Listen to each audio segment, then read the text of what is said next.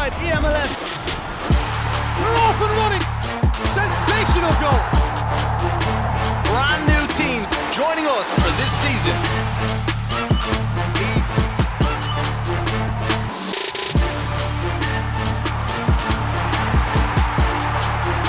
Oh, that is beautiful. Are you kidding me right now? The sign of a champion.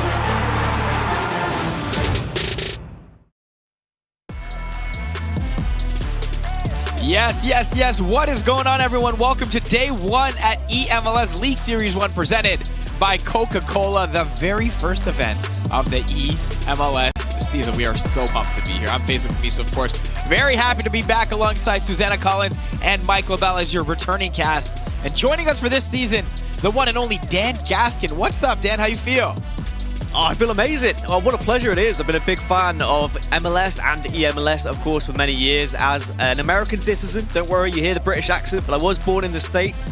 I've been watching along, seeing how you guys have been doing it, and you've been killing it every single time. But now, I mean, looking at some of the players that are involved, it's just getting better and better, it seems. Every single year, every single season, we're just seeing better players. The North American region has been popping off as of late, so I'm really excited for this one.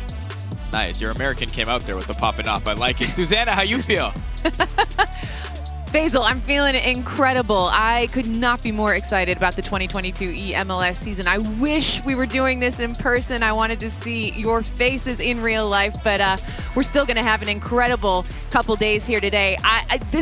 Dan hit the nail on the head. The competition every year. I've been here since the beginning. My first event was in 2017, and to see how the league has grown, we've got 27 teams competing now. The stakes are even higher. This is going to be the best eMLS season yet. And Mike LaBelle, last word to you. How you feel? I don't know about popping off, but I'm feeling lifted. The energy is right. It's proper. The ambiance, the competition. You don't want to go anywhere. If you haven't seen the top 8, get your popcorn out, sit back, relax. This is going to be premium on display. It's not even that you don't want to go anywhere. A lot of places you can't go anywhere right now, and because of that, we are here as well. Due to the current COVID-19 conditions, we had to move our first 2 events online. We really did want to be in person. We're supposed to be in Cincinnati this weekend, Chicago 2 weeks from now, but of course, the priority is the safety of the players, staff, and the fans. Doesn't matter, though. We're bringing you the best of the best here on Twitch. Now, we look forward to being back in person for eMLS Cup in Austin, Texas at South by Southwest in March. Of course, again, this weekend, live on Twitch. We see you in the chat. I can see it going crazy already. You can tell us where it is you're from, who it is you're rooting for, and also how many Labellisms you think Mike will drop by the end of this weekend. I've got the over-under set at 427.5, of course. Mike, you can influence this. And I'm look at the... Wow. Wow. I like the top one better than the bottom one. That is unreal. That is unreal. That is unreal. I really tried. I made an effort on the hair. I tried to get that like chat swoop. Too. It's hard to replicate. I love it. That's so great. Listen, you did more than your best. This is the 5th season of eMLS, and we've crowned a new champion each and every single season. Last year, we saw another historic run with the 2nd ever treble in league history. NYCFC winning League Series 1, League Series 2, and of course, rounding it up with eMLS Cup. Take a look.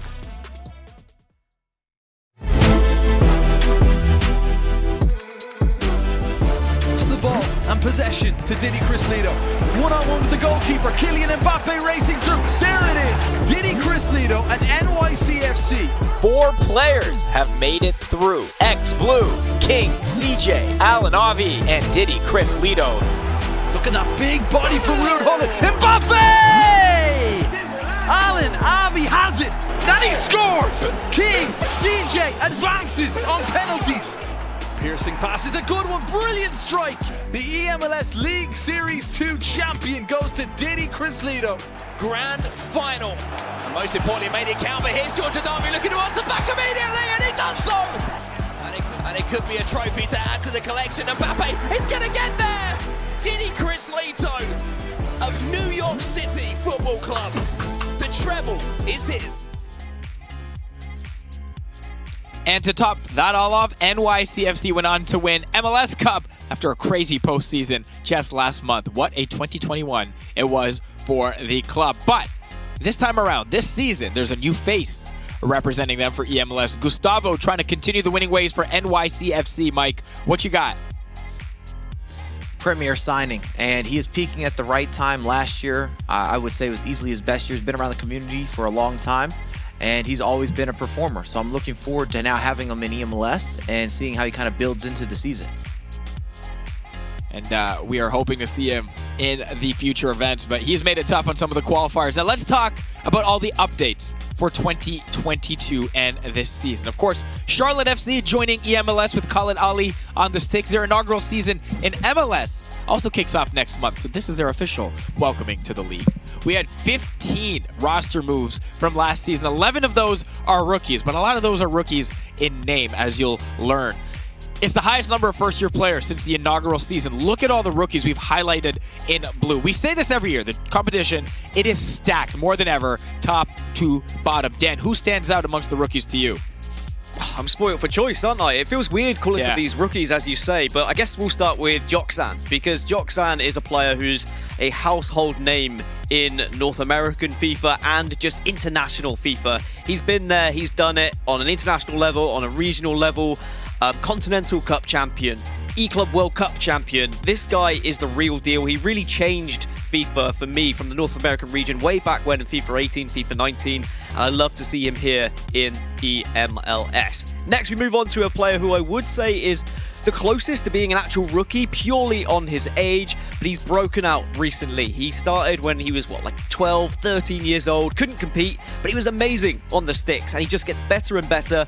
Now he's grown up. Now he's a full proper adult. He can play in these competitions, and he's finally come into form as well. FIFA 21 was his breakout year. FIFA 22 looks amazing for him as well, and I'm sure there's a high chance of a trophy for Minnesota with this player.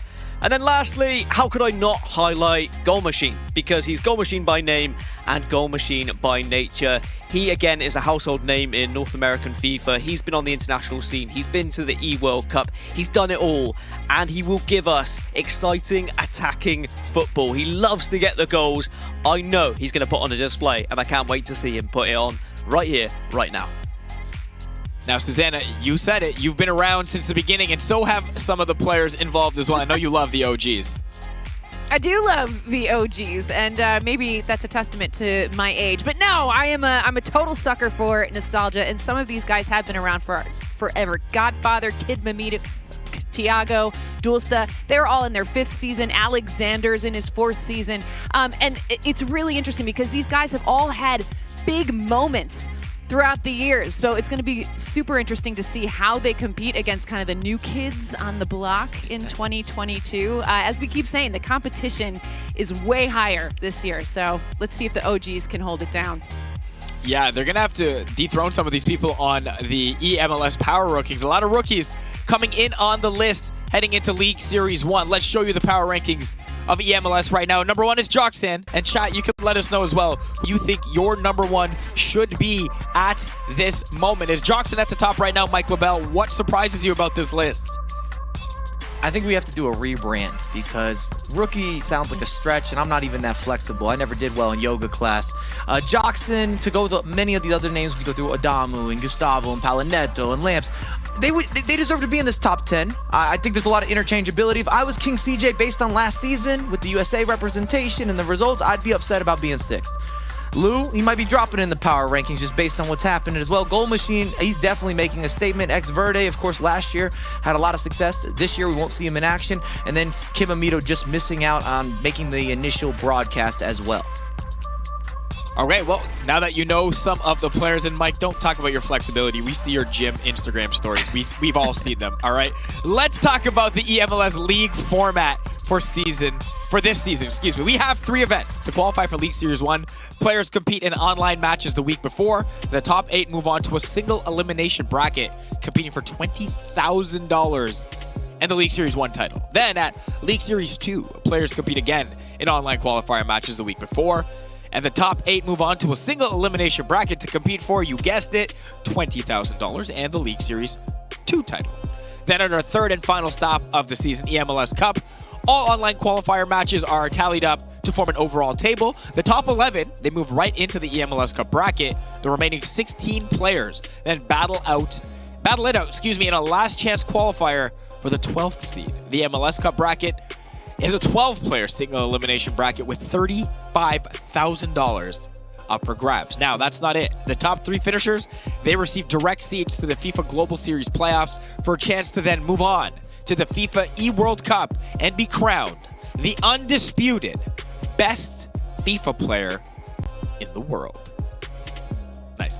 That is the season format this weekend, of course, is League Series 1. So here's how you can watch each event. All broadcasts are here on Twitch. You know that because you're here on Twitch with us right now. And on Twitter, League Series 1 taking place today. You know that because you're here with us today. And tomorrow, League Series 2, just 2 weeks from now. And Dan, I believe in your part of the woods, they call that a fortnight. January 29th and 30th, not to be confused with the other one. And then our final event of the season, eMLS Cup, on Sunday, March 13th at South by Southwest in Austin, Texas. So make sure you tune in and make sure you follow eMLS at eMLS on Twitter for all your updates. Set a reminder in your phone. And Mike, I'm saying that specifically to you. We need you. I get no respect. I feel like you're just throwing shade right now. It's already cold outside. You're in Toronto. I'm in New York. It's freezing. I went for a walk. It didn't go well. I lost some of my hands and I couldn't feel me. I don't like the way that you're talking to me. I don't know. I think you're building up some animosity. Well, listen. I've got it marked on the calendar. It's color-coded. We're good to go. No problem. Okay, well, that's all I wanted to know. That's all I wanted to know, that you've got it secured on the calendar so that you actually show up on time. Qualifiers for League Series 1 happened earlier this week, and in case you didn't know, all clubs were streaming their qualifier matches so you can catch all the action as it happens. And when I say all clubs, I mean all 27 clubs at once. Had to do a bit of, adjusting my eyes, some magnifying glasses here at times to make sure I was catching the right games. But man, I loved it. The feed was mesmerizing. I never knew where to look, but you knew wherever you did look, a goal was being scored or a play was being made. And the same thing will be going down for League Series 2. All clubs will be streaming again. So try to watch all 27 at once like I did, or maybe just 1 or 2 or 10 even. That would be pretty impressive. So let's take a look at the standings themselves and see who qualified for League Series 1. And Mike, you can take us through this list. That is top to eye, if I'm looking correctly. Oh, is that Toronto? That is Toronto and Goal Machine. I'll gladly take you to the list. I was wondering if you were gonna mention that or not, but we do have Goal Machine. Also, a rookie, as Faisal likes to say. I just telling you, we need a rebrand. Lamps, second, of course, King CJ. Alexander might be a surprise for some, but he definitely earned it. Played really, really well during both of the qualifier games to get to this point. Defensively was solid. Joxon, where we expect him to be. Maybe not the number 1 or the number 2, but at the end of the day, this is a bit of a reset. We're going into the bracket play. George Adamu, and then Palinetto and Dulsta filling out the back end of the final 8, or the grade 8. The place that you want to be in. You see Gustavo, Pabs, Alan Avi, Kim Amito, Lou, all just right on the outside looking in. It came down the last couple matches. Remember, everything was live streamed. You could have been there for the action, or you were there for the action. Hey, we appreciate that you're here for this action as well. And you look at some of those names that didn't make it. Those are familiar names and ones we might be seeing later on in eMLS. But that just goes to show the quality is top-notch this year. Let's take a look at the bracket because we've got some juicy matchups for you on this Saturday. Quarterfinal day, of course. Goal Machine versus Dulsta. What a way to get things going. Alexander versus Jockton, Lamps and Paulo Neto. And then King CJ versus George Adamu. Dan, what stands out to you in this bracket? Again, I'm just getting spoiled for choice. This is my first eMLS, and I feel like I'm watching, one of the best international competitions in the world. Like, the players we've got is incredible. I guess I'll go for King CJ versus George Adamu, purely for the fact that there's a little bit of a rivalry developing with these two across the years. Mainly because George Adamu just can't beat King CJ. It seems like any competition, King CJ has always stood like a giant wall in his way, but maybe today he might be able to finally topple that wall. Mike, what about you? What's standing out on your side? Well, I've got some insider trading. I received a text from George Adamu earlier today, and he said, look, King CJ's not as good as he was last year. So I feel like there could be even something else happening there a little bit. So I'm looking forward to that matchup. But, I mean, that's just the quote I got. He didn't say he wasn't good. He just said it wasn't good as last year. So I don't know. But Goal Machine and Dulsta is the match that I'm focusing on, not just because we got this Toronto-New York thing happening. I know it's going to be explosive. Both of these guys don't play defense like that. They push forward. They are offensive. And it was a 4-3 matchup earlier in the regular season. I think that could flip-flop, and I'm looking forward to the game. This is the one that's going to start out the day. I'm telling you, the energy is going to be good, and I would love if it means Faisal doesn't get to continually brag on this show. Hey, listen, in my industry, we call text like that off the record, but I don't know. Maybe in this one, it's a little bit different. So spicing things up early here, Mike LaBelle. I like it. Listen, League Series 1 is taking place across 2 days. Today, we play through the quarterfinal round, which you just saw in the bracket. Tomorrow, semifinals, and the final itself. So here is the schedule. Each match, of course, 2 legs, aggregate winner going through. Up first, we have the #1 seed Goal Machine right away taking on Dulsta, Mike LaBelle, the us rivalry. For our second match, we'll have the undefeated Lambs taking on Pablo Neto. Match number 3, the King CJ versus Adamo that you sprinkled a little smoked paprika on right now. And our last match of the day, Alexander versus Joxen. And let's check in on Twitter, where things have been very social, including the chat as well. And make sure you use the hashtag eMLS on Twitter, and we're going to share your tweets throughout the show. From Sporting Gaming, saving the best match for last. We'll see you on Saturday for the quarterfinal matches of at eMLS League Series 1. Hashtag eMLS at Coca-Cola. We have Toronto FC. Yes. Top of the table, check. Most goals scored, check. Machine doing what Machine does. Hashtag TFC Live. And the Bit W7 saying at Lambs versus Alexander final. A little early prediction coming in on this Saturday. And RR Oglen saying, excited to watch the quarterfinals. Hashtag eMLS at Coca-Cola. So, of course, using the hashtag eMLS, hey, we may see your tweet, may pop it up here as well.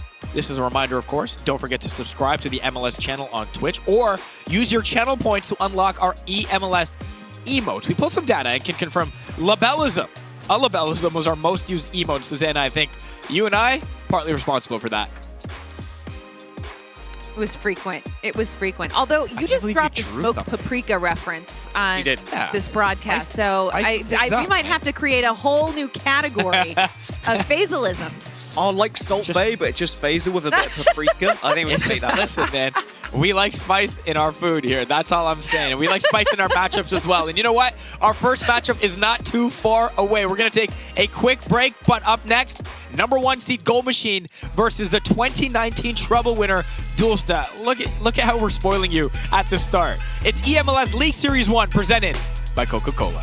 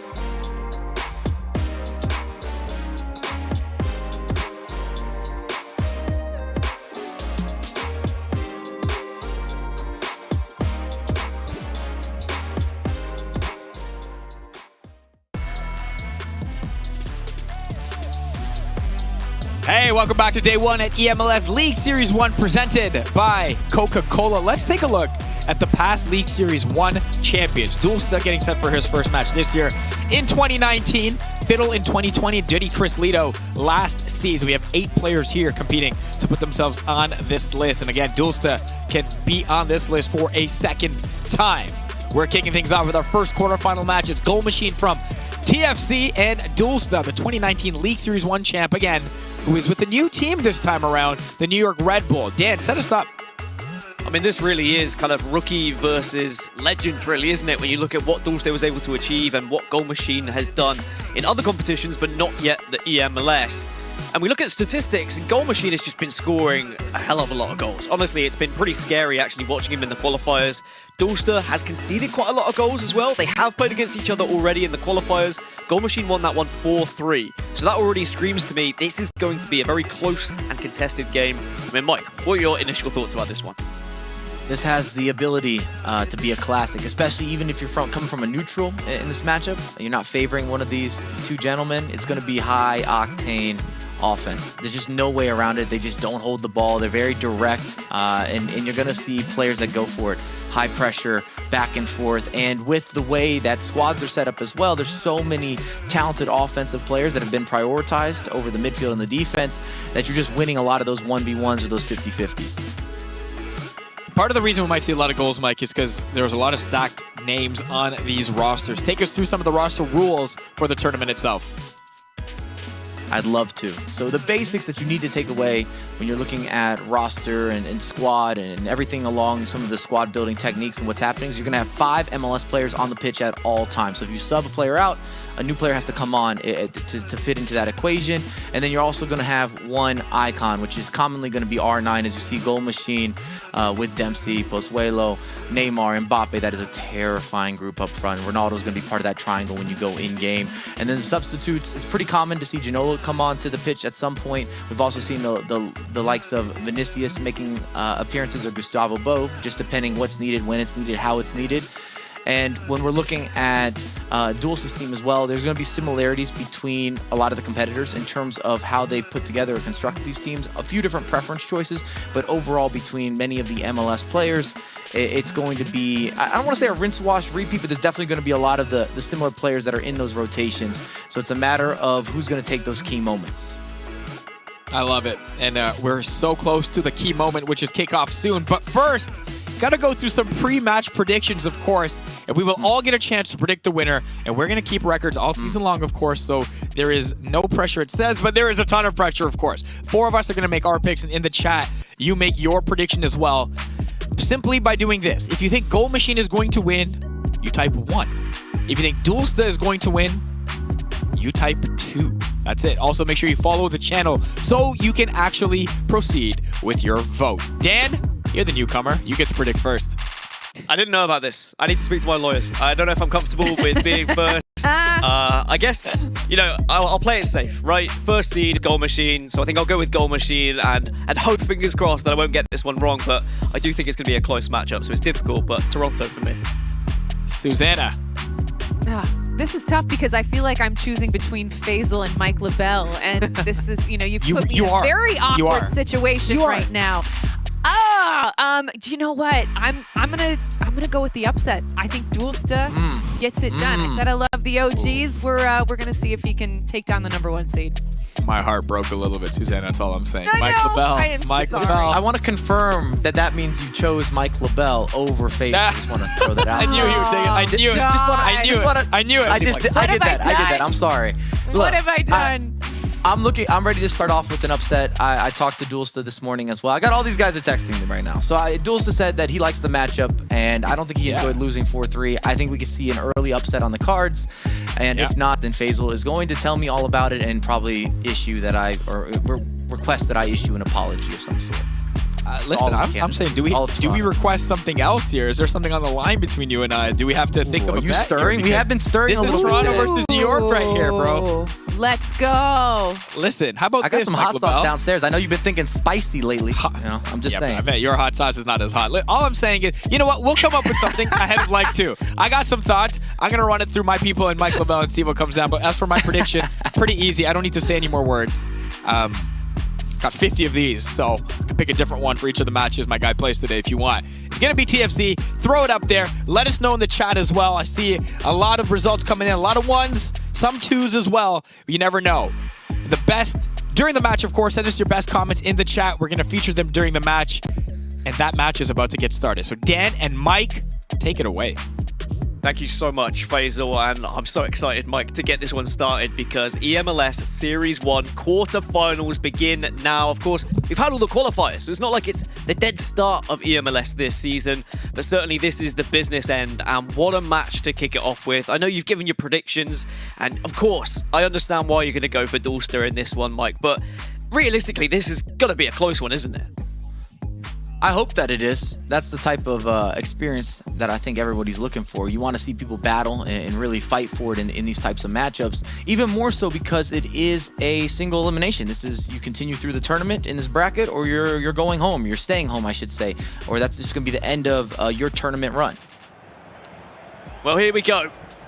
eMLS Series 1 quarterfinal number 1, the first of 4 quarterfinals today, and we have been spoiled because honestly, some of these matchups are juicy, and that would be putting it lightly. Goal Machine going to be kicking from left to right in the red, and Dulster from right to left, of course, in the New York Red Bull white and red strip. And already in the early possession, Goal Machine giving it away, and Dulster now going to have his chance of just trying to keep the ball a little bit before he decides when and if he's going to try and plan attack. But that one's going to come to nothing. And even though both of these competitors are offensive maestros, so to speak, they have a little bit of a different style to how they're producing opportunities. Goal Machine will be very, very direct. You're going to see some of the through balls, pass, and he's in behind. Even some of the dribbling, a little more simplistic. And then when you're looking at Dulster, he will have a little more of a structured approach, generally speaking, in terms of the build-up, and then looks to have some of those additional intricacies and expressions when you get to the final third. I did mention it as well just before this game started. Dulster ranked 9th out of all of the players for goals conceded. So that's a little bit of a concern for me and something that he's going to have to work on going into this one, especially when he's going up against Goal Machine, who's ranked 2nd in goals scored. And I think that really is going to suggest that we're going to have a lot of goals, but maybe stats would suggest it's going to go in favour of Goal Machine, who is attacking now with Neymar on the left-hand side. Tries to cut it, does get past one, cuts it back to Ronaldo, but thankfully defender there to stop it going anywhere near the goalkeeper on that occasion, but certainly danger and warning signs for Dulster. Maybe something on the counter-attack though, a nice little dink across, but that should be comfortably swept up.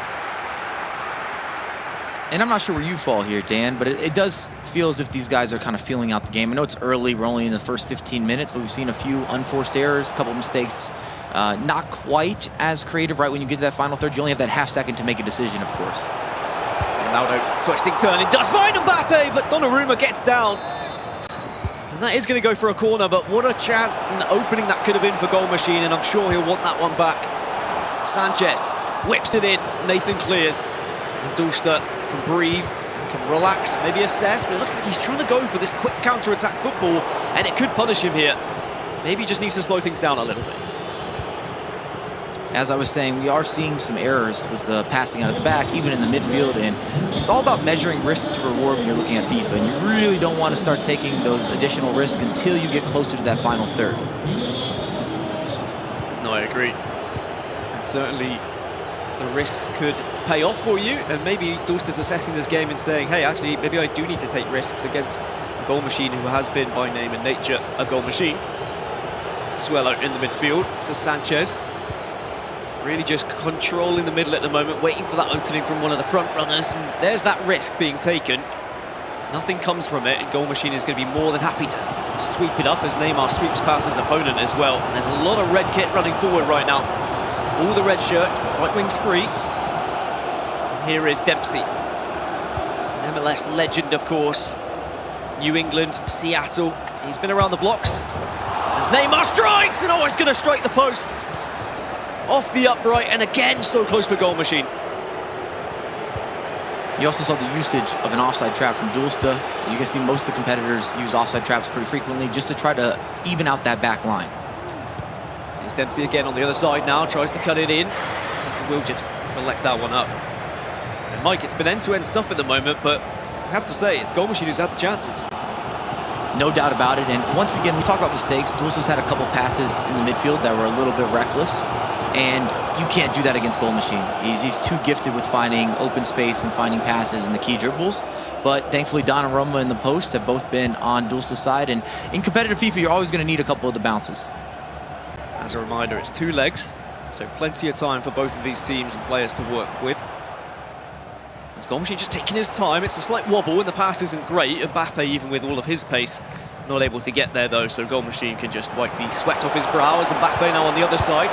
Will stop up, plays it inside. Pozuelo almost had an opportunity, but again, last-ditch defending from Dulce. Just able to hold off this barrage of attack from Goal Machine. But now here comes Dulce with the counter that he's been trying to get all game. Neymar, will he chip it inside? No, it's a nice little scoop. Mbappe times it green. Neymar still onside. Still play in favour of Dulce. Might just have to slow it down and reassess where he wants to go though.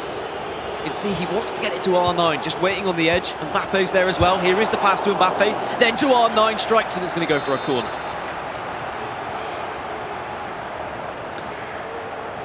Is there anything special from the training ground then? Played short to R9. Onto the edge to Sanchez, could shoot, instead dinks it to the back post. It's a corner special! And it is something from the training ground. And maybe it's something that Goal Machine could have done a little bit better to defend against, but Dulce will take them all day long, Mike LaBelle. And Dulce did a good job there of opening up his body to the point that it looks like he might take a finesse shot. He might go for that green time finish. And the reason that that's important is it does force Goal Machine to make a decision. What do you want to stop? Are you looking to maybe move the goalkeeper early? Are you looking to go for the interception? In this case, the back post opened up. We see that goal quite frequently in FIFA this year. It's one of the more common ways that you're going to see people convert from corner kicks. Well, is the momentum now just going to carry through here for Dulce and the New York Red Bulls? A lead against the grain, you have to say. It's been chance after chance for Goal Machine, but it's Dulce who has the lead as we come up to the 45-minute mark. Half-time on the horizon, and I wouldn't be surprised if Dulce just tries to hold the ball a little bit here and have one final attack before that half-time whistle goes. Here's Dempsey on the right-hand side. Lawrence will intercept, so maybe one last chance for Goal Machine instead. Again, that's a risky pass that is not rewarded whatsoever. And it's certainly going to be Dulce having the last attempt before the 45th. Can he actually get a shot away, though? No, he can't. Half-time goes, and it's Dulce, and New York Red Bulls have a goal lead. Lucky, bro. And a lot to unpack if we're looking at halftime. I don't think Dulce played fantastic in that half whatsoever. Goal Machine was a little bit unlucky. He had the pass across, he had the post hit on the near post. As you can hear Dulce communicating, I'm sure that he's talking to a coach. Probably the same thing's happening on Goal Machine's end. I don't think we're going to see any drastic shifts here, and neither competitor really finished out that half extremely well. If you're looking at a 40th going into the 45th, there were opportunities for counterattacks or even some game management that we just didn't see. And that was a replay of that goal, and you know, those corners, as you say, quite a common theme in FIFA 22, but there are ways to defend against it. But I think you completely hit the nail on the head that sometimes you just have to try and sell your opponent. You can do something else, and Mbappe might be able to sell a couple of defenders here. Ronaldo manages to pick up the pieces, but Nathan and Marquinhos work together to ensure that that one is going to be safely taken away and not allowed to go through on goal. R9 on the other side, though, for Goal Machine. He's got space to stretch his legs here. Keeper's coming off his line. We'll just try and shift it across and shimmy it onto the left. It's Donnarumma once more who makes a great save to keep Dulce a goal lead up here. I'm sure that Goal Machine will want some of these chances back. Yeah, if there's one critique here, Goal Machine hasn't been very clinical. He's made the correct chances in the right places at the right times. Just that last finish or the last pass, the last touch hasn't been perfect, hasn't been as precise that it's been needed. Dempsey offering for it once more. Will make that 1-2 run, but Goal Machine doesn't fancy it. Instead, he fancies just fizzing one into Mbappe. He's got pretty lucky here. On to Neymar, and it's not going to be offside either. It is going to be on. It is going to be the equaliser. A little bit of fortune there in the box with Mbappe, but having the sight to actually play the one more, get it to Neymar, he's all tied up. And it had to be said, neither of these guys are clean sheet type of opponents. They just don't sit deep. They don't play the possession game for the most part. When they do have possession, it's always going forward. And when you have that attacking mindset, it's often a swing of momentum, a swing of being able to finish. And FIFA, again, is separated sometimes from those bounces, and what do you do with them? Well, it was 52 goals for Goal Machine in the qualifiers. Up to 53 now if you start including the quarterfinals. He really does know how to bag them, and Let's be honest, he could certainly have had more in this game so far. But that will just allow him to relax a little bit here. He won't be as frustrated now that he's finally been able to get the ball between the sticks. Plays it inside to R9 on the turn, managing to get it back to Pozuelo. Sanchez will return the ball. R9 again just trying to shimmy it across, but Nathan has been a real rock in defence. Of course, one of those MLS players that these players and teams have to use. 5 of them have got to be on the pitch. And we are going to see patterns, aren't we, Mike? We are going to see the same players being used for the majority. There's no doubt about that. There's just certain guys that really stand out. And I think we have to give a little bit of credit to Dulsted. Might be getting overlooked, but he's doing a good job micromanaging goalkeeper movement while still defending. And it's making it where it's not a clear angle for Goal Machine to have that finish, where he's able to reduce the angle. And this is all a game of percentages in many regards. A game of percentages, and certainly percentages and statistics, they do look better on the side of Goal Machine when it comes to goals, but in terms of possession, Dulster's actually one of the highest, ranked 3rd from the qualifiers. He really does know how to hold on to the ball. Maybe hasn't done as well in this game as other qualifying matchups, but I think that's mainly because of the pressure that Goal Machine's applied in certain areas of the pitch. But it's Dulster now demonstrating that possession. Pozuelo in the middle alongside Sanchez as they have linked up, and Mbappe, quick pass to R9 on his left, it's timed red. I think that was an opportunity for Dulster, but it does mean he gets a corner, and we saw what happened from corner number 1. Are we going to see something similar? Plays it to the edge, Mbappe, is he going to tee it up for anyone? No, Dempsey's there, being the hero that they need. And I haven't loved the reverse elastico as much this year compared to FIFA 21. I see a lot of competitors still using it. There is the opportunity to create some space, but it does feel a little more like a crapshoot inside the box versus it actually opening up some of those lanes. Oh, definitely. There's certainly some skill moves that were amazing in FIFA 21 that suddenly FIFA 22 they weren't really there, or they weren't as appropriate. And it's just about adjusting to the meta. That's what these players do so well. And Mbappe can try and adjust himself here. Manages to tuck it into the top right-hand corner, and Dulster celebrates, and quite rightly so. New York Red Bulls take a 2-1 lead here. And even though it's been back and forth, Dulster, when he has got in front of that goal, he just looks a little bit more clinical. Yeah, isolating matchup. Gets Mbappe in a 1v1, turns him, green time finish, and that's a big key. We just talked about how he missed an opportunity with R9 where you saw it was red timed. And what you get with the benefits from a timed finish is that it gives you a little extra emphasis. As you can see from the replay here, that's on his weak foot, extra power, goalkeeper goes down, top corner, best corner, and just gives you that needed oomph, so to speak, in order to convert at a higher percentage. But of course, if you mistime that finish, then you're running the risk of not scoring a goal or not being able to convert, or your shot being off target. It's an oomph of 2 H's. That's what it sounded like, the way you said it, Mike. Sometimes you do need those extra letters just to give you the power. And certainly something I've noticed is that Dulster may be trying to take advantage of the slower centre-back, which is Nathan out of the 2. If you can get Mbappe alongside him, well, we know who's going to win that race. So Goal Machine, 15 minutes left in this first leg to try and answer back. But it is only leg 1. He's got a second leg to try and get back into things, so he doesn't have to worry. He doesn't have to maybe take too many risks, but may want to try and take advantage of a little bit of fatigue on the other side. But it's Dulster in possession. And Goal Machine will be a little bit frustrated that he's not been able to latch onto the ball as much as he would have liked. Here's Neymar on the right-hand side. Plenty to work with. Duncan's going to be there. The New York Red Bulls player wearing the New York Red Bulls kit is quite fitting. And I think Dulster is more than happy just to hold on to the ball here. He doesn't have to shift anything. He kind of wait for a mistake. Llorente tries to play it in. There's the interception, and there's now the opportunity for Goal Machine. Does he try and strike fast, or will he go for some build-up play? Looks like a quick counter is what he desires, but Marquinhos quickly to push up the field, intercept as best as he can. There's the run as well. It's Mbappe once more through a goal, and no, he spooned it. Nowhere near in the end. A perfect example of that mistime finish or misalignment versus when you do everything right. And that's something that we've also seen in this matchup. And it's worth reiterating, both of these competitors average more than 3 goals per game. So these are not defensive players whatsoever, but they're 2 of the best attacks. Sometimes the best attack is defense, of course, but genuinely, I've been impressed with these 2 throughout FIFA 22 and how they do approach the game, because it is very easy, I think, in FIFA 22 to sit back, defend. Instead, they both look very proactive, very aggressive as Llorente on the edge. There's a little bit of help as well from Pozuelo. Will play it into Mbappe again, tries to get to it. The referee has a look but says no. Mbappe did go down, but Nathan held his ground, stayed strong. Oh, but maybe. No, nothing just yet. Need to add it on time. One last opportunity maybe for Goal Machine to get an equaliser in this first leg. Duncan stretching his legs down on the right-hand side. Will play it into David Shinola. A legend in his own right as well, but going to be taken off, and maybe could get taken off the pitch with a tackle like that. But the referee is going to blow the whistle. First leg done and dusted, Mike LaBelle, and it's 2-1 to Dulster. Maybe the upset could be on the cards. Well, if you're Dulster, you have to be very happy with that result because you didn't play your best FIFA. You made some key mistakes, and Goal Machine didn't finish. In fact, the only goal that Goal Machine had did come off of a bit of a rebound. It was scrambling inside the box. He found the extra pass and converted.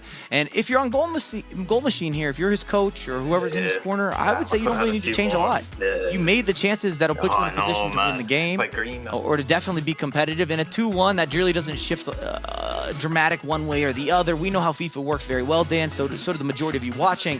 2, 3, 4 goals can happen instantly, or a very quick turn of events, especially with some momentum on your side or going against you. Well, I saw a Toronto scarf being waved earlier, Faisal. Is it still aloft? What's going on over there? Listen, all I'm saying is I'm like nervous right now. I got some nervous, anxious energy right now. I don't even know what your question was, to be honest with you, because I thought that game would go slightly different. But what a fun way to get things going, guys. We're going to send it right back to you to look at some of the highlights. Mike LaBelle, maybe you could take us through some of these goals. And we'll pick it up here first. Let's revisit. Yeah. Go for it, Mike. If you're just tuning in, this is what you missed. In the first goal, and this was completely against the run of play, no denying it. R9 resurfaces. This is what I'm talking about. With Renato Sanchez opens his body where it might be a finesse shot, and that slight hesitation allows him to hit the back post. Nathan converts the center back, which got to be a dream in real life to get a chance to go forward and score a goal. Puts them up 1-0 and also puts a little more pressure on Goal Machine, because when you've been missing opportunities and then your opponent scores, you're starting to think to yourself, is this just not going to be my day? As you see Duncan with the entry pass, Mbappe, a bit of a bounce back, extra pass again to Neymar, beats Donnarumma on the near post. There you had your equalizer. And the final goal, and there's a lot of chances. 2-1 really doesn't give this match, or doesn't really do this match credit or justice to how many chances were created. Cross the body, green time finish, goalkeeper goes down, nothing you could do about it. Mbappe in the 74th minute. And it sets up a perfect second leg, or a really competitive second leg. And now we're also likely to see shifts from a tactical standpoint. In the first game, you don't have to do that. You make your substitutions, you make your changes, sure. But we don't necessarily see a bunch of formation adjustment or risk to reward that we keep talking about with some of the team pressing or even sitting back. That's not going to happen. So things could adjust here depending on, of course, an early goal maybe from Dulster or even an equalizer from Goal Machine. Hey, Dan, you mentioned it in the game, some of the timed finishing elements there. Dulster maybe feels like he should have had 1 or 2 more goals in that game. Certainly at the end there with Mbappe with the chance right in front that went very, very wide. Could that make a difference going forward here?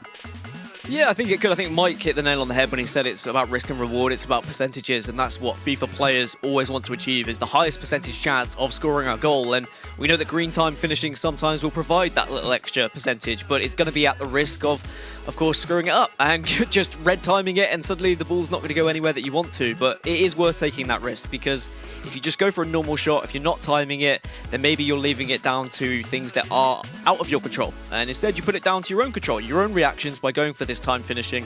I've always been a big fan of time finishing ever since it was added to FIFA, so I'm glad to see that Dulster is also a big fan. And even though he's had a few misses, you know, he had a big hit, and I think that was really important. He was able to get that second goal on board. Yeah, from a guy who red times everything, I'm not the biggest fan of it, but I certainly understand why it's there. Listen, yeah, I know. I'm trying to be better, okay? During the match, we want you to send us your best comments in the chat. We're going to try to feature as many as we can during the match, and that's exactly what it's time for. Leg 2, Goal Machine, Dulster, Dan and Mike, back to you guys. Cheers, buddy. Yeah, this is going to be, well, a tough second leg for Goal Machine, you have to say, because he's now going to go into it a goal behind. After having a game where he could have had 3, maybe even 4 goals, Mike, I mean, the mental side of this is going to be huge, because it's just single elimination, quarterfinals. If you lose here, you're out.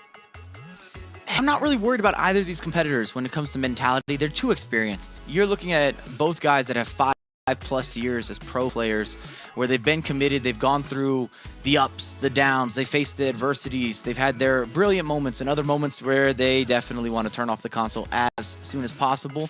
I do wonder a little bit when you see the mistimed finishes, though, are you feeling the nerves? Are you feeling some of the pressure even on Dulce's end? Because that's uncommon. This is night and day for pro players to green everything. We're just about ready to kick off the second leg between these two. Kick off we will. It's going to be Dulce left to right in the white and red, of course, and then Goal Machine in the solid red. Right from the get-go, Dulce just trying to play a penetrating through ball. Not going to work out on this occasion. And as for mentals and mental attitude, we know that both these players are capable of a lot, and Mbappe could try and chip the keeper, but there's something about mental attitude. Hold strong, ball rolls, but it's Nathan who is the saviour once more. At the back, doing what he can. The centre-back from San Jose really proving his worth here. Unbelievable. And we've seen that happen now on multiple occasions in this matchup. I was actually going to say going into the second leg as well, I'm expecting it to be more open, a little less rigid in some regards, just because you got that first game out of the way and now you're ready to go from both competitors. Goal Machine on the attack once more. Lawrence now putting his shift in. And here's the counter-attack possibility. Mbappe's making that run. It's going to be over the top. On the other side, Nathan again proving his weight in goal.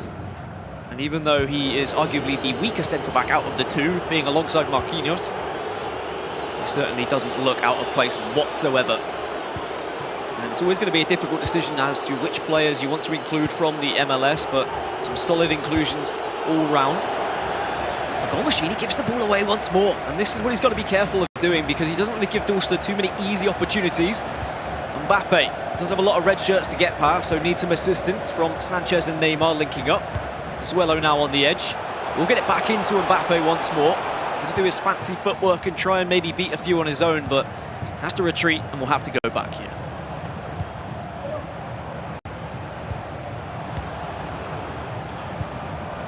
Sanchez, Zuelo again will just recover the ball. Dulce is more than happy to bide his time. Every single attack that is elongated is going to be more time eaten away on that clock, and the closer he'll be to the semi-final. Mbappe tries to get one cross to R9. It's green timed, but Duncan's there to defend and deflect that ball out to Neymar. And there's the interception that Goal Machine needed, but it's going to be a free kick. And what you're seeing from Dulce here is not only the possession, but he's probing. He's trying to find those entry passes to isolate, again, R9 and Mbappe. Those are the two guys that are going to score the majority of your goals, so it's a matter of getting the ball in the right placement as much as possible. In qualifiers, Dulce lost his first 3 games and then went on to win the rest. If that doesn't say enough about mental attitude and mental strength, then I don't know what does. Maybe that will be a little bit of a worry for Goal Machine, because Dulce is on a bit of a run right now, but Mbappe and R9 looking to make a change, but it's Lawrence this time. There's always someone on the side of Dulce there to make that last-ditched attempt, stick a leg in. This one's digged to the back post, but Nathan's there to head it out for a corner once more. And Goal Machine really applying the pressure. Again, that back post is being targeted. Neymar with a little roulette, but it doesn't work out. That's a nice through ball. And Mbappe's got the legs, we know he does. Manages just to hold off the fullback. Can he actually strike in? Oh, he's timed it green. But this time, even the green time can't help him out. It's got to be said, Dan, this is some poor finishing, both sides. There's a lot of opportunities being created, and if you're new to the pro scene, typically you get an opportunity, they convert. It's at a very high percentage. 5 shots, you got 3 or 4 goals. And that's not what's been happening in this match whatsoever. We're seeing a flourishing amount of opportunities, end to end. But they are not clinical, not being clinical whatsoever. And it has been the defense that has really stepped up, a defense that's full of 3 MLS players on both sides. Lawrence and Duncan as the fullbacks have been phenomenal with just the pace to keep up with the likes of Mbappe. And quite fitting, really, that it's a Toronto player and it's a New York Red Bulls player as well on both sides. Just really working, but sometimes working for the wrong team. Goal Machine still knows he has plenty of time, though, but it always does start to plant a seed of doubt in your head the further you get into these games. But it can all change in an instant. One shot, maybe even one pass can sometimes be enough just to get you there. Here is Lawrence that I was talking about just moments ago. We'll play it inside to Pozuelo. Sanchez.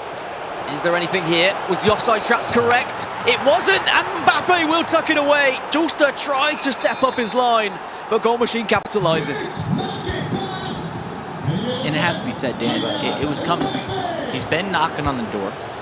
That door can only take so much of a beating. And now it's 2-all, it's anyone's game again. And I just don't see clean sheets in this matchup. I think it's going to come down to who scores in the 80th, the 85th, the 90th to really decide what's going to happen. Dorster's scored 19 goals over his last 5 games, so he certainly knows how to put the ball in the back of the net, but it's whether Goal Machine can now be a little bit better defensively in this second leg, as we are all tied up. I think Dorster will be a little bit frustrated, mainly because of the chances he's had. Mbappe, I think, should have tucked one away, but it was Lawrence who was contesting him in the box and maybe just put a little bit too much pressure on Mbappe to get the finish. As Dorster goes back to his slow and subtle style of waiting for that pass to present itself rather than forcing something and giving it away. Just nice little dinks, 1-2. Mbappe's there. Does manage to get it through to Dempsey here. Cuts inside, plays to R9, but the ball's gone wayward. And that's not where he wanted it. There is a chance over the top, and Nathan should rescue, will rescue. And a reason that you're seeing Nathan in all these positions is not by accident. It's because both the players are looking to take advantage of that matchup. They're basically avoiding Marquinhos and trying to go at Nathan as a secondary center back just based on a statistical allocation. And again, percentages of winning the matchups, knowing that the likes of Mbappe or R9 one scoop turn and they're going to be off to the races. And speaking of off to the races, Neymar, does he go for the ball roll again? He does, and this time it pays off. And Goal Machine finally takes the lead in this matchup, 3-2, just before the halftime whistle. And Neymar was in acres of space there. And thankfully, this time, he does not make the mistake.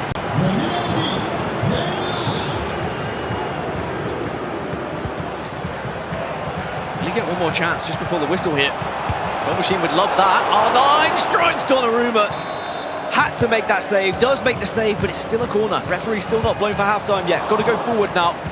That's why Neymar took the strike there. I think the Goal Machine knew it, but halftime and Goal Machine on aggregate is 3-2 up. Mike, we look back at this goal, and it was the offside trap attempted, but it didn't work out. No, it's beautifully done. Goal Machine kind of baits it out, waits for the offside trap. The fullback doesn't step nearly as quickly, hits you with a low-driven pass, has a little extra emphasis again, turn, pretty simple finish. And you see Faisal and his reaction. I think we know who he's favoriting between these two players or these two competitors. But it's anyone's game into the second half. Second half of the second leg. And for Dorster, he's now going to have to come back from behind. He's been ahead for the majority.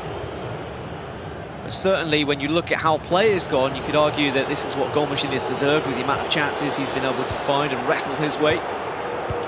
Now, will he play a little bit more possession-based, or is he going to look to try and get that killer ball and that killer goal to try and seal the deal here? Dempsey, just wrestling down the right-hand side, does have a little bit of assistance, but Nathan's going to be the one to get the interception, but it goes out for a throw-in. And for Goal Machine, if he can really manage to find that matchup that you were talking about, Mbappe versus Nathan, 80 pace versus 90 plus pace, it's going to be so difficult to actually try and pull Mbappe back.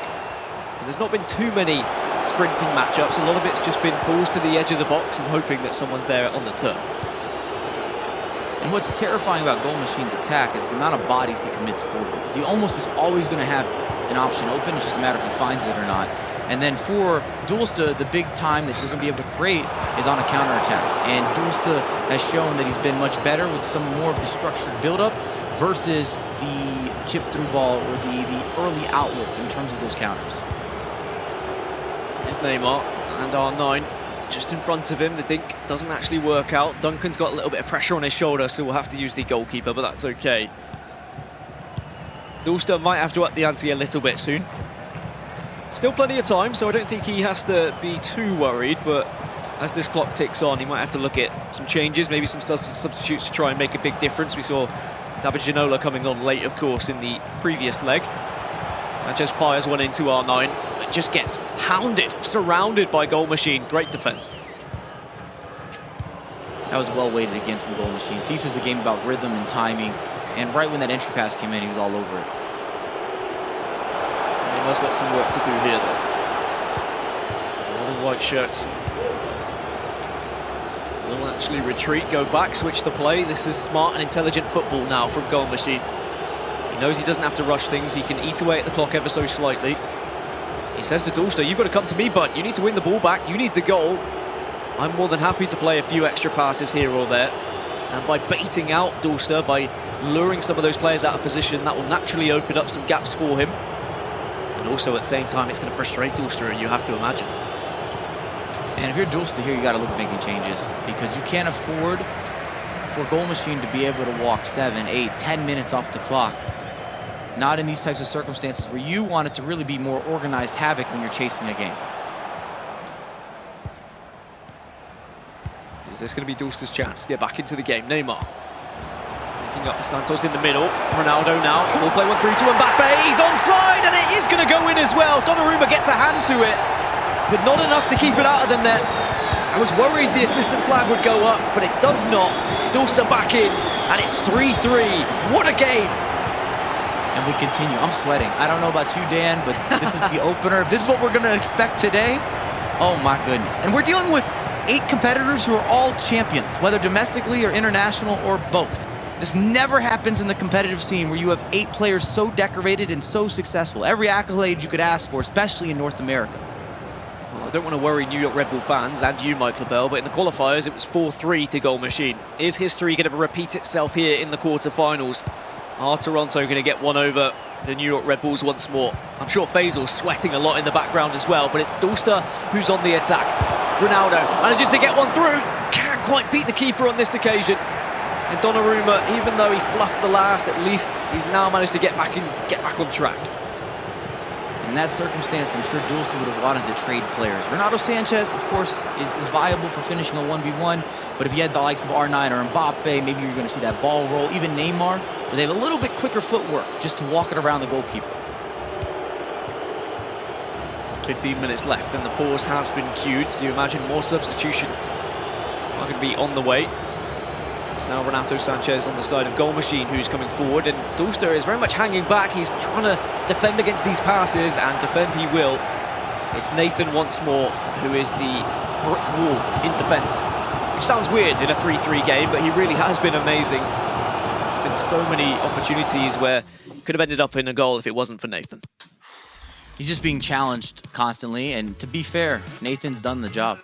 He's been ready for the majority of those 1v1s, as we're going to take a review of that equalizer. You see Santos, Ronaldo, that's another driven pass. With Mbappe there, it's a strange position. You could take the same shot and the same opportunity, and maybe it goes in 5 out of 10, maybe even a little bit lower than that, just with the deflection. That animation is not common for goalkeepers, but we do see it, but it was from point-blank range. But you saw the reaction from Dulster. You can see what it means to him. This is a massive game. More so because Goal Machine's the #1 seed coming out of qualifiers, and of course by beating him, Dulster would then technically become the #1 seed himself. And maybe a lot of people would be scared to face him in the semi-finals if that's going to be how it goes and plays out. And it is Dulster and the New York Red Bulls coming forward. Lawrence on the left-hand side, fizzes it into Pozuelo. 5-star weak foot, of course, Pozuelo from Toronto, so he can take it on either foot. Mbappe now strides forward. Nathan's there to wrestle it away, though.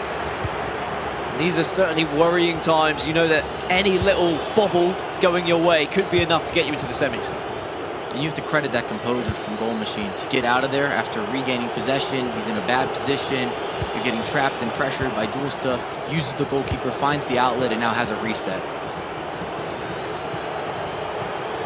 5 minutes left. This could be the last chance for Goal Machine before we head further into extra time. Santos now on the pitch. Columbus player who joins the fray to try and be the hero for Goal Machine. Lawrence. To Santos once more. Is there anyone to work with on the edge of the box? So Llorente fizzes one into Mbappe, and it's time green. But again, it's another block from Dulster, and here comes the counter. The white shirts flood forward. There's so much space on that right-hand side, but he opts to slow this down. He wants the last attack here, Mike. I don't know if he's going to get it forward or not. This is where Dulster's really struggled. Speaking of, does get it to Mbappe. He's done job one. Mbappe, can he keep this one in? Yes, he can. Manages to get it to the back post, actually, but Duncan is there just to get enough on it. And it will go out for... No, it won't. Ronaldo keeps it in, and maybe there is still something here. I think even Goal Machine was probably thinking that was going to be out for a throw-in. Can't afford to go too far back, otherwise the referee will blow his whistle. And there's going to be the challenge, and there will be the final whistle. So 3 3. And it is going to be all tied up, and Mike, that means we go that extra step further between these two players, and I guess we could have predicted this with how close they've been and statistically how many goals they score. We always knew it was going to be a tight affair. Why not? First game, we got extra time, everyone is sweating, everything is tight, it's close, it's going to come down to handling the situations. I was impressed with both competitors in the 90th minute. Goal Machine really got the look that he wanted inside the box, of course Dulcet with the block, and then Dulcet had to cross the ball, he had to go forward, and it was really smartly defended from Goal Machine, knowing that he could not go backwards, therefore overplaying some areas on the wing in terms of pushing that end line. Vinicius Jr., one of the substitutes that's come on for Goal Machine as well. He's going to be a threat on that right-hand side. Something that Dulce's going to have to keep an eye on. That is a great pass to Mbappe, plays the extra pass, one more as well. Pozuelo, it's going to be offside though, I think. He will indeed, referee pulls it back, but again, danger times, and certainly warning signs. And looking to pass it into the back of the net, and I'm not mad at that at all, especially with the way that finishing has gone and some of the blocks in this game in particular. There's a nice ball to Ginola, plays it in. Another fantastic block though. Defensively, both teams, I mean, these defenders are earning their paychecks, that's for sure. I think it could have been an entirely different game if they weren't. And again, if you review that, you freeze frame it. There was an extra pass, overlapping run to Neymar. It's easy for us, hindsight 2020, but I think that's a missed opportunity. It was always going to be difficult to shoot through the wall of defenders that were standing in front of Mbappe. Nice slow approach. It's a risky tackle coming out of Dulcet, but it's still Goal Machine with the ball. Mbappe, very difficult to track, but Llorente comes back. If Mbappe had been able to get a shot away there, you feel that could have been the moment for Goal Machine, but now here comes the counter once more. Mbappe has support on the right-hand side, and it is going to be Neymar. Santos managing to intercept, but not enough to actually win possession. And Dulcet will look to that clock in the top left-hand corner and say, okay, well, 3 minutes until half-time of extra time. Do I do the usual of waiting for the last attack of the half? It gives you a free attack, as it were, knowing that the referee will blow the whistle if things go wrong. Ginola, out to Santos now. Trying to stride forward, but Duncan's going to wrestle it away, and that will mean that Goal Machine's got one more opportunity here, Mike, and if Dulcet's not careful, this could be a through ball, but Santos is there as the hero. Another nice interception, and that's probably going to be the half-time whistle of extra time. I mean, Mike, we couldn't have asked for more. eMLS Series 1, our first quarter-final, extra time, second half of extra time, and we still can't separate the two. And not that I'm manifesting this energy, but if we do not have a separation here, if it ends 3-all in aggregate, where they're tied at the end of these two legs, we will see penalty kicks. Penalties. Who would have the bottle? As the second half of extra time now is underway. The 3-time eMLS winner of Dulcet against Goal Machine in his rookie season here in the quarterfinals. If it all comes down to penalties, I mean, that is going to be nerve-wracking business for both players. As Mike has alluded to, they've both got so much experience in FIFA competition. Here's Ronaldo now, plays one more. Santos surely could be the hero. And no, he plays it across to Mbappe. He says, you have it instead. And that's going to be the goal that he's so desperately been searching for. And that's so well worked. You see the composure. Again, he timed. When I say he, Goal Machine times the offside trap, has space to work with. Ball rolls, the goalkeeper doesn't go down, makes the extra pass, which means your eyes are up, vision is available, and now you're going to see Dulcet bring all-out attack, and at the same time, you're going to see Goal Machine sit everyone back and then look for counterattacks or any sort of deep outlets. So Goal Machine takes the lead, which will only feel like minutes left for Dulcet. As we watch that one back, look at the amount of space there is for Santos, and anyone else would have probably shot there, even after the ball roll. But he looks for that extra percentage, that extra little bit of a chance of scoring. It's certainly a risky play, but looking back, it was the right one, as now Toronto take the lead. And Mike, I'm sorry. You hate to see it, but it looks like Faisal's going to be the happier out of the two of you at the moment. Can we get Jillian's reactions as well? I want to have both sides of this, at least, if we're going to have reactions of what's happening behind the scenes. But you've got to give, again, a lot of credit to Goal Machine. Not only did he time or predict perhaps that offside trap, which gave him additional space, he then took that additional time, didn't get baited by the goalkeeper, didn't shoot early, waits for the extra pass. And the reality is 90, maybe 95% of the people that are watching this, even if you think you would have, you're not going to make that extra pass. You're going to take that 1v1. You're going to take an attempt versus Donnarumma. And he took a chance that maybe was 70, 80% of him being able to convert and turn it into 100%. You cannot miss from there. It's not possible. You just tap it in. I could score the goal. You could score the goal. My mom could score the goal. My dad could score the goal. Everyone's converting. I thought you were going to say even Faisal could score the goal. I thought that was where you were going. I'll I throw was it in setting there it up for so you. well for that. Yep, I'll throw it in. Don't worry. Here we go then.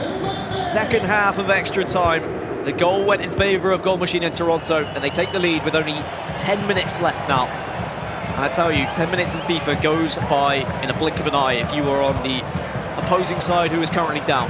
So Dulster has to make these attacks count because it might be the only attack he gets. Mbappe's through on goal. Surely he finishes with Donnarumma. What a hero. Manages to keep Goal Machine ahead. Was that the opportunity for Dulster? Will he rue that one? What a chance missed. I mean, he gets the bounce and everything. Mbappe takes it down off his chest, sits up nicely for a volley. That's got to hit the back of the net. I mean, I've seen them go in time and time again, and Dulster would have as well, but he has to forget it. He has to move on and focus on just trying to secure a goal another way. You can see the press now, how high that defensive line is from the New York Red Bulls here. Dulster throwing everything in the kitchen sink forward. Every attack could be his last, so has to make it count. Maybe that one opportunity was going to be his only chance of scoring, but here's Ginola on the edge, tries to play that over-the-top flick, doesn't work out, and now with Goal Machine in possession, will Dulster even get the ball back, or is Goal Machine going to go for glory here? Vinicius Jr. completely through on goal, no one to oppose him, doesn't manage to do it though. Lawrence, the hero once more, but it will go out for a corner. And I think Dulster allowed him to go forward there just in case he was able to get a save or a block, as opposed to Goal Machine being able to walk the clock. 1 minute left of added on time, and Goal Machine 1 minute away from progressing to the semi-finals in his rookie season. It goes out to a throw-in in favour of Toronto once more, and the time might be up for Dulster here. And the 3 times winner of eMLS might be crashing out in the quarterfinals. Even though it's not really an upset considering how well the qualifiers went for Goal Machine, we have to say that this is still going to be a sweet, sweet victory for the #1 seed. Fizzes one into the back post. Surely there's not going to be enough time on the clock here for Dulster. Nathan manages to wrestle it back, and tell you what, there's a victory lap as well. An extra goal for Goal Machine to add to his tally, make it 57 in the competition. Goal Machine and Toronto, they're into the semi-finals. And as we sort of talked about and predicted heading into the second leg, which was highly competitive, it was going to come down to those key moments and then being able to convert. And then a lot of composure as well for the go-ahead goal. I know this here doesn't change anything. That's a consolation, all things considered. But the goal prior, again and again and again.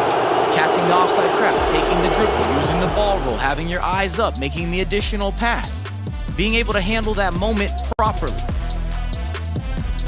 But we have our first semi-finalist, and it's that man on your screen, Goal Machine of Toronto FC, taking out Dulster of the New York Red Bulls in what was a very exciting game, and someone who I know was living and breathing every moment of it. Faisal, how are you feeling? I mean, you must have a smile on your face. I'm sure you have a smile on your face. First of all, GG's all the way. That was guys, that was our first matchup of the weekend. And I'm sweating. I'm trying to shed layers of clothing because of all the sweat. I'm wiping my head with this scarf because of how much perspiration is coming out of my body. It is just levels right now. That was unbelievable. And guys, you talked about that go-ahead goal in the 108th. And all I wrote here as a note was, bro, the pass. In what world does someone think about making a pass? Because when you look at the replay, there's four defenders in a circle there around, I don't remember who had the ball there, and all he does, quick touch in front to Mbappe, and that's the goal. And I'm like, huh? How did you do that? And I don't know how we top that as a match one, guys. Mike LaBelle, GG's all around. I don't even think there needs to be a loser in this one in terms of what the bet was, because that was unbelievable as a matchup, man. And I think both competitors, a win-loss, whatever it may be, will definitely take that game and say that they played well. that was a really competitive matchup. And I feel that either of those performances perhaps would have beat another competitor that's in the competition here. It was up to a certain standard. We knew it was going to come down to being late and being great, and that indeed it was from Gold Machine, so congratulations to him. He's moving on. Of course, Dulsta going home, but getting to the top 8 with the field that we have. Remember, this is 27 clubs, and we're talking the best of the best. Everyone that's involved in North America, the who's who, they're here. I mean, Dan, I want to get your thoughts in as well as Gold Machine. We see moves on to the semifinals. Do you have the energy for the rest of this weekend after that, brother? Oh, absolutely. I mean, the players are going to try and do what they can to kill me off, but it's not going to work. I will be here for every dying game, and what a way to start. You completely hit the nail on the head. Oh my gosh, man. I mean, just going back to that pass, right? So there was a few things I was thinking about that pass and as to why he made it. It was Pedro Santos who was through on goal, only a 4-star weak foot. Maybe was a little bit concerned statistically, might not have been able to put the ball in the back of the net. So instead, we saw that extra pass. We saw a bigger player and a better player, arguably, in FIFA waiting in the wings. And so he made that pass. But first, Michael Bell, it was Gold Machine that needed to get an equalizer. And the offside trap, we saw it almost work a couple times for both players here, but not in this instance when Mbappe had a one-on-one with Donnarumma, ball rolls and scores. And we also saw Gold Machine capitalize. 2 of his goals came from mistimed offside traps from Dulsta. Look at that baited offside traps. A lot of times you swing the ball in the midfield and you go back and forth just to find that space. Neymar, lots of space to work with, finds the angle. Probably didn't need to green time it. Both competitors, 45th and 90th minutes. There were mistakes made. Every time we said, oh, surely this is going to be the last opportunity, he's going to hold the ball.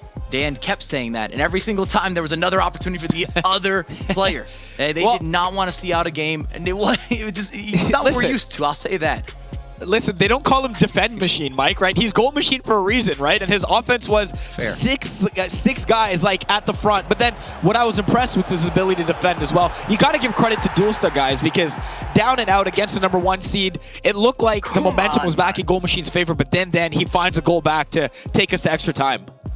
And I was thinking, once, we've gone to extra time and once we've seen Dulsta manage to get that equalizer, is experience going to be on the side of the player who's in his 5th season in eMLS? I know that Gold Machine's been around the block as well in FIFA competition, but this was the pass. It was Santos. Look at this! But he said, you know what? Mbappe's there. Why wouldn't I play it to Mbappe? Surely Mbappe's going to have the legs to get there.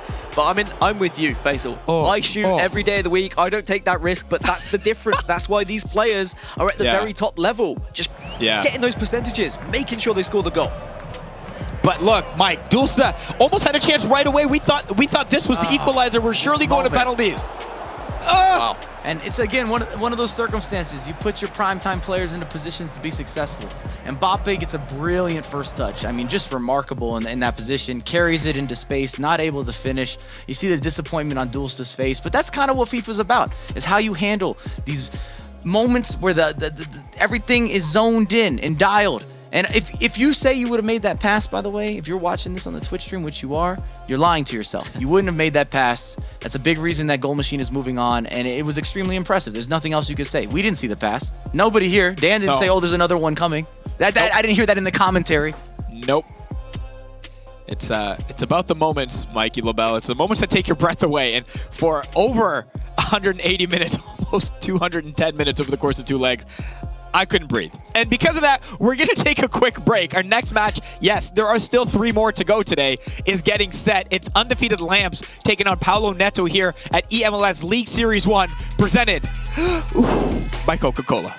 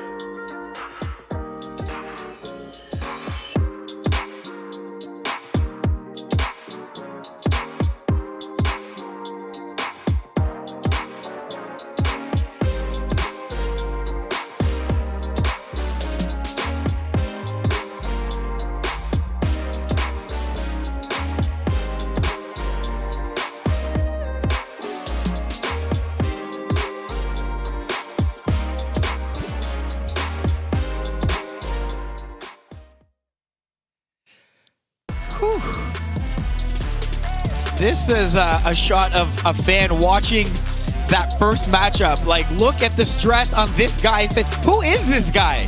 Who is this guy? Look at the... Bam! All right. Wow, 2 chins there on that angle, but that's okay. We'll move on. Oh, 3 on that one, but that's fine. That's fine as well. That's okay as well. Not a flattering angle, but that's okay. That's okay. Losing some calories with all the movement here. Look at the excitement. That's not going to be memed at all, right? Look at that. All right, look at our bracket as well. All because, that was me, oh, by the way, as you guys know, all because of the stress from that first matchup. Goal Machine advancing, squeaking it by. It says it's a 2-goal margin. It might as well have been a tie because of how close that was. But he is our first entrant into the semi-finals. Hello, everyone. Welcome back to day 1. Yes, day 1, match 1 only at eMLS League Series 1 presented by Coca-Cola. 1 player is through to tomorrow. 6 players still to play for their share of $20,000. I am Faisal Khamisa. We've got Dan Gaskin and Mike LaBelle hanging out with me. If you haven't heard yet, by the way, tomorrow is the last day to sign up for the January 17th eMLS Fan Challenge. It's a free-to-enter FIFA 22 PlayStation tournament. If you're trying to enhance your FIFA Ultimate Team, you're going to want to compete in this. There's lots of prizing to go around. Top 64, you get FIFA points. First place, you get $500 and a customized eMLS jersey to add to your kit game. The competition, it starts on Monday. Register now if you're interested. Registration link and more details are in the chat, or check the Twitch panels below. And Mike, I know you're a big advocate of these tournaments, man. No doubt about it. I've always co-signed it. It's a great way to get some practice. Also let you know kind of where you stand in certain regards while getting free items. Sometimes they have cash prizes. I've seen different events where you got a free PS5 at the end of it. I mean, if you were putting in that work. You could also play against me. I take part in a lot of them, but I think it's a good way for beginner, intermediate, and advanced players just to get some additional practice under your belt. And lucky you if you get drawn against Mike LaBelle, a free win into the next round. Let's talk about our second match of the day between the number 2 seed Lamps from Minnesota United and Paulo Neto from Atlanta United. Look, Mike, the rivalry game's over. We can take shots at each other back again now. All right, Dan, set us up for match number 2. Oh, I'm so excited for this one because we were talking about Goal Machine being number 1 seed and being in form. Well, Lamps, arguably, even though coming in seed number 2, hasn't lost so far, has the best goal difference as well. He looks terrifying, but he's going up against an experienced player of Paulo Neto, which I'm sure he'll be trying to do his best to take down Lamps here. I mean, Mike, I think I know who your favorite is in this one, but it's hard to go against someone who's unbeaten, right? I have no idea what's going to happen between these two players. We have the young GOAT, as they say, the young gunner, someone that I've known in the community for 5 years now. So since he was 13 years old, and even at that time period, he was at a professional level, just couldn't compete with Lamps. Last year, he broke out, really making noise, loud, wavelengths, all the above. Also was a backup player in eMLS, so didn't get a chance to take part. Now he's front running, front lining, and we could even see potentially a matchup with Lamps versus Alexander if they both were to keep winning. And Alexander was, of course, the player in front of him. And then on Paulo Neto's side, one of the most accomplished players coming out of South America. Of course, joined Atlanta United, first time that we've seen a player not from North America representing a club, and he's just had results on results on results. Another teenager. I don't want to deal with Paulo Neto either. I don't want to see him. Not in any elimination game. He has that backbone. Yeah, you see him. Calm, composed. I love it. All right, you guys ready? It's time for the pre-match predictions, all right? Oh, let's maybe go through the rosters, Mike LaBelle. We'll get to the predictions in a second. Shout out to the team on the back end that created this animation, by the way. It's beautiful. Beautiful. It's lovely. I like the way that we're displaying. This should be the future of all competitive events on screen like this. I like it. It makes me feel like it's easier to talk about, even though I will say in-game players will mix and match. How they start is not how they often are switched around when you're looking at competitive FIFA. And off the bench, more of the same, where you've got the likes of Gustavo Bo and Vinicius and Ginola. Ginola has to be there. He's just a hero foot item that is at that highest tier, that premium on premium. A guy that makes a difference. We saw him subbed on from both competitors in the previous matchup. And the teams are relatively similar with Lamps again. So it's just a matter of formations, tactics, adjusting on the fly, and then, of course, taking your chances, taking your opportunities. The last game was 4-3. It could have been 7-4. It could have been 8-7. Who knows? It's just about being able to convert, and the bench doesn't shift dramatically. You do see Hakimi. We did see, of course, Pedro Santos come on and make that key pass at the end of the last game for Goal Machine, so he might be a bit of a hero. Maybe send him a tweet, ask him if he wants a delivery service. Some pizza can go his way. I don't know. He deserves something for what he had going on for you. Yeah.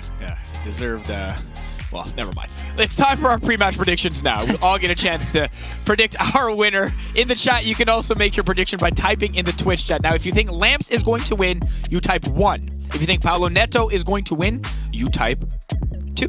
Very simple. Make sure you follow our channel. I'm watching it right now, so get your predictions in. All right, let's go the other way this time. Mike LaBelle, you start us off with your thoughts.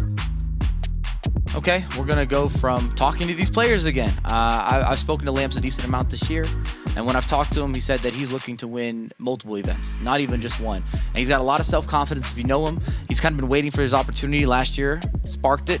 This year, he's building off that. He's been very dangerous, and I think Lamps is going to get the job done here. And this is almost an upset against Paulo Neto, even with the higher seed, just because Paulo Neto has so much successful history at the competitive level. Yeah. It's pretty overwhelming in Lamps' favor right now. Susanna, what do you think? Yeah, did you see Lamps? He had that like cheeky little smile on his face. I don't know. There was a little bit of like swagger in his sort of pregame mentality. So I'm going Lamps. I'm going with the young gun. Let's go. All right, Dan, you're up.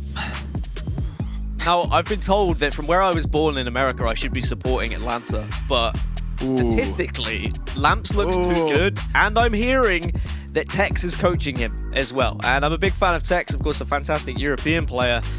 So with that, I think that's going to sway me, and I think I'm going to say Lamps is going to take this one.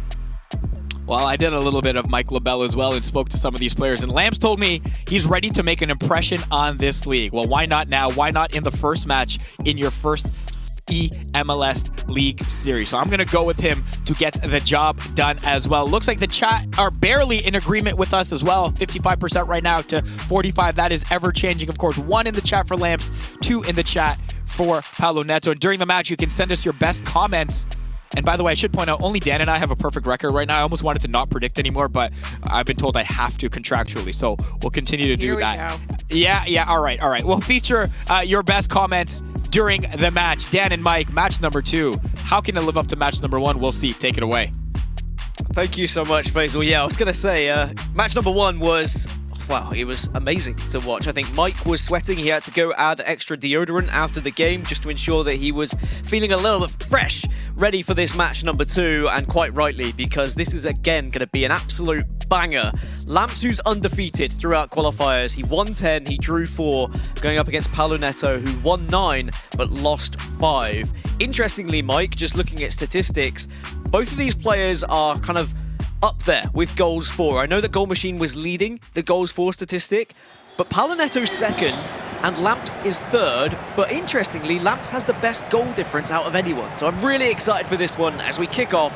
Lamps from left to right, of course, representing Minnesota, and right to left, Paulo Neto representing Atlanta. And it's just difficult to predict these games. If we've learned anything from the opener, that was the first seed versus the 8th seed. Did it feel that way? It didn't to me. Maybe we could be starting things off with a goal straight away here, but no, Marquinhos is going to get there and ensure that nothing happens. But I'm a little bit worried if I'm on either side, if I'm going to be honest, because both of these players have scored so many goals in this tournament already. You feel like with every attack, they're going to be looking to try and add to that tally and put the pressure onto their opponents. But Paulo Neto under a little bit of pressure here. Lamps just trying to steal that ball away in a dangerous area, using that second man press to his advantage here, but hasn't managed to get the ball back. Dempsey into Mbappe, scoops it round 1, but just plays it into Pozuelo, and now Lamps can look to counter. And both of these competitors, I feel like, are coming out and looking a little more confident, a little more decisive in comparison to the opening matchup that we saw between Duelista and Goal Machine. It took them a second to get going. It certainly did. They were feeling each other out, as you said, in the previous game. And now it's counter upon counter here. Mbappe, though, just loses possession, and that will give chance now for Lamps once more to decide how quickly he wants to attack. But it seems like speed is the method for both players. Nathan's there to make the interception, and it doesn't matter anyway because it was offside. Certainly so much pace being injected into this game by both players.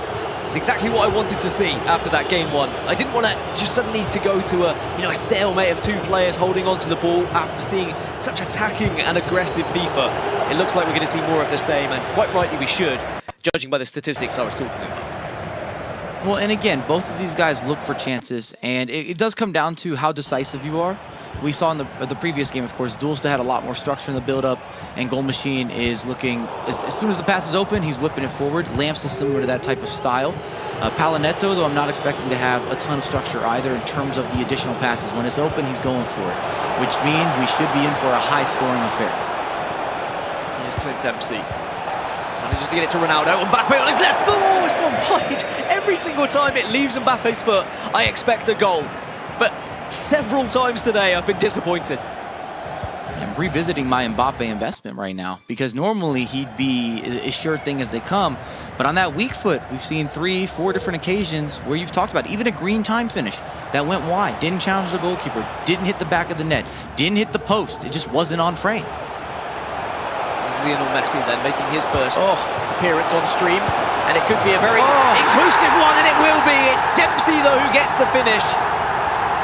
An MLS legend gets the goal to kick things off for Lamps here. And Lamps, you see the footwork, Dan. I mean, you know, it's amazing, isn't it, Mike? You've got to have players capable of that, and Lamps is going to be delighted.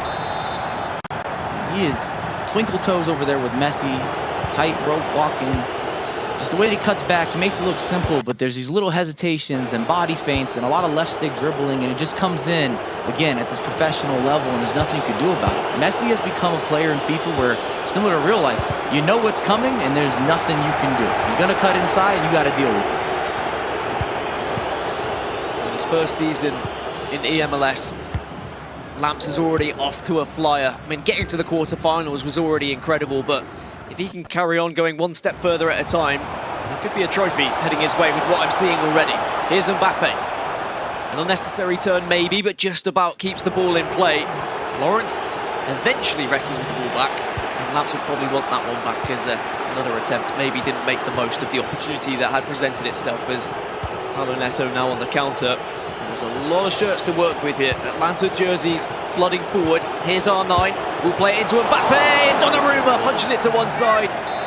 It was a pretty tame shot, it has to be said. I think that Paulo Neto might be a little bit frustrated with that one, but he does have a corner to maybe make up for it. Digs it back post! And R9 is there. Who else but R9 to tuck it away? And it's well done with the turn that goes into a cancellation, allows him to whip in that cross. And again, it's still about isolating those matchups. You got momentum with R9 moving forward. He's got the right body type as well to win aerial pursuits and challenge those 50-50s. And as one of the greatest players of all time, easily one of the greatest strikers, if not the greatest striker of all time, he's going to convert. He's going to have that natural gene to being able to hit the 1v1 and find the back of the net. Mbappe is bracing the whole world, it would seem, but he's still coming out on top. Here's Clint Dempsey, plays it into R9, who could get a second here, and he will convert! This time, no mistake. It was Mbappe who missed one earlier in a similar chance, but now, just like that, you blink and you'll miss it. Paulo Neto finds himself 2-1 up. Stops, pops, moves, grooves, inside the box. A little bit of that shifty notion. We just gave him that compliment. Sometimes they say the curse of the commentator. Maybe this is a complimentary commentator. I don't know. We just built up R9, and you see in FIFA in particular, where it's a little bit different than real football or real soccer here, where you can have multiple goals in seconds. Was that a Labelism? I think there was maybe one in there. Faisal, I hope you're keeping track, because I think I might have heard one, but it doesn't matter. What we can guarantee is that R9's going to play this one to Neymar, and R9's going to offer it. The pass, but it's Pozuelo on the edge who actually receives it. R9's going to be there waiting. Great defensive work this time from Lamps, who might be a little bit rocked after those two quick goals. Was probably feeling himself after the initial one that allowed him to take the lead, but now he's going to try and work his way back into this game. Here is Kylian Mbappe. Oh, actually manages to just get away from his feet. I don't know if it was Messi who took it off him in the end, but again, a disappointing outcome. A little bit of an overlapping run. They bump into each other. It's just not spaced properly, and it interferes with the attack. Paulo Neto looks very dangerous going forward, but Lamps going to be relieved to see that offside flag. As we now enter the last minute of the first half here of this quarter-final.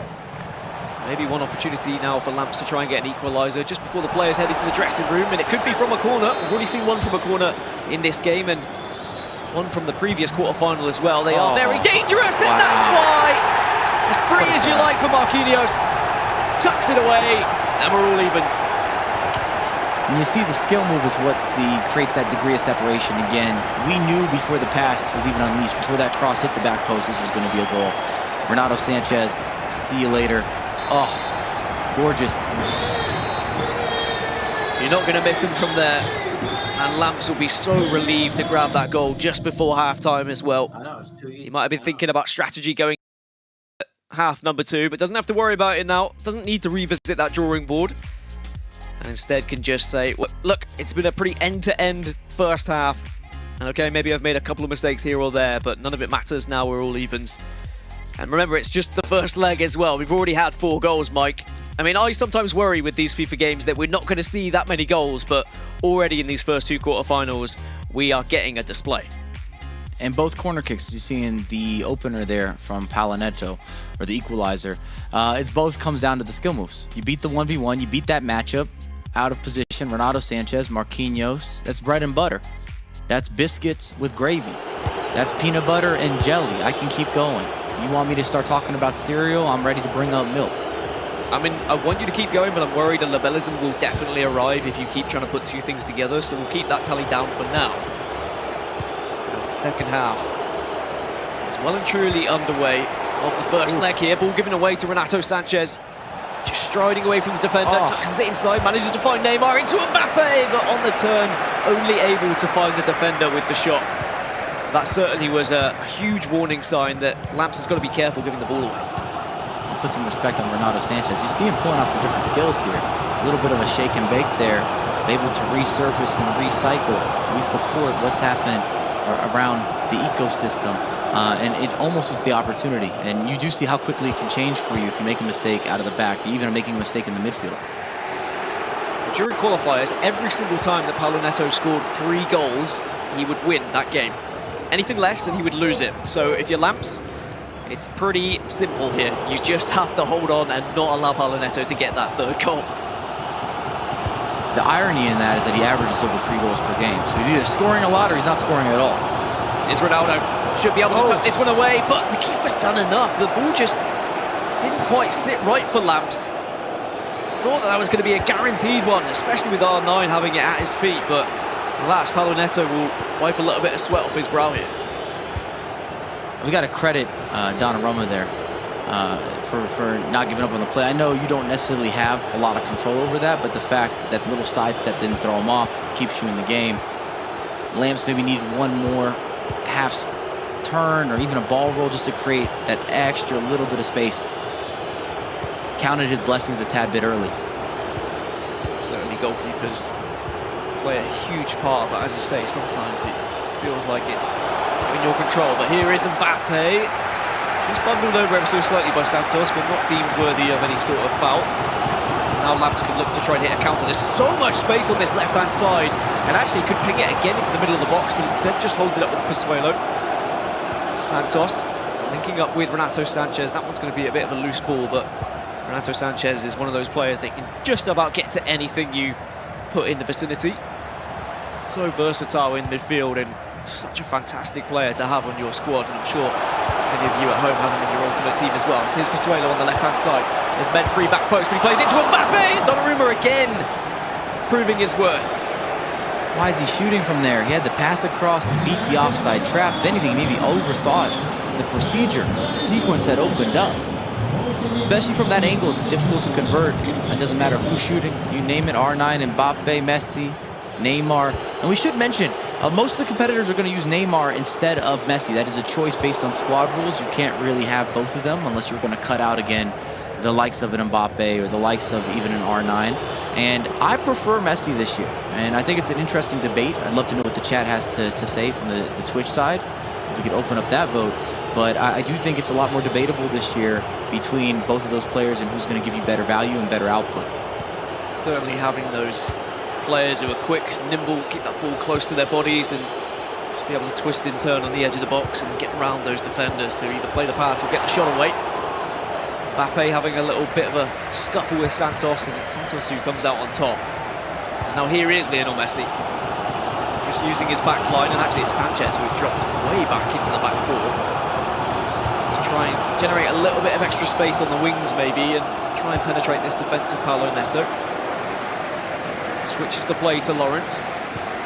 What is impressive, and I guess more impressive about the performance from Paulo Neto so far, is that Lamps has the best defensive record in the league at the moment from qualifiers. Yet Paulo Neto has still been able to get those 2 goals past him. I mean, it's a new game. It's a new day. This is day 3, basically, of the competition. And there's additional pressure. Everyone's watching. You've got us commentating, of course. It's going out everywhere in the world. And you can put a lot of that additional pressure on yourself. And if you second guess or you hesitate in FIFA, it plays a massive factor both offensively and defensively. I'm not saying that's what we're seeing, but it just changes some of the results from previous situations, especially in the regular season where you know you have 14 games. Guaranteed. Yeah, sometimes it's a marathon, not a sprint in those qualifiers. And that's what we've seen from, several of the players that we are seeing competing in these quarterfinals who didn't necessarily have the best of starts, but once they found their form and found their footing, they got far more comfortable. But a pause coming into the latter stages of this first leg, Mike, and a few changes coming in. Makes sense, bringing some fresh legs. We've seen the likes of Vinicius making appearances. That's been reoccurring. Ginola is a player that I just feel has to play, mainly because he offers you versatility between being able to pass, having a big body type, 5-star skills, 5-star weak foot. The guy is dynamic. There's just no other way around it. And adding in the fact that he can dribble and the fact that he can also score goals inside the box, outside the box, he can score a header. He's just one of those guys that if you have him as an option, especially as a super sub, why not? Subs have been added to the fray. So Vinicius Jr. there for Paulo Neto, but wasn't able to actually do too much with the ball and at his feet. Instead of hand over possession to Lamps. I'm sure would love to get a goal before this first leg finishes and put the pressure onto the Atlanta United player. Lawrence managing to skin one, and we'll look to keep going here until that ball is offered, but great defensive work. Will be given as a free kick in the end, and maybe there could be something special here from Lamps. Maybe do something similar from what you see from corners, get it to that back post perhaps, but instead just shifts it to R9, who manages to get past one, get past two, onto the right foot with Donnarumma. Manages to punch it away for a corner, but it's quickly taken. No rest for Paulo Neto. Pozuelo. Can he find anyone? No, he'll relax for now and just plays it slow. Really well defended there from Paulo Neto from the corner kick, pushes him back. Lamps should get the final attack here, coming into the 90th. Shoulda, woulda, coulda, and can't quite get past Donnarumma once more. And I tell you what, the goalkeeper has been phenomenal for Paulo Neto, and he certainly will be counting his lucky stars after the amount of chances that have been saved. I think Lamps will be a bit frustrated with that one. Maybe he feels like he could have had 3 or 4. I want Lamps' eyesight. Give me whatever LASIK that he's got going on, that perception, that viewage. The way that he's been able to pick out some of these penetrating passes with ease against a very well or advanced, I should say, defensive player. I think Paulo Neto played very good defense in the game, and Lamps was able to time a lot of those offside traps. And then, of course, if you're Paulo Neto, shout out to Donnarumma, who, remember, stopped the breakaway or the 1v1 opportunity where you had that side touch with R9. He had a couple chances within the box that I would say normally would be converted, but Donnarumma's a special guy this year. He's one of those goalkeepers that can influence matches, and that's what we've seen. So 2-2, and it's anyone's game heading into leg number 2. Yeah, I thought that maybe we had peaked a little bit too early after our first quarterfinal of the day, but Faisal, it seems like quarterfinal number 2 is also proving to be extremely exciting here. Guys, I'm scared. Like, I'm really afraid that I'm not going to make it through this shirt that I have right now. Like, it's dark for a reason. I'll like, co-sign that. I have experience. I don't know. Yeah, like I wore a darkish shirt knowing, based on last year, that things were going to get sweaty today. We are 1.5 matches in to the 4 today, obviously 3 to come tomorrow, and this is unbelievable. Like, the stress levels I'm feeling as a viewer are just through the roof. Dan's like hit an octave higher in each match, in each half so far, because the chances are just getting to different peaks. And Mike has already used 38 Labelisms. 38 I have tracked here, and that is well on our way to hitting the over for whatever line I set. And you know what? Let's just take a look at some of the highlights, because there were plenty, at least early on in this game, guys. It started really, really well for Lamps, and it was Clint Dempsey who, you know, as a Toronto fan, all right, cool. But as an MLS fan, you love to see him getting in on this scoreboard, Mike LaBelle. And it was, like you said in the time, a little bit of fancy footwork. Oh, I mean, it's created by Messi. Let's give Dempsey some credit. You got to do what you got to do. You have to convert after Messi provides. But the quick footwork, the hesitations, the pullback, you've got a bit of a chop there. You see my reactions now. I'm going to join you for the double and triple chins coming very soon with the route that we're on. I think I'm also going to have to change outfits. I'm just not prepared for these types of matchups. You have the equalizer from Palinetto. Great cancellation. Couple corners, Mike, yeah. Flips in across. It's just well done in the 1v1 matchup. Yeah. These corner kicks are situations you just can't miss. And if one is good, two is better. And Mbappe bursts into pace again with the matchup, pulls it back, resurfaces, recycles. Pozuelo picks it out, R9. It looks relatively simple, but almost everyone touches the ball on the offensive end. You got 6 or 7 players. You are overlapping, and you're just causing a bit of an offensive overload. And here you go, just before halftime, Ronaldo, get out of my house. And you can't miss from there with Marquinhos. And it's still about that one-on-one. You went for it, that's cool. You reach, I teach, and that is the 2-all game. And then Lamps had a lot of chances in the second half. It's got to be said. But I'm happy that this is going in. I'm here as a neutral. I'm very happy with the 2-all. I can't wait to see who's going to decide it. And I guarantee that their shirts are going to be wet just like our shirts. Look at Donnarumma making saves. You can't predict this stuff. I don't know what's going on. I'm waiting for Dan. Yeah. I'm hoping that after a couple games, I'm going to grow a beard like Dan because of all the stress from watching these. If that happens, that would be fantastic. That's what I'm promoting. It's going to be the hair on the top that changes, and it's going to change to gray like mine has over the course So of these I'm going to lose my hair up top so and no beard. Yes. Fantastic. Yes. Okay. Yes. All right, those were leg 1 highlights. Still another leg to come, but in between, Susanna checked in with both our players, so let's check in with her. Yeah, Faisal, I had a chance to listen in a little bit on Lamps and his discussions with his coach, Donovan Hunt, and he's feeling really good. He said that they played a way better second half than in the first half, and literally Lamps just said, we're fine. The only thing that Donovan had to say to him was, you've got to make those extra couple passes. You're just a few extra couple passes away, so looking to make that one extra pass to help with the finishing. Paulo Neto, very, very quiet. Has his game face on for sure. Maybe a little bit nervy. I saw him doing one of these at one point, so looking to the higher powers here perhaps, but that's what I've got for you. So Lamps feeling really good heading into leg 2. And when Susanna mentions Donovan, she of course means Tex, who is working with Lamps. And Dan mentioned one of the great European players of this game as well. That was stressful, guys. And we saw the chat going full-fledged as well. We want you to send in your best comments during the game, and we'll try to feature them during the match as well. It's time for leg 2, guys. I don't know how you're going to find some energy in this one, Dan and Mike, but I will be blessed that I don't have to. Take it away. The energy, I mean, we just feed off the players because the players are injecting everything into these games, throwing everything at one another. Lamps could have had 4, Paulo Neto probably could have had 4 as well, but we ended at 2-2. And what's interesting, Mike, is that's the first time we've seen Paulo Neto draw since the qualifiers began. Of course, the qualifiers were just 1 leg, and this is 2 legs, so you do play a little bit differently, but maybe Lamps just has his number a little bit here. I mean, I've been talking to the FIFA gods. I'm trying to get an answer. I think they sent me a Zeus. There's lightning striking. It's starting to rain outside. I guess snow was incoming. All sorts of different weather conditions. But I'm looking forward to what direction this is going to go in. Almost just something early there from Neymar. Just having a little pop, just testing Donnarumma. I think Donnarumma's been tested enough already across the 2 legs. It really has been an amazing rock at the back for both sides.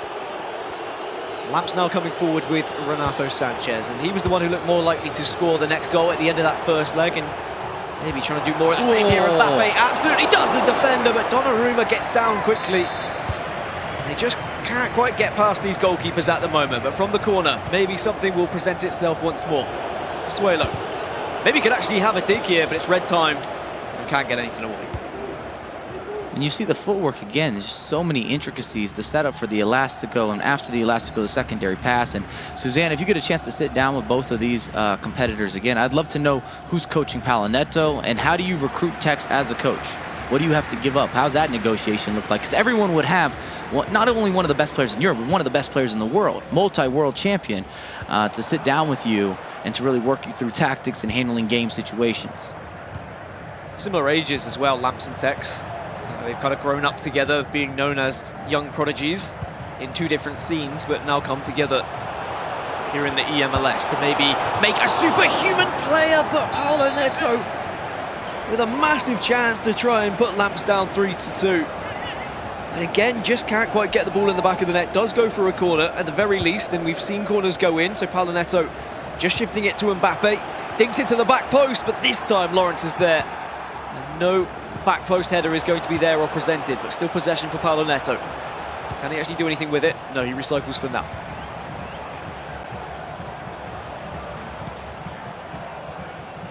Lawrence and Sanchez on this left-hand side. Lamps trying to track every run and covering well, making sure there's not any easy or free passes available for Paolo Neto. He's looking for R9, does find R9, and R9 steals it off of Nathan. Gets it to Mbappe. Marquinhos, though, a brick wall at the back. It's got to be said, we keep seeing this reverse elastico, and the skill was, again, effective last year, but I haven't seen it work in any of these attacking areas, not once. It's just been a clear takeaway and hasn't really created angles, and I'm wondering if competitors are doing it more out of habit from previous installments versus it actually fitting into meta gameplay in FIFA 22. Yeah, it's a difficult one, isn't it? Sometimes though habits, the hangovers do last from one iteration of FIFA to the next, but you think there's been enough time between FIFA 21 and FIFA 22 competitively now that this player shouldn't have those habits. I guess another thing could be just trying to go for a skill move that maybe isn't expected to try and be unpredictable, and that one wasn't expected. Neymar manages to just nip the ball in the bud and get possession here for Paolo Neto in Atlanta. Still has possession as well. No player from Lamps' side has been able to rescue it, but now finally Sanchez does the job that no one else could. And here comes a potential pass, but Sanchez again on the other side, proving how important it is you get someone who's just quick in the middle to intercept those balls. And it's got to be said, so far with Lamps, he looks a little rushed. 25 minutes in, he's had 2 major mistakes passing out of the back. He's had a couple balls that are a little bit forced, even looking for the through ball. And I get it, I understand it. You want to go forward as quick as possible. As you're seeing, he's slowing it down. Maybe that's what Tex told him, that he needs to take his time. Because in FIFA, ironically, as you push the ball forward quicker, it does not mean that your attack gets better, that you're going to create more opportunities. You would think that putting it into dangerous areas quickly will do that for you, but there's so much storytelling and almost a narrative involved in just opening up lanes of space and fluidity and doing this naturally and organically, that if it doesn't happen, if it doesn't propel in that way, you will not create the chances you're looking for. Mbappe, though, creates a chance of his own, linking up with R9, and Paolo Neto breaks the deadlock in this second leg. It's a 3-2 lead on aggregate. Mbappe manages to find himself in acres of space, but it was the link-up play with R9 that offered it. And I think that Lamps now is going to be a little bit frustrated that he did give the ball away a little bit earlier, giving that possession back to Paolo Neto. And that's on cue. We saw multiple switches of the pitch. Almost everyone touched the ball in that sequence there from Paolo Neto before finally having a very simple sidestep, opens up a lane of space. But it was more so about having that patience in the build-up, taking your time, and then pulling some players out of position, which made it easier for him to find that final pass, or easier for him to even find a little more space internally, which allows him then that extra half second to make a decision. It's Duncan.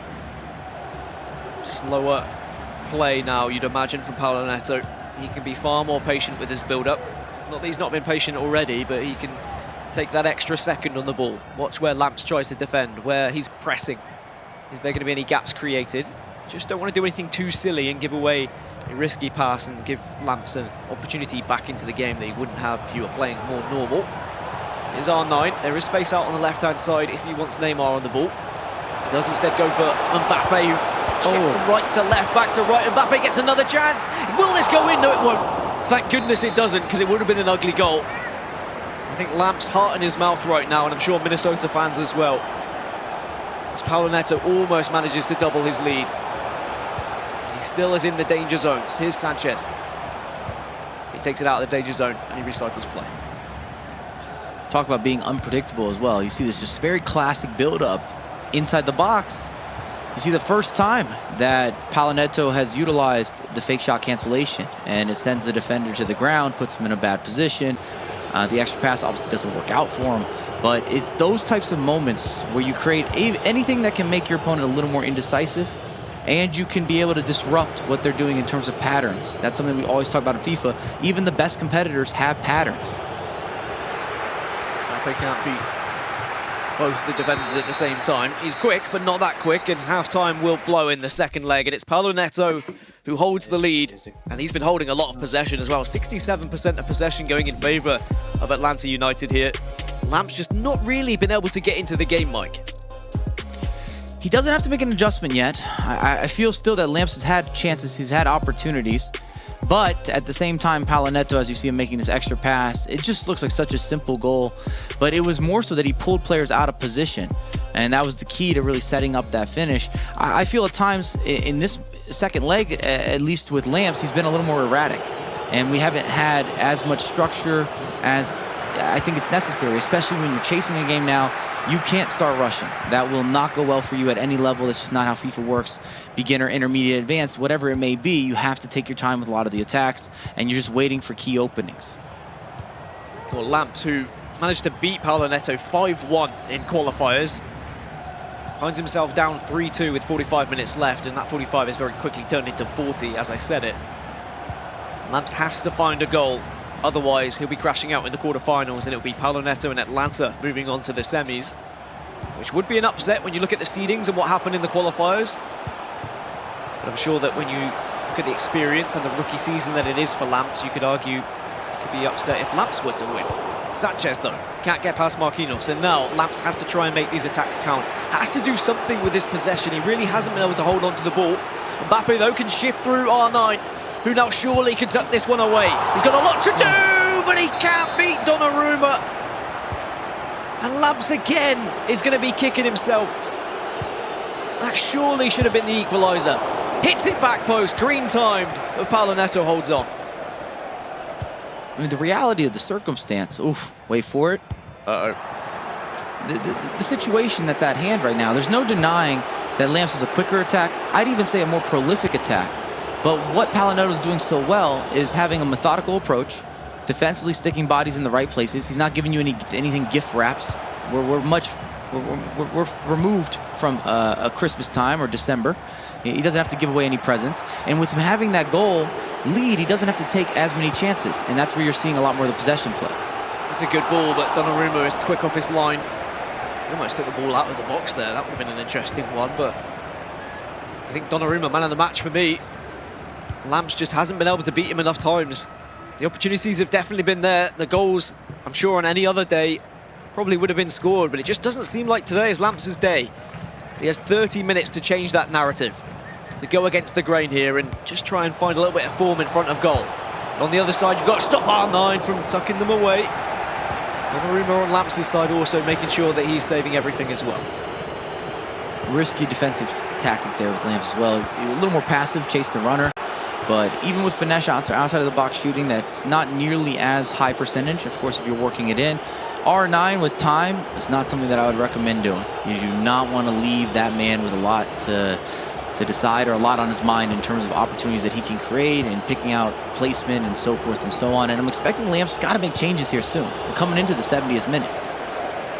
Again, he's not been able to hold on to the ball as well. Oh, maybe a second chance though, a second bite of the cherry. Mbappe's through, might be offside. If he's onside, he's got a real opportunity here, but he skips past the keeper, only to not able to get the shot away.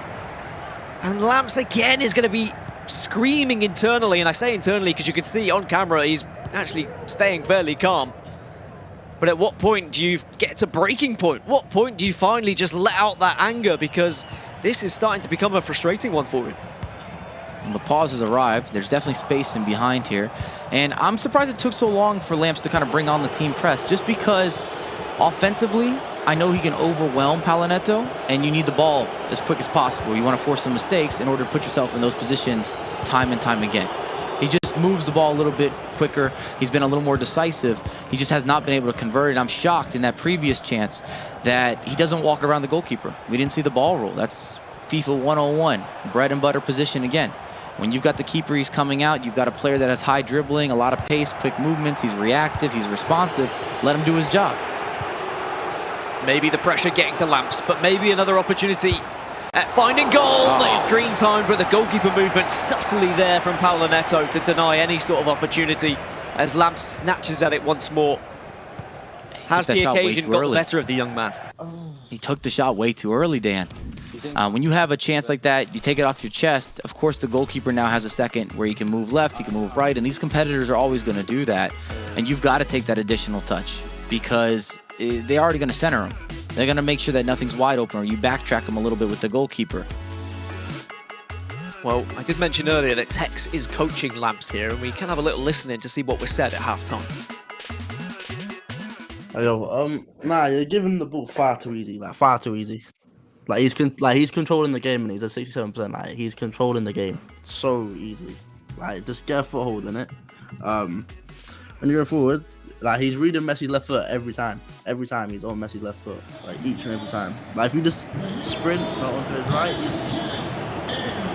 I swear that Tex gets more London every time I hear him. Nah, fam, you just got to stop giving the ball away. But he's right. He does have to stop giving the ball away. And maybe Lance now can try and find a goal here. Messi on the left foot gets a second chance as Bo arrives on the pitch, and maybe he can be the player to make the difference, because someone's got to find the back of the net. Someone's got to make these opportunities count, because it's not been the big boys. They've definitely not been able to prove their worth.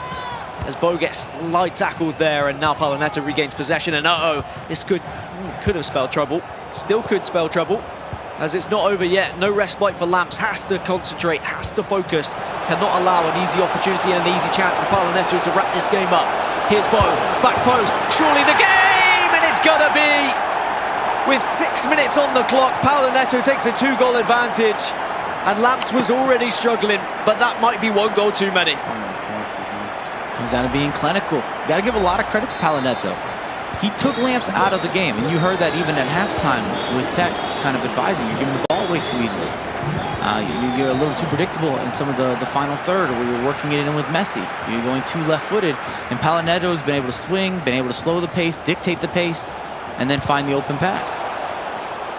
Vinicius Jr. keeps it in, and it's got to be a goal with this attack, you feel, for Lamps if he's going to stay in this competition. A goal, and then quickly nipping the ball away from Palanetto after the kickoff, and it's still doable. As I say, it has to happen now, and R9 can't get hold of it because Nathan's there.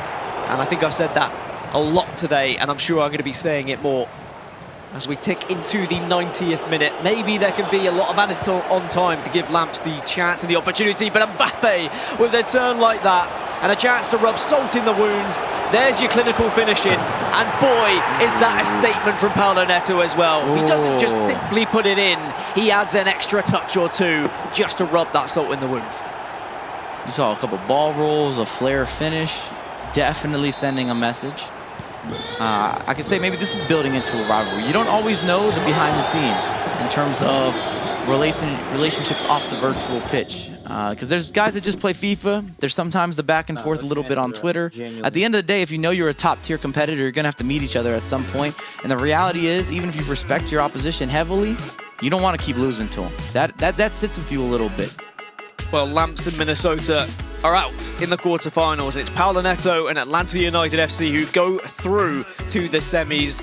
It was Lamps who got the better of Palanetto in the qualifiers, but it does not happen here today. Faisal, I mean, it was another exciting quarterfinal, but it seems like the lower seed and arguably the underdog when we looked at qualifiers comes out on top on this one. Care about, Dan, is the fact that you and I both got a prediction wrong already. Now again, we're back to I think we're back to 1-1, 1-1 in our predictions here. No, but again, for a lot of that game, guys, everything was tight, everything was close. Mike, I actually wanted to talk to you about a chance Lamps had in the 67th. He had just missed one with R9 that we thought surely this is an equalizer, but then he had Mbappe in alone on the goalie, and there was a tendency, and I think this is a lot of pro players' move, Mike, to try to ball roll around a goalie. But Donnarumma's 6'5", the tallest in the game. It felt like maybe he had a direct shot on net there, and maybe that's just me in hindsight seeing that. Is there sometimes an over-utilization of a ball roll when the shot simply could be enough? You can easily overanalyze the game, and remember, the majority of people you're playing against at home don't move the goalkeepers, especially not from a shift from left to right. They're not able to do this from a reactive standpoint, but we're seeing that at the pro level all day, every day. And a good example was even the volley. If you recall, it was a chip-through ball. Mbappe wins the chip-through ball, takes down a perfect first touch off his chest. He's into space, and instead of taking an additional touch, he hits a volley early, but for Palanetto, he's just sitting there. He already had moved the goalkeeper, centered him. He didn't. Yeah. He's not going to the near post. He's not going to the far post. Yeah. It was just looked like another day in the office. And that might score, though, versus a regular opponent online. because you have a good matchup there, because you've already created the space, and because they're not going to move the goalkeeper. And there's a lot of small details and particulars such as that you don't always see that make a difference, or the separation. We talked about it even in the Duelsta matchup versus your main man, Goal Machine. There's a couple times that Duelsta was able to bring out the goalkeeper but still defend. And still run multiple players moving. That micromanaging, that's not easy, and most of us can't do that. Even guys that are very gifted at FIFA, and therefore just lowers the percentage of conversion. So sometimes when you see people missing, it's really not everything that's happening. You're not getting the whole picture, but with that being said, Lamps had every chance to put himself in this game, especially in that first leg. The first leg, Mike, he had to convert. It should not be a 2-all. Mike said, those of us who are gifted at FIFA, as he's pointing to himself, of course. Let's look at the bracket right now. Paulo Neto is moving on. Guys, he is moving on 5-2. What a game, though, guys. It was 5-2 in aggregate, of course, but Dan, much closer than the score indicates. Just like the first matchup between Goal Machine and Duelsta as well, 5-3. But again, it went right down to the wire. Let's take a look at some of the highlights here. And in leg 2, it was Paulo Neto getting things going in the 31st. 2-2 heading into this one. Then a nice build-up play ends with, as it usually does, Kylian Mbappe. But Dan, you mentioned it. It was the link-up. Mbappe to R9, back to Mbappe. But yeah, Paulo Neto just had, a far more enjoyable day in front of goal. Let's put it that way. I mean, I know that there were certainly chances for Lamps that if he had them back, he'd probably take them a little differently, but there's also on other days where the shots he took would have probably gone in, and sometimes that can be the fine margins in FIFA. But certainly when you look at how Lamps played in the latter stages of that game, you can understand why the extra goals came through for Paulo Neto. That's why when you see a 5-2 scoreline, you've got to take it with a pinch of salt, because you always assume the player who's behind is going to be playing a little bit more attacking. And certainly I think that, Lamps is going to be frustrated, but he also has to look at it as a positive. He's still got to out of 27 competitors. Getting to that last day is a great way to start his eMLS debut here, and I think that he should definitely be proud of that. Mike, a quick thought from you. I was just going to say that last goal, the fourth goal, another thing that you're probably not doing at home, if you notice, Paulo Neto took that down off his chest. He could hit that first time with R9, but he takes that on the chest just to see if the goalkeeper's going to shift. To increase the percentage of conversion, to make sure that maybe R9 doesn't go for a header. It gives him more versatility for the finish. And these are these little details that I talk about with composure that makes a difference to winning games. And maybe the difference, again, between making it to a quarterfinal and moving on to a semifinal, or even between playing casually or becoming a pro at the low end as well. So subtle things. Nice pickup by you there, Mike LaBelle. All right, it's time to head over to Susanna. She's standing by with our winner for our player interview, presented by Cheez-It. All right, Paulo, congratulations. You are headed to the semifinals. You just beat an opponent in Lamps who is undefeated heading into today, but especially in that second leg, you were able to completely control the game. How'd you do it? Oh, thank you. Yeah, it was a great game. He was a very difficult opponent. I just tried to, when I scored, to keep my game and keep the possession more. So he couldn't have more chances to score. So this was my strategy and working. Well, let's talk defensively as well, because you held him scoreless in that second leg on the defensive end. What was working for you today? Yeah. I think that I also had some lucky because my goalkeeper just was too good on this game. So yeah, but this is about the game getting good on your chances and having luck too. So yeah, I'm really happy to be on the semifinal now and hope to continue like that, playing good. And I think that this is the way to be the champion. I love it. I want to give you an opportunity right now, because all of us picked Lamps to win that, and now we are all eating crow. Paulo, you proved us wrong. What kind of statement did you make? You can tell us how stupid we are right now. I'll let you. No. I think I like this way. I hope that you guys vote too on CJ or in Adamo in the next game. So we continue like that, and hope in the final you guys vote against me again, and then I know that this will bring me luck. We learned our lesson for sure. Paulo, congratulations. We'll see you in the semifinals. Thank you. See you.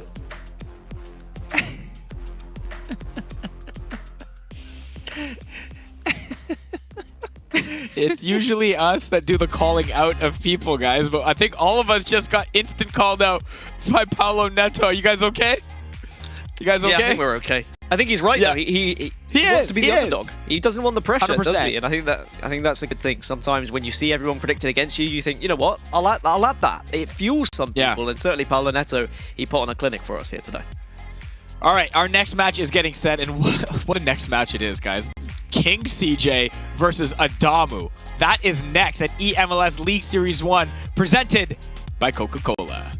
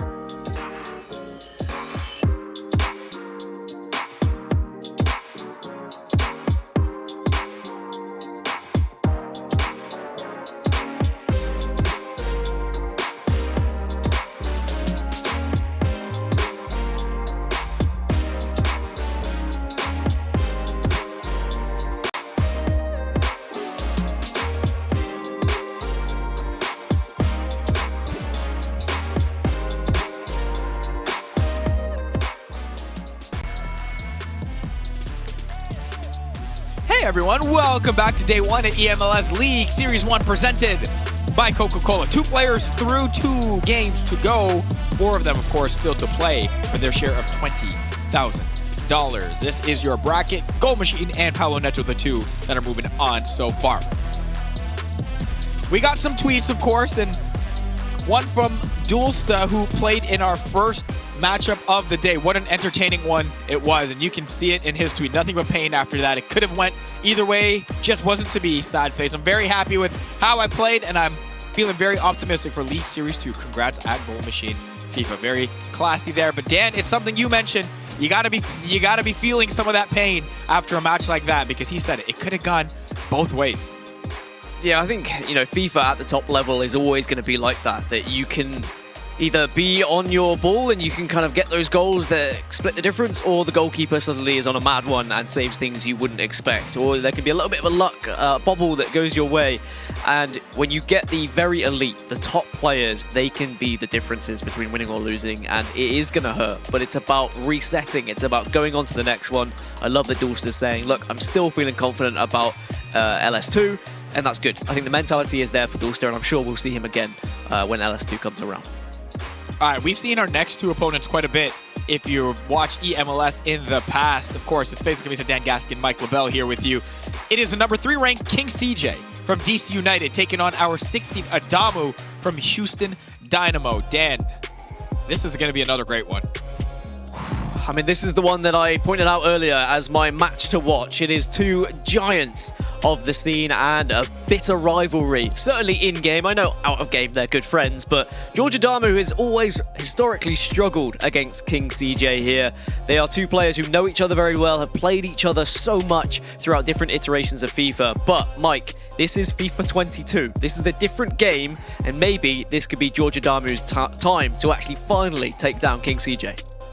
Well, King CJ, without a doubt, has been George's bogey player, where he hasn't been able to get past him. But what I've learned, or what we've learned from this bracket, this is the bracket of the dogs. And I'm not talking man's best friend. We're talking underdogs. We've seen that happen twice to get things underway. I think it might just continue. And that just tells you how close the league is, what we're looking at for competition. Plain and simple. All right. Hey, we got smiles on the faces of some of our opponents today. Look, they are friends. They know each other quite well. They know their each other's games, and that means we are in for an entertaining one. Do we know their rosters, Mike LaBelle, and what we will be seeing on the pitch this time around? Take us through it. Happily. And if you're just tuning in, once again, we're looking at squad rules. The big takeaways, you're going to have 5 MLS players on the pitch at all times. So that means if you're subbing one out, you got to bring on another one. We saw Gustavo Bo come on and be a star player, providing to R9 in the previous matchup, for example, with that late but great cross, the takedown, the finish, the volley. As we look at George Adamu's starting 11, he doesn't have Donnarumma, which could be terrifying, could be scary, could be a mistake. As good as Van der Sar is, just what we've seen from Donnarumma has been disgusting and consistent, and he has changed games. He has impacted performances. He has disrupted and definitely put his own staple or stamp on what's happening and when it's happening. And going up against King CJ, who I would feel if I was King CJ, they came in, had him 6th in the power rankings. I didn't see everybody's votes behind the scenes. I don't know how everything got put together, the collective. But if I was King CJ based on last season, where I'm making it to finals, I got the USA spot. How do I have the national team spot and I'm number 6? And this is a domestic event for the most part. I would definitely be in my feelings and maybe have a little chip on my shoulder, even though he's smiling, he's sitting back. And of course, we don't know King CJ, Cisse. They're brothers. They live together. They work together. They work that alignment out. His older brother may be surpassed by the younger brother. We're not seeing Cisse in action, but it's got to be the best training situation you can imagine. Yeah, he told me it helps him a lot, and he still got the support of his big bro for this one, as he always has. We've seen the family ties in this one. All right, let's get to our pre-match predictions.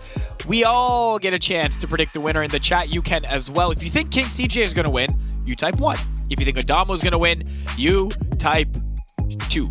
Simple as that. You can follow the channel, of course, so you can vote. Susanna, it's your turn to start. You knew it. You knew it was coming. You knew it was coming.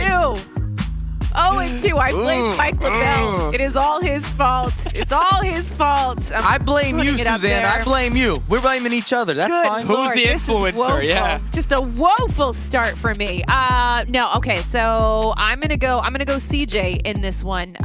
He's a guy I loved watching him play last season. Also, any guy who has a portrait of himself behind him in his backdrop, I've got one of those too. Yeah. Drawing inspiration. We know for you yourself do. is very We Mike know LaBelle. you do, Mike. Yeah, that's my pick. Yeah.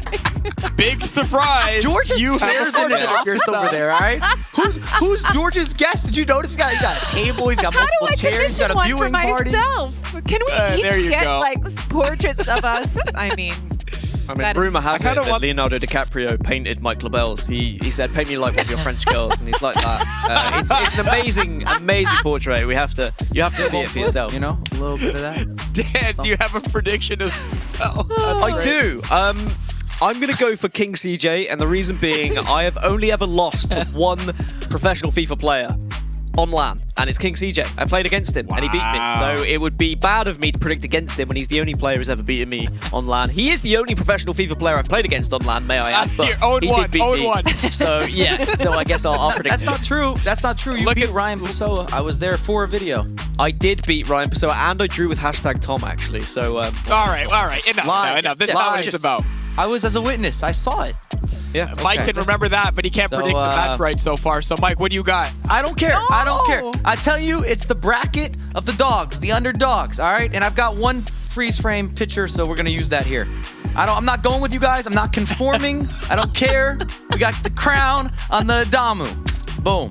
Done. You know, the funny thing is, guys, all 4 of these matchups could legitimately be finals because these players are so good. So how do you pick, right? And I talked to King CJ, said, I hate that I have to play Adamu first. He's one of my best friends, but this is part of being a professional. And I think he's going to be a professional in this one and get the job done as well. We saw him come on heavy at the end of 2021 in that season. And I think he's going to carry some of that into this year as well. So my prediction is King CJ. Chat's going heavily with George Adamu, 71% to 29%. So let us know. Send us your best comments in the chat during the match, and we'll feature them in that game. And that game is about to get started. So I turn it over to Dan and Mike. Thank you again once more, and yeah, this is going to be a very interesting game indeed. Both of these competitors' 3rd season in the eMLS, so a real chance to try and put your foothold in the competition, get to a semi-final, and push yourself closer to a potential trophy. Mike can see the statistics down there and the win-loss record for both of these players. King CJ hasn't lost in his last 12 games, so of course they played 14, he won 10, he drew 2, he lost 2, but he hasn't lost in the last 12. I think that says a lot about the confidence, but he's going up against George Adamu, who equally has not lost in his last 7, so they're both in really good form coming into this one. And it's also difficult when you're dealing with 2 competitors that play against each other. They're good friends, they're training partners, because the matchup then is negated to a certain degree because you know each other so well. You're trying to outthink and often overthink in so many different 50-50s or just different sequences and scenarios on the pitch. Well, kicking this off, another quarterfinal, our 3rd of the day. If you've just joined us, where have you been? It's King CJ, who straight away is going to open things up here. Gets the goal for DC United in the 4th minute, the quickest goal we've seen so far today. It was an offside trap attempt by George Adamu, and it's punished by his arch nemesis, King CJ. And this has always been a staple kind of in George's career. He starts slow, but the problem is when you're going up against King CJ, I don't know that you can afford to start slow.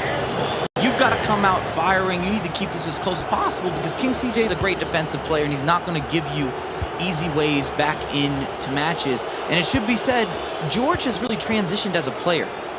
When he first got into eMLS and really made a stance of being a pro, he struggled a lot defensively, struggled with his emotions. He was scoring a lot of goals, but wasn't stopping anybody. And now he's scoring a lot less, but he's been able... Okay. Hold on a second. Yeah. Scoring a lot less. I tell you what, the commentator's curse came in at just the right time there, and I think George Adamu will be thanking you later, Mike LeBeau.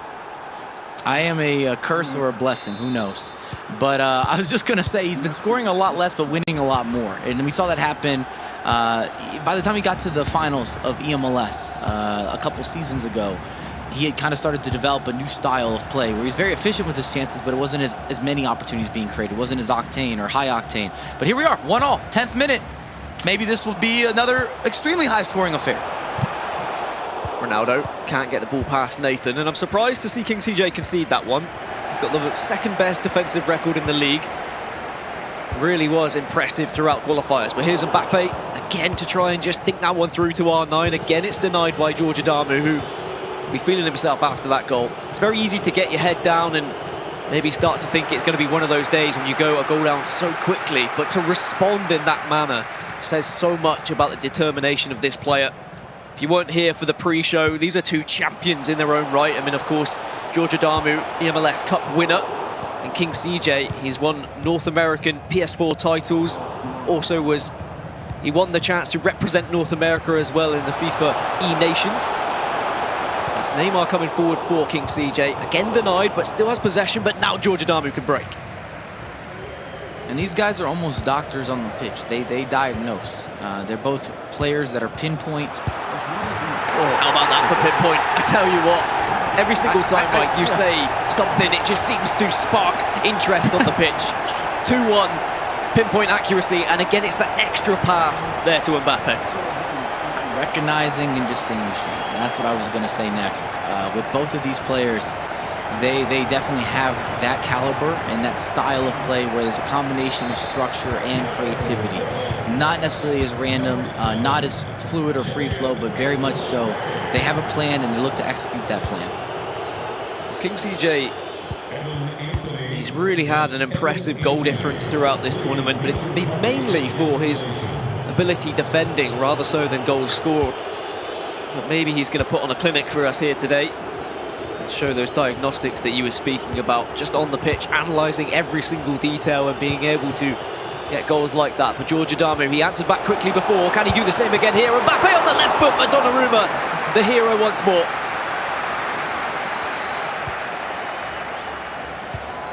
What a chance that was for George Adamu, and I think he knows it. It wasn't the easiest of opportunities, just on the volley for Mbappe. On another day, that could have gone in, and that could have been us already tied up 2-2. And it has been goals galore today in eMLS Series 1. It's exactly what the doctor ordered. Exactly what I ordered as well with my first eMLS competition. I wanted to see goals, I wanted to see the players playing the most attacking FIFA they could. And that's definitely what we're seeing right now, as again, just fizzed across the box as King CJ looks to try and make it 3. But George Adamu, he's holding strong at the moment, putting a blockade of players in the way, and he wins the ball back. And again, bringing out some advanced ingenuity, where you're seeing the player lock, which was more common last year. I think it was easier to introduce in many regards into your natural gameplay. This year, it's a little more challenging. And if you do it incorrect, there is a larger margin to be punished for that type of mistake. And even George, where you saw him with the little mini chip from the previous play, you don't see that happen very often. It's kind of original. It's innovative as a way of being able to penetrate and get into the box and put yourself into dangerous locations. Qualifiers, these two players, they drew 1-1. Couldn't separate them across one leg. It's 2 legs of FIFA here in the knockout stages in these quarterfinals as George Adamu approaches the box of King CJ. Sanchez finds R9, shifts it onto his right foot, denied by Marquinhos, and now we're going to see King CJ on the counter-attack, and it's a lofted through ball to Mbappe, but it's not going to come of anything. He's offside. It's also worth mentioning, when you're looking at this camera view, with King CJ, it's a little bit different than what you're accustomed to seeing from the majority of pro players or just people that play FIFA. Typically, you're going to have a co-op or even more of a zoomed-out tele-broadcast, which is not what's on display here. You see it's more slightly angled. And that would typically suggest it's a player who likes to use his skill moves so he can have the better view of the low-down area on the pitch. You can get up close and personal and see exactly where those legs are flinging. Those skill moves can be a little bit more accurate, a little bit more precise to get round the defenders, but it's George Adamu. And Sanchez needs a little bit of help, a bit of support. Lawrence arrives from fullback, but George Adamu is more than happy at the moment just to take his time here, as he should. He doesn't need to rush, almost puts the ball out of play, and that would have been a little bit concerning, but keeping the ball in possession. He just needs to make an opportunity with every attack, and then at least he can be happy. It's not always that simple. Duncan to Santos, plays it into Mbappe, who now might be able to get a shot away if he can beat this defender. Needs assistance from the team. Sanchez again plays it inside, but nothing comes of it in the end. And you're seeing some of that traditional mechanical play from George as well, with just the left stick turning, trying to find any sort of gap. Got to be said, well done defensively as well from King CJ. Didn't fall for any of the bait, didn't go in too aggressively with some of those half turns, because that's sort of the name of the game, is trying to just shift somebody ever so slightly out of position. Well, leg one, and the first half of leg one comes to a close. It's King CJ who has a 2-1 lead, and George Adamu, the previous eMLS Cup winner, with it all to do. You can see the trophy there in the background, and then for CJ, it's a portrait of himself, which I still want to see Mike Labelle's portrait on stream at some point. Maybe we can convince him. But there's a lot to do for George here. Certainly the quick response, Mike, was the perfect reply after going a goal down so quickly. But now that both players have been able to settle into the game a little bit, and King CJ's got that lead, and he's got such an impressive defensive record, I'm wondering, is this going to get tougher and tougher as the game goes on for George? It would get worse if King CJ is able to add to the lead, because we've seen throughout past years that CJ has the ability to kill off games. Obviously, the stats also suggest that defensively he's been pretty spectacular, and that's also an element of his game that has been consistent and reliable over the past couple years.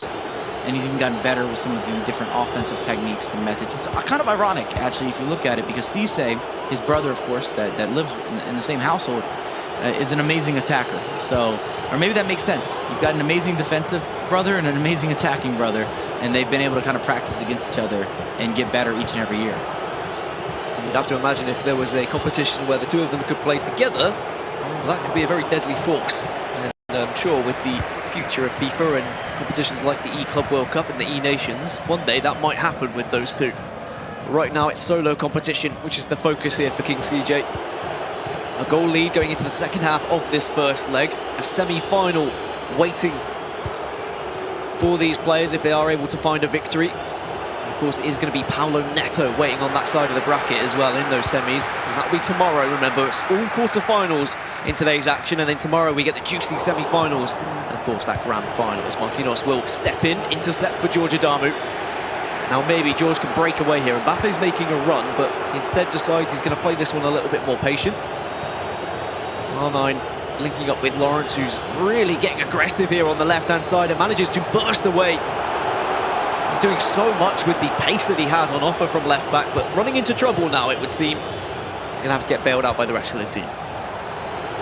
And fun fact, we have seen that 2v2. We ran an event towards the end of last year, and it was Cisse and King CJ that had tag teamed for the 2v2. They lost in the finals against Diddy and Surge. So that has happened. We have seen it, just a teaser though. And it wasn't being played in Ultimate Team, but I definitely think that that could be a big portion. We've already seen the inclusion of 2v2s now in the competitive FIFA scene. I wouldn't hate the brother combination or that partnership. What is the goalkeeper doing? Yeah, very far off his line. Maybe just expecting perhaps a little bit of more of a aggressive stance from the attacker to come in towards the box. Doesn't matter in the end though, it comes of nothing, and it's King CJ who's still in possession here. The game slowed down ever so slightly since the early goals we witnessed, but there's going to be a chance now to break into the box, but Lawrence recovers well. And I have to say, the defence on both sides with the MLS players that are featured have really impressed me. No, they've been extremely consistent and in the right places, the right times. And even when you're looking at a lot of the tackles and breaking up of plays, and especially when we go into the fullbacks, when you're talking about Kyle Duncan or Kamar Lawrence, both of them, of course, had the pace. We know that. We can see the stats. But if you look at them breaking up the plays, some of the interceptions, and then also being able to prosper and progress the attack, which is definitely challenging when you're going up against so many high-rated and just very overpowered players all over the pitch. I do love the ruling that 5 players from the MLS have to feature, and of course Clint Dempsey being there as a legend is always going to help as well. And he's already had his part in a couple of goals, and I'm sure we'll see more as the competition goes on across this weekend. As with 20 minutes to go in this first leg, it's still a 2-1 lead, and there is that pause. I was just about to ask the question of, do we see some tactical changes now as we get into the latter portion of this leg? And that's going to be a poor ball indeed, and this could be punished by King CJ. Neymar will make a lot of space on this left-hand side. It's a long ball, should just get to it. Touch, bang, doesn't find the goal, but I tell you what, he made a chance of it. And I was surprised to see so much action to start this game, because then, of course, we can analyze and say, well, this game's going to have so many goals, but this is more or less what I expected it to be, a little more meticulous with some of the build-up and, again, trying to find anywhere that there is any space to work with. You see an unforced error there from Renato Sanchez. George's reaction, unhappy, maybe unexpected, but you also, at this point, probably not going to completely go for it. Well, we heard a listening with one of the coaches earlier, and actually George Adamu and his coach had a conversation at halftime. Let's have a little tease and see what they had to say. I think if you keep playing like the little 1-2s in between Ronaldo and Mbappe, though, not just try to turn and shoot on the first time, I think we'll create a like he'll miss switch and he'll drag someone out. we'll be able to work someone out. But I think we're fine right now. Honestly, I think now he's just trying to hit you on the counter more than anything. We're fine right now is the wise words from the coach of Georgia Damu, and I think he's right. I think they are fine. They don't have to worry too much. He's suggesting that King CJ is trying to hit him on the counter and also trying to tell Georgia Damu to stop going for those quick 1-2s and maybe just looking for those penetrating through balls instead. What did you take away from that one, Mike? The majority of the second half hasn't been very eventful. This is not some offensive explosion, so it's kind of a matter of patience and who's going to break first. Because with one goal, that's nothing in FIFA. In fact, we saw that in the first matchup where Dulce had a lead going in the second leg, and that lead was reduced. We saw equalizers, we saw a regained lead as well for the likes of Goal Machine, and then of course pushing on to extra time. But I will say this, that we're not seeing a lot of danger. We're not seeing even those areas. George hasn't really been able to get into King CJ's box, which to me that's a little concerning. I'll just leave that there. You have to be able to produce offense. Definitely concerning. Although for all I've spoken about King CJ's impressive defensive record, you could say the same for Georgia Damu. He's ranked 4th after qualifiers with his goals against, so he's not been conceding too many. So that would naturally suggest a slower game, a more even game with possession-based football being on offer, but we were maybe spoiled with the early goals in this first leg. Perhaps there's a chance for one more in the final moments of this one. Ronaldo feeding it to Vinicius Jr. Has got room to shoot, will shoot! Keeper goes down, maybe goes down a little bit too easily, and there's the equaliser. He got into the box, Mike. You wanted him to create those chances, and he's rewarded for it.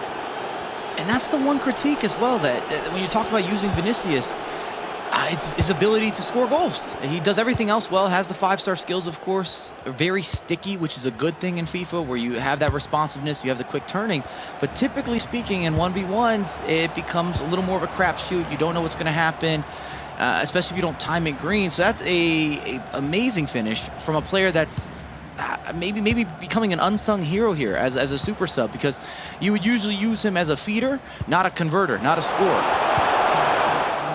Last minute of the first leg.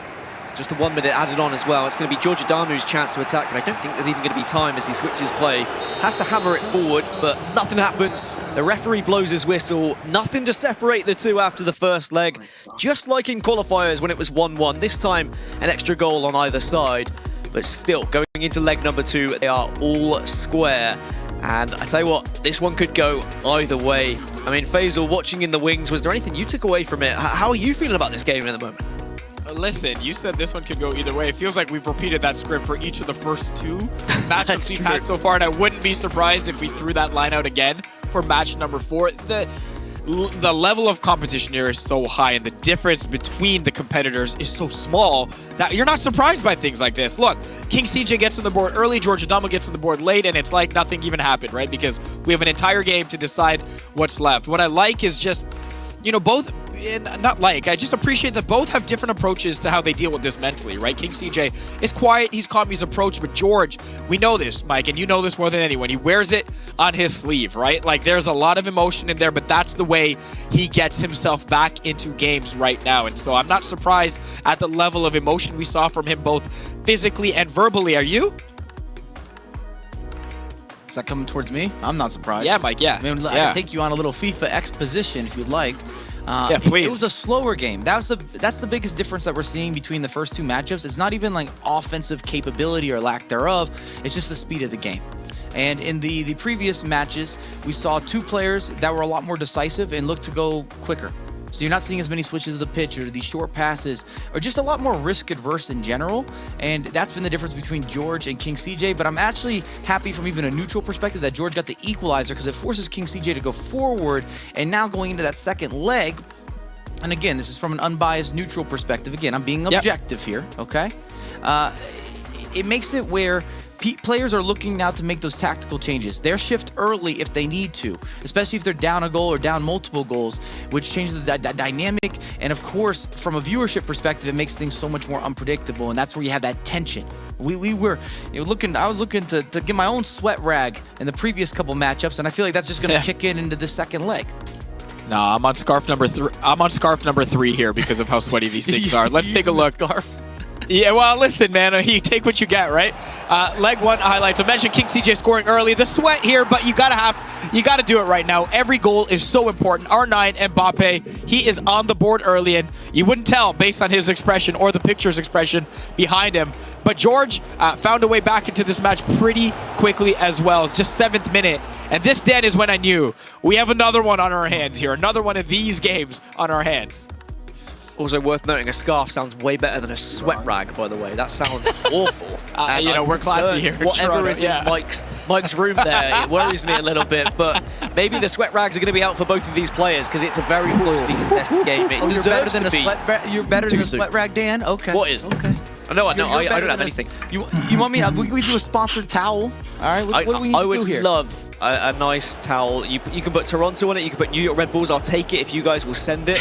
As we saw Adamu send the ball forward here when he needed to, right? Because it was 2-1 for so long in this game. I was screaming about defensive records of both these players, but Vinicius Jr., the super sub coming on, getting the job done, is exactly what this tie needed. Because Mike, you are right. If this was 2-1 going into leg number 2, CJ would have just sat back. He would have played defensive. He would have known that his defensive record has been impressive throughout qualifiers. Neither of these players on average have conceded they've been conceding less than 2 goals per game. And now they've both just conceded 2. So this opens things and blows it wide open for leg number 2. And I'm hoping it's going to be a very exciting one. And I think that's why we don't see a lot of reaction from George after he ties the game up, because he knows he's just got more work to do. You got to start all over again and try to find a result in leg 2. Let's check in with Suzanne to see if we got any insight ahead of that one. Yeah, Faisal, George was exceedingly frustrated during that first leg, and his coach just kept telling him to relax. And he said those last 15 minutes, he played really great. He said, look, you've come from behind twice against CJ, which is really hard to do. So focus on that. And then one thing that George did say, he said that he needs to be more direct. There is so much space for him to utilize that he hasn't been able to capitalize on. So look for him to do that in leg 2. As for CJ, he and his coach are speaking exclusively in French, which I did take 5 years of French. I should be able to understand way more than I do. Sadly, I'm just getting things like bien, bien, bien, good, good, good. So I'm gonna have to work on that for you guys. I promise. I'll do my best. Right, maybe I'll listen into the next one. J'étais en immersion pour 12 années, donc je peux parler français très bien si tu veux. Yeah, and I'll try to analyze his next match if he does get there. Of course, we are waiting for your comments as well. Please send them during the match. Yeah. I don't know what's going on right now. I'm supposed to be the European here, and you guys are outclassing me. It's not fair. Pardonnez-moi, sorry about that. We'll go back to English here. Send us your comments in English in the chat, and we'll try to feature them in the match. There is a leg 2. We've talked so much. Let's get to the second one. Dan, Mike, allons-y. Oui. Is that right? No, that's yes. Yeah. Either way, it doesn't matter. I was able to get something out. Mike LaBelle, I mean, do you know any other languages? Actually, no, don't even answer that question. I'm not even going to allow you to even think about the language you may know, because we've got a leg number 2 on the way, and it is poised perfectly between 2 giants. 2-2 going into this leg number 2. It's going to be George Adamu from left to right in the orange, and King CJ from right to left in the darker shade of blue. And the big takeaways there. In the first leg, I feel that King CJ has done the best job of any competitor defending the middle. So not allowing those splitting passes and therefore taking away a lot of creativity. You see a really big early mistake there. Lucky for George, not going to be punished.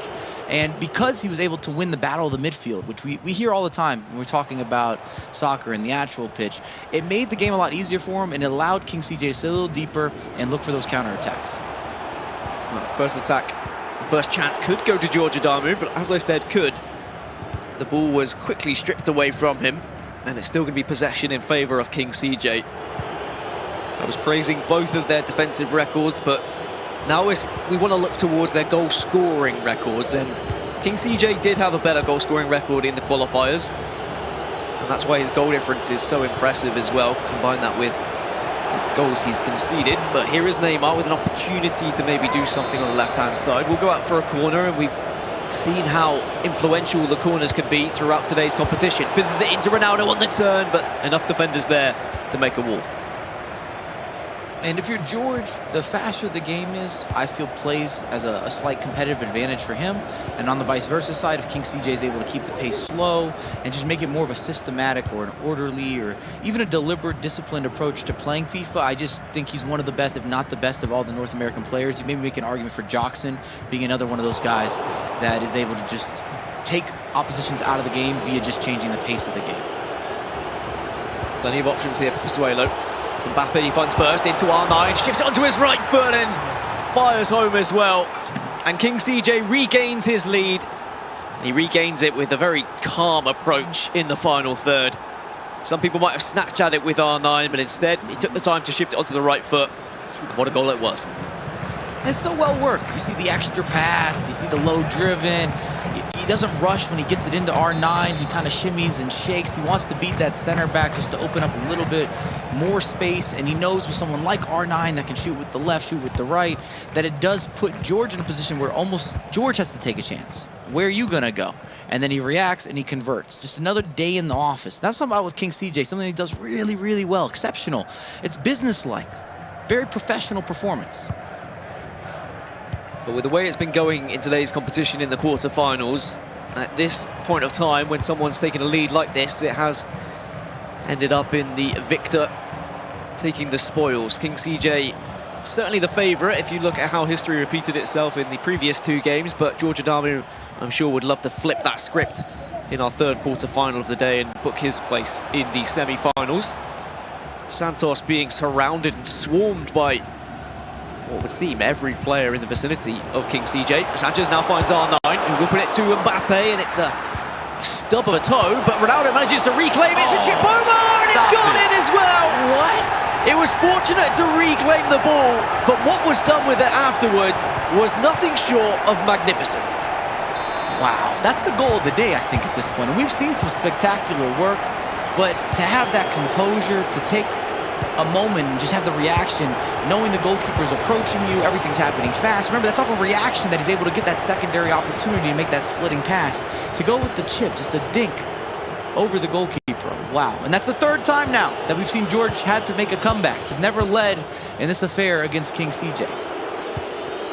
I've always said that what impresses me most about FIFA players is their reaction skills, and what a reaction this would be as King CJ reacts to the goal. And George Adamu could only taste a draw for mere moments before CJ ripped it away from him. And we're starting to see a little bit more character out of King CJ as he erupts and celebrates that one. And you start asking, can George really keep making these comebacks? This would be the fourth one if he equalizes. King CJ always has an answer. You're filling out the choices on the test, the A, B, C, or D. He's there. All the above. I don't know if you had those in Europe or not. Might be very much so an American reference for you, Dan. Do you mean tests or just A, B, C, and D? Because certainly both of them featured. We have the...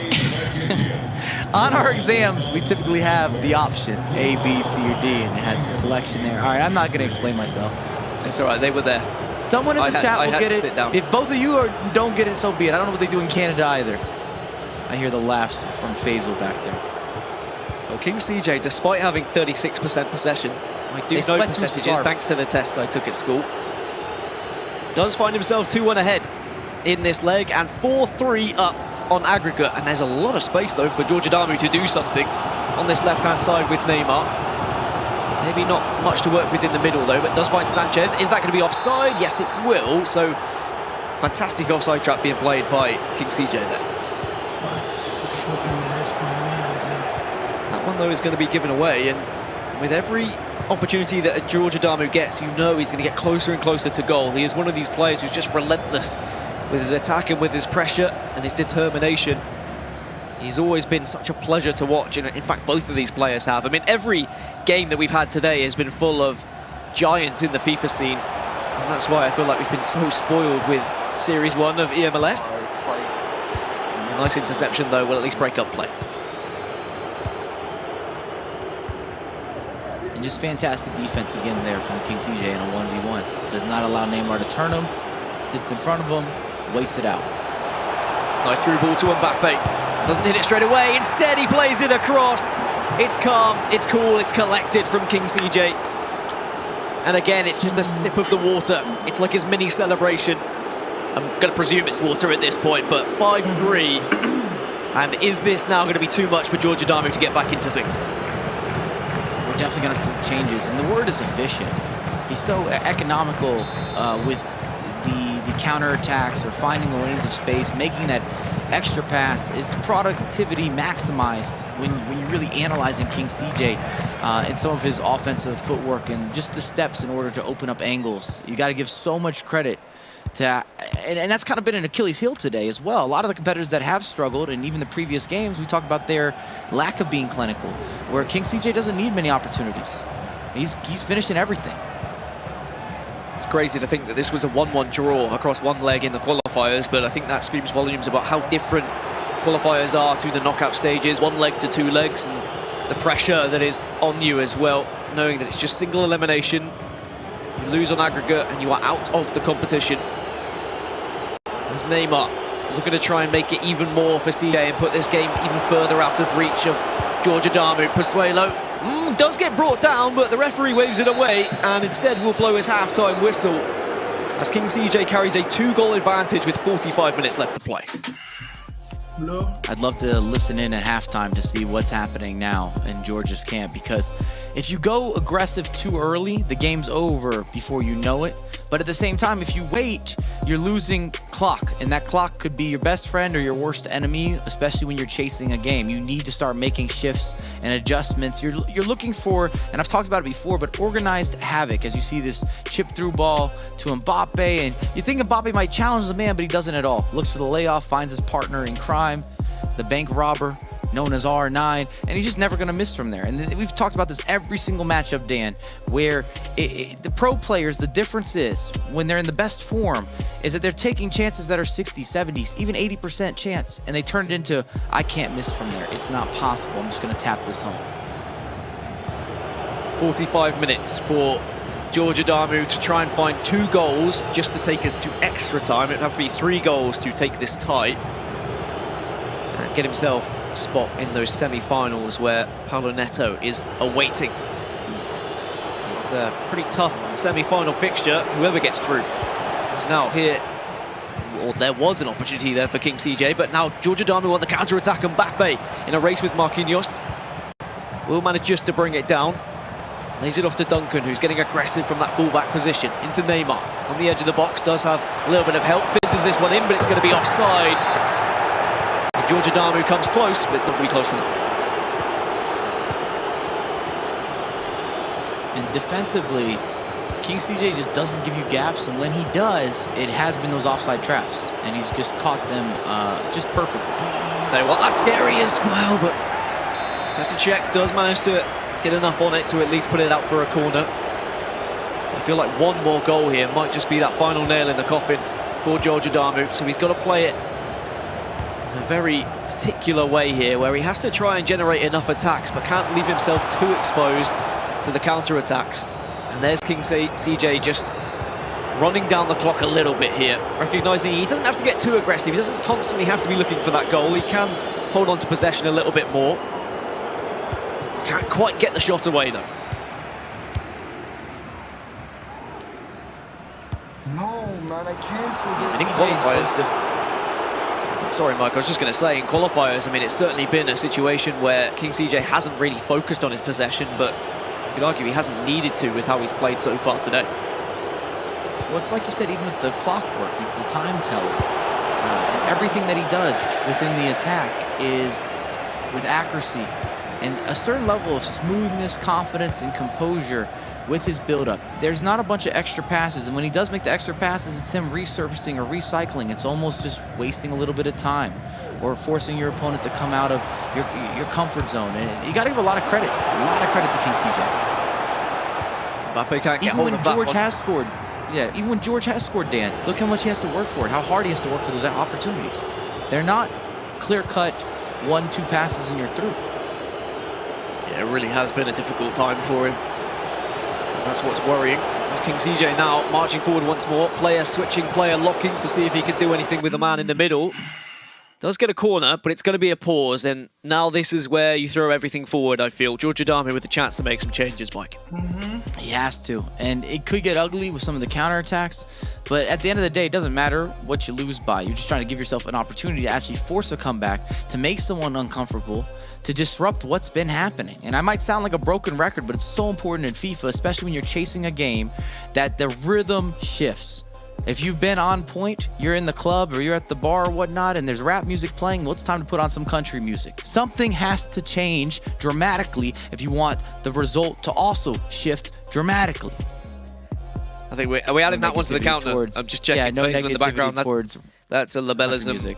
I mean, it's hard enough sometimes being the only Brit on this broadcast and listening to some of these American references, but it's even harder, Mike, trying to understand you. But I do love the way you express yourself. I love it. Well, I'm interested to see what George does here in terms of how much he turns up some of the pressure. It's not just a formational change, but of course with the tactical side, are you going to go more into the fast build-up? Are you going to look to utilize additional team press? We're doing that manually. Are you going to go wider? Are you going to go more narrow? Outside of just changing into a 4-4-2 or changing into a 4-3-3, or sometimes we've seen the 3-5-2s at the end of games as well. There's a lot of different options here, and it matters so much. The limelight is on. Fresh legs as well. Substitutions made. King CJ does have the corner though. Davies, who's going to be the newest inclusion on the pitch for George Adamu, is going to make an instant impact at least getting the ball out of play, but possession still with King CJ here. DC United. What can he do from this left-hand side? He's going to go for another corner. Worrying signs for George Adamu. Sanchez shifts past one. Could have been two. Duncan does his job. But all the meanwhile, this time is dwindling down. Finally, George Adamu gets the ball back. And this counter-attack, surely we've got to see something from George. We've got to see him at least test King CJ, make him think that he does have the potential to get back into this game. But nothing comes of it.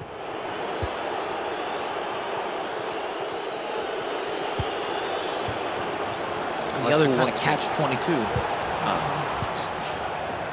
the other catch-22, Dan, is that when you make that pause to go much more offensive, at the same time King CJ uses and takes advantage of that pause, that break in the game, to go much more defensive. R9 chips one through. Anyone else? And that could have been a goal, but the height just wasn't quite there, unfortunately, for Pozuelo. Can't steal that one away either. You can see that George is pressuring a little bit more, though. Mbappe's going to make that run. Will he find him? Yes, he will, but where do you go from here? Ball roll inside. Plays it to Duncan. One more, perhaps, and I just think skill moves has kind of messed him up there. Tried to go for something like a croquetto, and I think it just ended up with nothing because Duncan doesn't have the skill moves to do it. And the reality, again, same situation, and you might have heard this saying before, but the obvious option is often the correct choice or the best option. And in that case, you had the through ball, you had the space with Mbappe. R9 was making the run, whip that in, let him go get it, let him do his job, let him get that payday.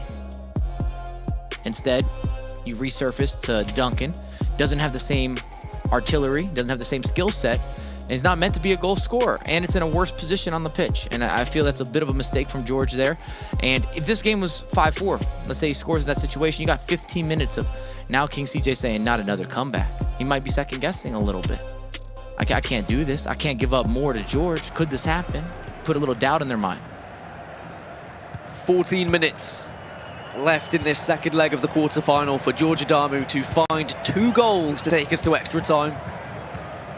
Time is very much not on his side at this point, and King CJ, who has been very impressive defensively, not just in this game, but throughout this entire Series 1, qualifiers as well. But here's Mbappe, can he get a shot away perhaps? No, he stops up and tries to play it across.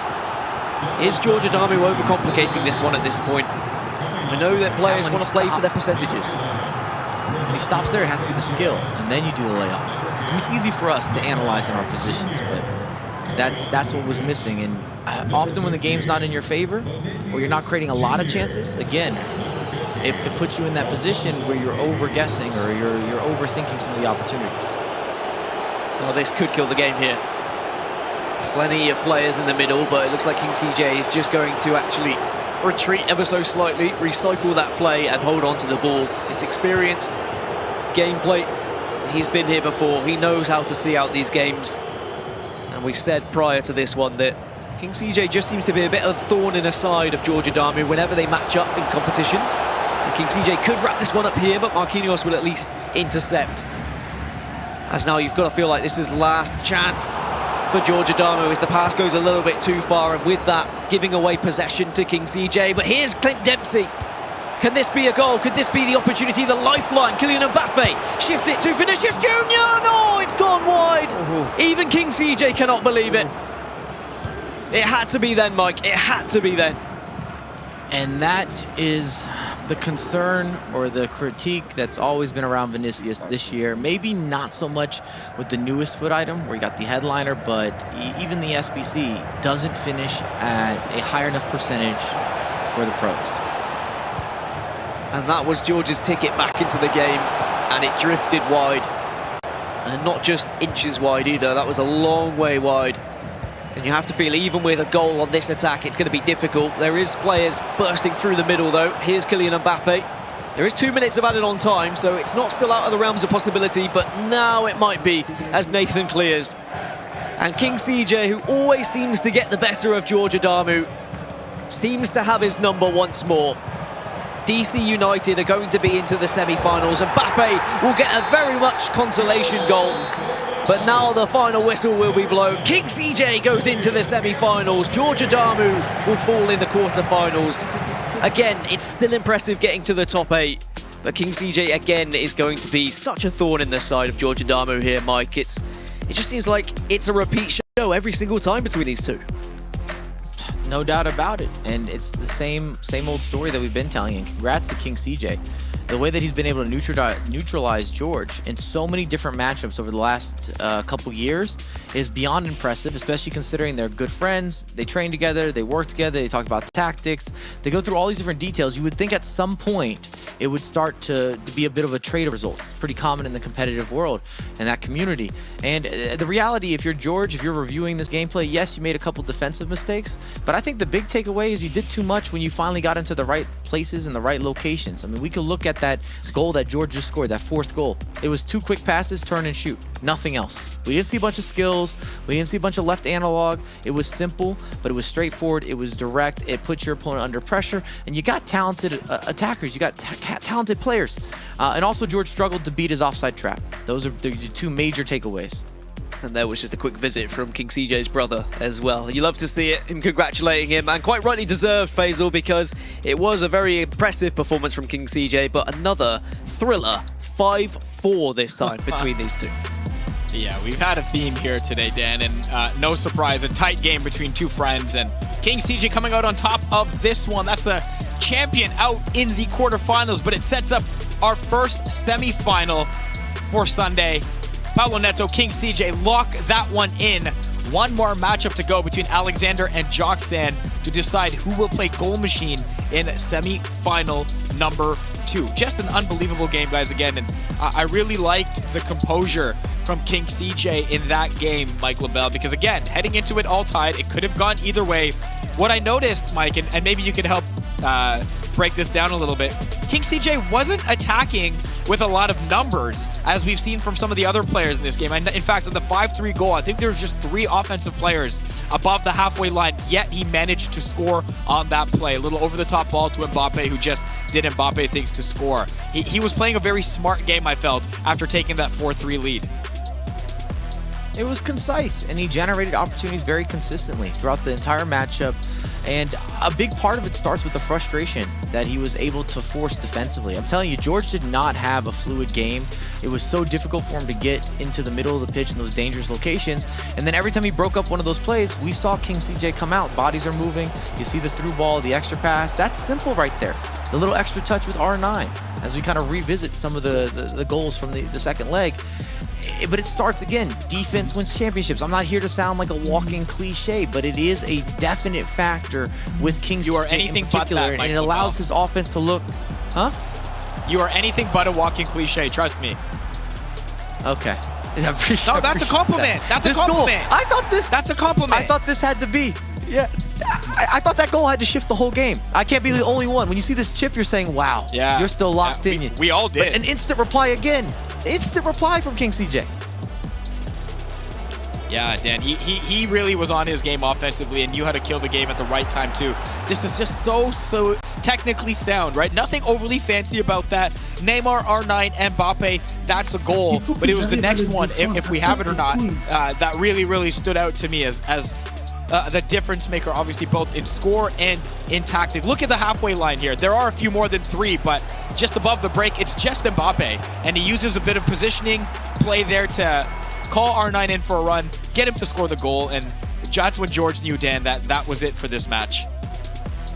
Yeah, I think you could start to see defeat on his face, or on Susanna's face, just pure shock, ecstasy. What's happening in front of my very eyes? And quite rightly so. I mean, it was a real impressive performance from King CJ. And I think the best part about some of these highlights is you can hear his brother celebrating in the background every single time he scores. Even though he's been banished, he's not allowed in the room, but you can still hear him shouting. And I love that. Brotherly love, brotherly support. And, you know, a great display by King CJ. And now that is a juicy semi-final. King CJ versus Paulo Neto. I can't wait for tomorrow. Yeah, it's going to be great. We still got one more today, but before that, let's head over to Susanna, standing by with King CJ. It's our player interview presented by Cheez-It. CJ, congratulations. You are headed to the semifinals after what we are going to call just a confident performance from you. Every time George made a comeback, you had an answer. What was the key for you today? First of all, I am very proud to have won this quarterfinal matchup. I'd like to thank first my coach, who coached me very well during this game. Very professional performance. So about the game, it was a very tough game. I could feel that both of us couldn't move properly. The connection didn't feel too good. That's the downfall of online gameplay. But I feel that I managed him very well. And I kept my cool in those incisive and important moments.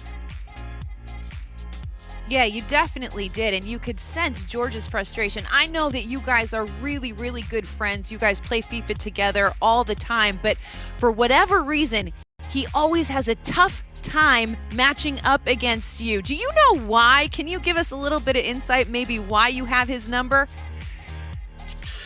The closest memory I have was in FIFA 20.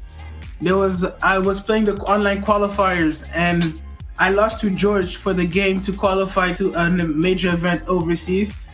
Ever since I lost that game, I think I had a little mental switch that told me that, like, when I met George, like, I'm gonna give myself to my last breath to beat him. And that has stuck in my head ever since. And I think that's why I managed to beat him. I hope it continues. He's a fantastic player. And then this streak is going to end one day. I know it will, but let's hope it keeps going.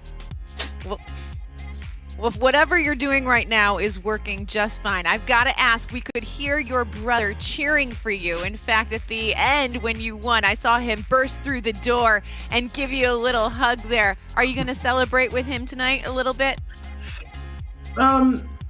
This is the first part of the job. We won the first matchup. Of course, the goal is to go all the way and bring the crown to DC United. They put a lot of faith in me, and I hope I can repay them.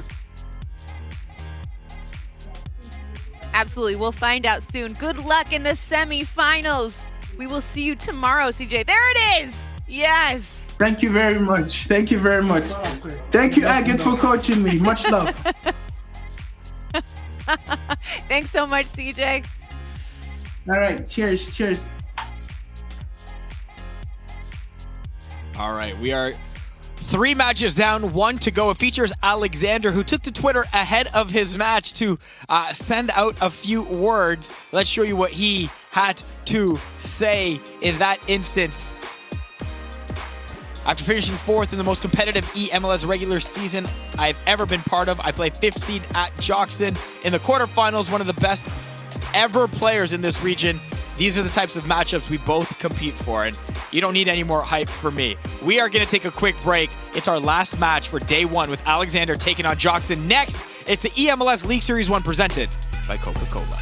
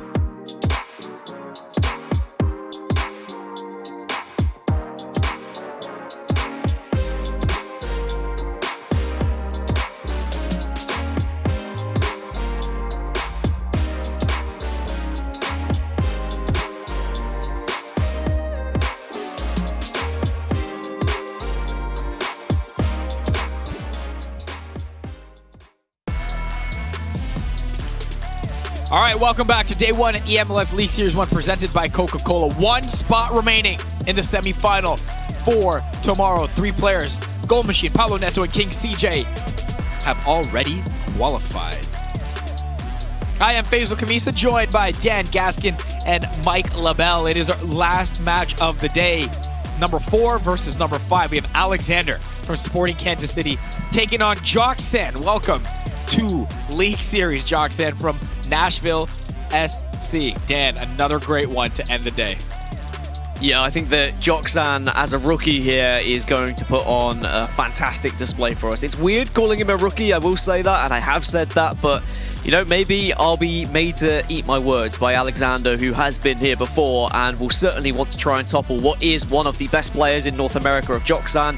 Not just North America, but in the world, it has to be said. For every single player today, these players are internationally well-known and very much impressive across the board. Mike, statistically, I mean, you look at possession, Joxan, again, he's up there in the high 50s, as to be expected. How are you seeing this one going between the two of them? Man, this is a difficult matchup to call. I just saw that the power rankings actually had Alexander at 17th. So the disrespect there, you wanted some motivation. I'm sure that motivated him. He was very impressive in the qualification games in order to get to this point. And both these players, and I've had the displeasure of playing against them, you don't get to control the game. I know exactly what type of game you're going to go into the matchup with, and that's kind of always been their bread and butter. I know you see really high possession with Joxan. Usually Alexander would be similar, where he's going to switch the pitch on multiple occasions. He's going to speed it up, slow it down. You just have to play at the pace that he wants to play, and it's just a difficult match. Oh, well, it's going to get even more difficult as we get set for our pre-match predictions. And of course, you in the chat can make yours as well. If you think Alexander is going to win, you type 1. If you think Joxan is going to win, you type 2. Of course, you got to be following the channel. Be sure you do that so you can vote. No. Let's see. Who is... Oh, Mike. Oh, no. Well, yeah. Oh, no. This will be the first time if I go 0-4. I've never had one of those. Oh, no. Oh, boy. 0-4. Well, let's see. You can go first, big guy. Thank you. I'd like to lead off. All right. I've seen a lot of broadcasts, and I actually think Alexander is probably in better form than Joxan this year. But Joxan on a broadcast figures out ways to get it done. I've been a part of way too many broadcasts, so I'm going with Joxan. Susanna's not happy about that because she's going to join me, which means that we Susanna, both go ahead. over together. Yep. We lose on this together. Yes or I no? felt it. Yes or no? I hear it. I know. I was like, what is Mike LaBelle going to say? Oh, yeah. No, I agree. I think Joxan's going to rise to the occasion in this sense. We've seen what he has done on the global stage. I think this is going to be his moment. I just have a feeling. Okay. 2, Dan. Is it going to be me and you, or going to be separate? What are we doing here? I mean, I was going to go for Joxan, but now Mike LaBelle's said Joxan. I feel like that's just not where we should go because he's 0 and 3. You know what? I'm going to go against logic. Mike. I'm going to go for logic. Alexander, and the reason why is just looking statistically, Alexander has a much better record going forward than Joxan, and even though Joxan's got a very impressive defensive record, with how today's gone, it's been the players with the better attacking record that have won, so I'm going to go for Alexander for that reason. Oh, man. I can't believe it's up to me again. Well, I mean, we all have to predict, so I can't believe we all have to do this. You know what, Dan? We've been vibing, you and I, so far today. It's our first time working together. Things have felt good. I'm going to go with you. No logic other than Dan said so I say so as well. Just to even things out I'm here. off here on a LaBelle Island by myself. Hey, you chose your corner earlier, Susanna. You had a clear decision, and you chose my You know what? For as split as we are, the chat is... life jacket. The chat is there as well. Leaning a little bit more toward Joxan right now, although it is a tight one. And again, wouldn't be surprised, guys, if we had another tight game. During our match, of course, send us your comments. We'll feature them as much as we can during the game. It's the last one of the quarterfinal. Dan and Mike, your turn. Cheers, Faisal. I don't think I've ever predicted against Joxan historically, by the way. So that says a lot about your predictions today, Mike, and how concerned I am about them. But what a final quarterfinal that we have here. Appreciate yeah, well, that. you know, you're 0 and 3. I'm a stats man. Yeah. And we've got 2 players who, you know, would love to get into the semi-final here. I mean, Alexander, it's his 4th season in eMLS, but he's never got to that opportunity of lifting a trophy, right? Whereas Joxan, he's tasted success in so many other tournaments. It's his rookie season. I know you've predicted Joxan here, but do you think this is going to be a tight affair, or do you think this is going to be quite one-sided? I think it's going to be a tight affair, and I meant it when I said Alexander, in my opinion, has been in better form than Joxton this year. Joxton in previous years, we always knew that he was performing really well online, and coming into this season in particular, he's still performing better than the rest of the world, but for Joxton's own personal standards, I know that he struggled more, and therefore, maybe he's not adjusted the same way to FIFA 22, but from seeing him at so many broadcasts, it's just one of those guys you just don't go against. He figures out a way to get it done. When you hear the interviews, he says, I'm ice cold, baby. He says, I'm ready. I'm good for the big moments. I'm not scared of those moments. So we'll see if he elevates in this matchup, but I do want to give a lot of credit to Alexander.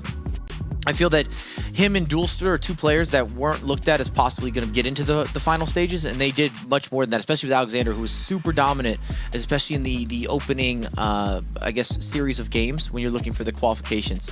But I think this is going to be a great matchup. Nothing has been anything but amazing today in terms of every single game coming down to the last kicks, and this will be no different. I'm just throwing it out there. I'm manifesting. So, yes, close game. That's the final verdict. Well, they didn't meet each other in the qualifiers, so there's nothing to go off with kind of recent games between the two. They were able to dodge one another and both had a exact same record, 9 wins, 3 draws and 2 losses. But as I said, the goals for was far more impressive for Alexander. He's actually ranked 4th with the goals that he was able to score during qualifiers, whereas Joxan just that little bit lower down in 7th. But it's Joxan's goals against, which has been impressive. Here we go, our last quarterfinal of the day to tee us up for tomorrow's semis and grand final. And I'm sure this is going to be a banger, just like the other 3 have been before it. Alexander is going to be kicking us off left to right, and Joxan attacking from right to left. And we're really going to see, I think, a test of attack versus defense here with 2 players who have entirely different play styles. I would argue against that to a certain degree. I feel that Alexander is also very patient. I think both these guys are very structured players in terms of controlling games. An early goal, or maybe early couple goals, I feel would shift the speed of the game. Yeah, I think that if Alexander is able to get that opening goal, then he might just build from that and look for more and continue that goal-scoring form. However, if Joxan were to take the lead, then that's when you start to worry. I think anyone who goes down against Joxan historically in any iteration of FIFA in recent years has always struggled to get back into the game. Joxan really good at just killing that game off and frustrating his opponent, but both sides have put the ball out of touch and not been able to hold on to it, so possession given away back and forth here, and we'll see whether either player can take full advantage of it. But a slow and steady start, but it's Alexander who's looking to try and attack here. Joxan now maybe something with the counter-attack. On the right-hand side, Pasuelo striding forward. Does have a pass option in the middle. Renato Sanchez is there. There was one more, but Duncan intercepts at the right time.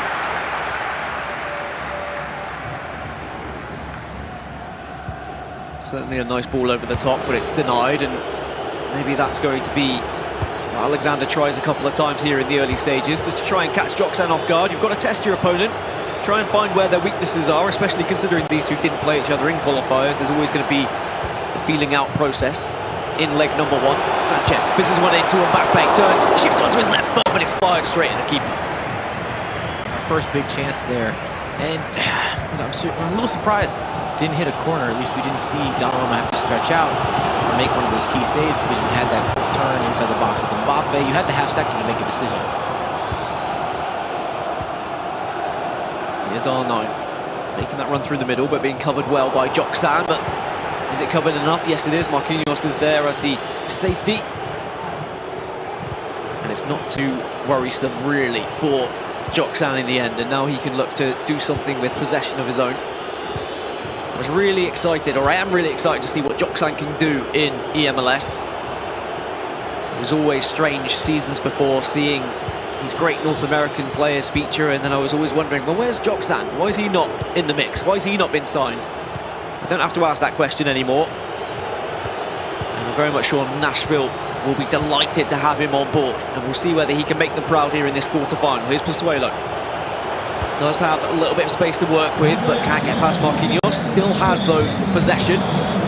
It is Sanchez to Sanchez, and it's denied. That's a dangerous ball. Here's Kylian Mbappe. Can he get past the keeper? No, he can't. And again, it's a chance that goes begging. And Alexander, I thought that was going to be the opener. And it's end-to-end stuff right now, Mike Labelle. Mbappe for Joxan to try and punish on the other side. Oh no, and he is going to punish. From one end, Alexander looked like he had the chance to score, and Joxan rubs salt in the wounds at the other end. Almost identical as well when you look at the two opportunities. Chip through ball, one-on-one to Mbappe, misses the finish. If we're reviewing it, Alexander probably should have had a ball roll. I think he would have converted with the ball roll. As the ball bounces back, chip through ball, Mbappe, same thing, rolls it back with the ball roll into the scoop turn, lays it off, R9 finishes 1-0, Joxan, 28th minute. And it just shows you how FIFA can be so cruel. And this was our worry, or at least this was my worry, with Joxan taking the lead, having the second best defensive record in the league in Series 1 here.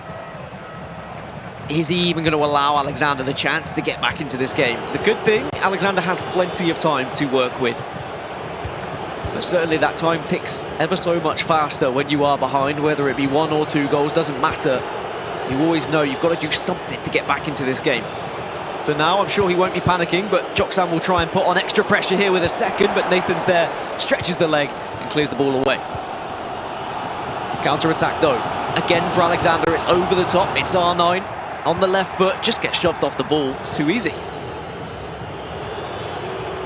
A bit of a unique animation as well. The way that he went down with the tackle. It didn't look like a penalty, but it also was kind of an unusual animation in terms of what we were used to seeing in that type of position with that type of player. So I didn't know if there was going to be potentially a call or something along those lines, but both these guys, it's heavy possession and then looking for these deep outlets for these direct counterattacks. Thus far, we've seen multiple over-the-top through balls. Yeah, Joxan's got to be careful of that, and actually, maybe Alexander's got to be careful of this as Joxan makes it to off the post. R9 doubles Joxan's lead here for Nashville. And Alexander just giving it a little bit too much space in the middle for one of Brazilian's greatest footballers. One of the benefits there of having that 5-star weak foot, he ball rolls away, but then he can still whip it across the body. A lot of strikers, even ones with gifted statistics, can't do that consistently because they don't have that weak foot that just allows you to still have equality across both your feet and be able to convert in those types of opportunities, which you get more expression. Faisal's probably thinking, why on earth did I go with Dan Gaskin at this point? Watching Joxan go 2-0 up at this point. I mean, I was just going against Mike LaBelle, but maybe Alexander can show me why. And there you go. Right back into it. And exactly what the doctor ordered. I think if this had gone on too long and Joxan had remained with a 2-goal lead, he would have slowly but surely picked this game apart. But Alexander displays why he's got such an impressive goal-scoring record here. And just the simplicity again there. Looking for the triangles, quick pass, penetrating pass, and then being able to convert, being able to finish. Game on then. Every game so far today, all the quarterfinals have been end-to-end. It's been full of action, full of drama, full of goals, and it looks like this one is going to be exactly the same, which I'm sure is going to put a smile on everyone's face, except the competitors, who have to go through it as halftime of leg number 1 is up. As we look back at some of the replays, Mike, and you know what, Joxan again just showing us his class right from the get-go. Undeniable, and I'm actually happy that Alexander's pulled back a goal, because the longer a game goes where Joxan's ahead, you're correct, even from a neutral perspective again, that he's going to start to look to kill off games, whereas 2-1 is in distance, the pressure is still on, and it was a great build-up in terms of being able to put together and connect a few key passes, and then you have the finish on the back end, of course, Alexander, and it allows you to shift your energy a little bit where you're risk and reward and what you want to do with pressing and so forth and so on. Well, the power rankings that went out, I think you mentioned this one, that Alexander is 16 places lower than Joxan.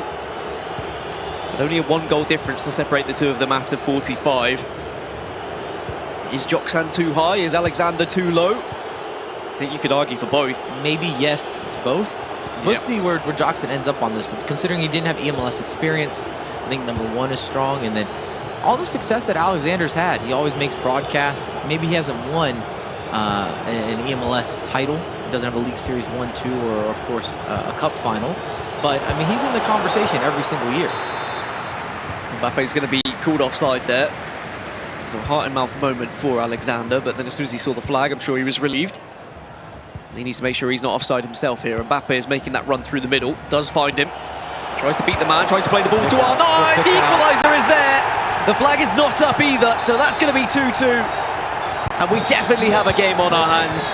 Exactly what we needed to see. And Alexander, no reaction. He knows he's still got a lot of work to do here. Just well done there. You're going to see the double tap pass, which is a frequent at all the intermediate and advanced levels of people that are playing FIFA. It allows you to have a little bit of lob, but at the same time, it's not too high. It's not extremely lofty. It can beat a defensive trap, and it also allows you to hit the volleys, take it down in the air. Gives you some different animation and different options. Well, today we've seen a 5-3, a 5-2, and a 5-4. And it seems like there's a pattern emerging here as Mbappe looks to try and make it 3-2, and he will. And the Elastico was enough to just shimmy away from the defender. And maybe an opportunity that was given by it was a cheap deflection originally, but actually I think what you've done afterwards there and the way he's reacted was fantastic. And that reminds me of FIFA 21 in its fullest form. We see the return of the Elastico, the way that it reshapes and repositions R9 around the defender. It's a position you can't miss. Whether you wanted to go near post, across the body, you name it. And you're right to say, Dan, the opportunity wasn't really created necessarily from Jackson, but he did the most with the mistake that was made from Alexander. Well, maybe Alexander could do something similar here. An opportunity that is presented to him, but not able to get a shot away at goal. The best FIFA players in the world are those who can react to the opportunities that arrive, maybe unexpectedly, and have that ability to make those very quick decisions of how they want to implement the buttons on their controller to try and do what the players need to do on the pitch to get the goals.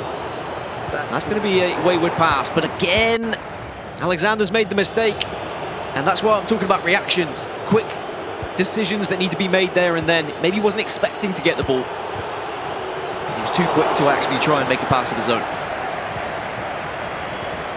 And I would say for both of us, we kind of predicted, or at least I went on record saying I thought this would be more of a controlling game, a lower scoring affair as well, maybe a little bit of a slower matchup, but these guys have been so efficient with the chances that have came to fruition that it's made it where we've got 5 goals in the 67th minute, and it just doesn't seem like it's going to close out like this. I'd say there's at least another goal in this one.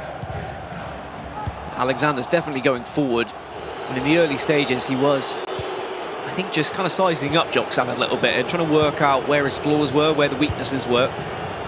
And naturally, with Alexander being ever so slightly more attacking, he's leaving himself exposed to Joxan and offering up the attacks to Joxan, which I think is sometimes good, as Joxan now will be coming forward. Nathan puts it out of play, but if you allow Joxan to have those attacks, maybe he's not going to play as possession-based and as defensively as we've seen in previous tournaments. Joxan, though, from the corner goes all the way back to his defenders, and it's not going to be a goal just yet. Instead, he's going to have to reassess this one. And that was a passive corner kick, but I think it was smart, Dan. What he basically did is had a reset. He wasn't going to allow himself to be countered out of the corner, and now he can work it in with additional possession play. Of course, the clock is working on his behalf, but he's still looking to have that probing, offensive, penetrating pass that he's not trying to not score here. It was more so about protecting himself on the corner kick. Could score with Mbappe, though, but there's Donnarumma. I've said that name so much today because he's been such a big influence between the sticks. He's been a game changer, which what could have been in previous quarterfinals 7 or 8 goals when we only saw 4 or 5. Here's one thing to the back post, and Marquinhos will get up, but Donnarumma again gets a hand to it. Doesn't matter in the end, the flag was up. But once more, proving just why you have to have a good goalkeeper there, and Donnarumma has proved his value time and time again. What a brilliant save. I mean, point blank, all reactions. I know it was offsides, but still, it's got to be said that to cover that much at the goal from a Marquinhos header that couldn't be more than 5 yards out. Last 10 minutes of his first leg. There's Alexander coming forward. Neymar not offside, plays it in, and Mbappe tucks it away. And it's 3-3, and we have an absolute goal fest on our hands. What a way to finish the day here at eMLS. And Alexander will be delighted with that one.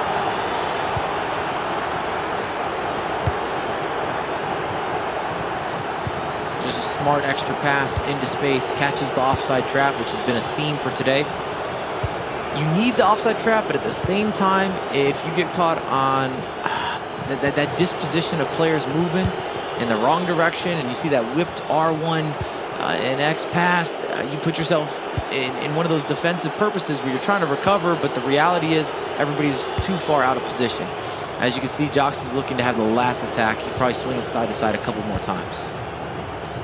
Rocking it like a baby at this point. And hoping to put Alexander to sleep so they can just snatch one in the final moments. Going to leg number 2 with a very minimal advantage, but as it stands, they'll be going in neck and neck. Is Pozuelo, as now Joxan looks to launch his attack and try and make this one count. Lawrence manages to intercept, but Pozuelo gets it back.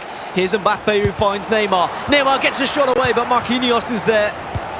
And there might be time for one quick attack for Alexander here. We'll play the over-top through ball. Mbappe gets hold of it, but oh no! Maybe just a missed button pressed or something. I don't know what's happened there, but all in all, it ends at 3-3. I mean, was that just a mispress, Mike? Maybe he didn't think he was going to get through because he was still making up ground. He was chasing, he was running in pace, but this is the margin or a gap, and then of course Mbappe closed in last minute. I don't know. I don't have his controller. It's not on screen for me, but of course you would have preferred to take that down and run with it. Well, Faisal, I mean, we said high possession for Joxan, but a lot of goals for Alexander, and that's exactly what we've seen. 64% possession for Joxan, but it doesn't make him any better in terms of goals scored. I mean, what did you make of that? Because, again, we've had an absolute goal fest. My thought on this, by the way, first, guys. Confused. I'm sorry. Yeah. No, I was going to say, Mike LaBelle, like, you push the same button to shoot as you would to try to body and defend a little bit there. So maybe he thought he wasn't getting possession of the ball and he was trying to make a quick steal before that time went against him. You can see it on his face, guys. Like, that could have been the advantageous goal in that first leg. But fittingly, guys, it wasn't, because why would it be, right? Why wouldn't we go into the final leg of quarterfinal Saturday all square? Because that's exactly what we had in all 3 of our matchups so far. Nothing to separate these two, Mike LaBelle. And thankful for us, we had a lot of goals. And Dan, I heard you on the broadcast. You said, poor Faisal. He went with Dan's prediction of Alexander just to go against it. But our boy did us proud as well. But Mike, let's talk about these goals first. One of the most effective mix-ups in all of FIFA, if you're looking at skill combos, that ball roll into the scoop turn. Quick animation allows you to resurface. You have the layoff. And it's got to be said as well, Alexander's made Joxan very uncomfortable. This is not a Joxan-esque performance, even though he did get up a couple goals. Very simple with the extra passes, beautiful finish. He was efficient, but he wasn't able to see it out. He gave up 3 goals. He conceded, and he was ahead. He was in a very dominant position. And you also have to give a lot of credit to Alexander facing adversity again. He has an answer. 42nd minute. That's massive before you get to halftime. To have some sort of rebuttal, to put some sort of pressure on your opposition, to let him know that you're still focused, you're still dialed, you haven't lost the plot. Again, Mbappe, the fake shot. You lay it off, that double tap, goalkeeper, no reaction. You love that partnership. Mbappe to R9. We talk about it time and time again. 2-2. And then even as Joxan goes ahead, big mistake here. Love this elastico. Look at this. Ooh, get out of my house. You're saying maybe he's going to see it out this time, but not quite. And if I'm Alexander right now, I got to say I'm ready for the second leg. I'm feeling extra motivated. And even for Joxan, maybe you're starting to second guess a little bit. You're saying things aren't going well. I'm not able to stop him from scoring. It's a poor offside trap. Maybe out of character again. And you're never going to miss from there. Well done from Alexander.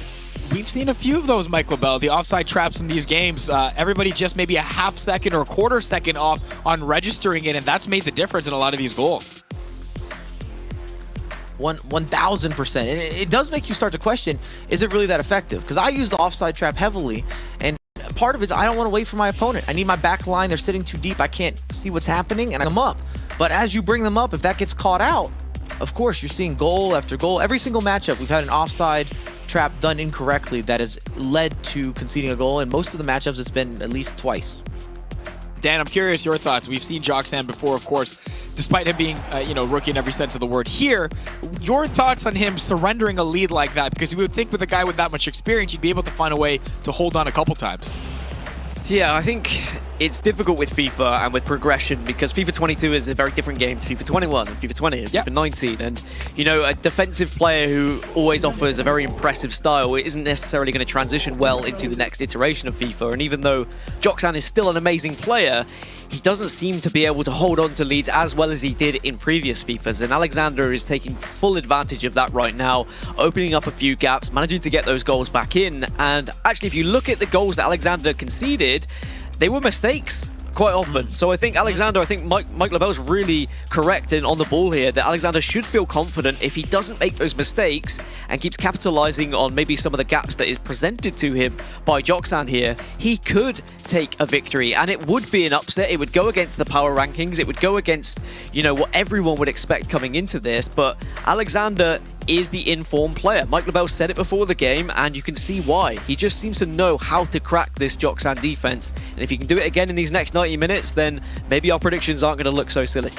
Well, that's what I was going to ask you, Dan. Do you still feel confident about our predictions? Not yours. They're ours. Are very much ours. You still feel confident? I didn't. At 0-2, I was starting to think, okay, yeah, maybe Mike Lavell does know his stuff, you know. I shouldn't have gone against his 0-3 prediction, but no, I'm glad I looked at the stats. I've always been a stats-driven kind of commentator. I love seeing who's where, who's getting the goals, who's conceding the goals, and the stories have played out perfectly related to stats throughout the entire day.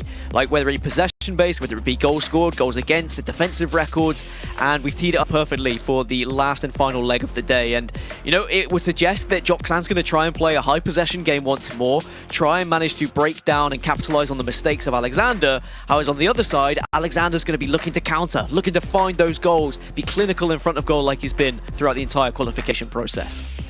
Mike, what does it say to you that in each of our matchups so far, leg one has ended in a draw? Like, everything has been so close, man. I mean, it's the race to 5 goals.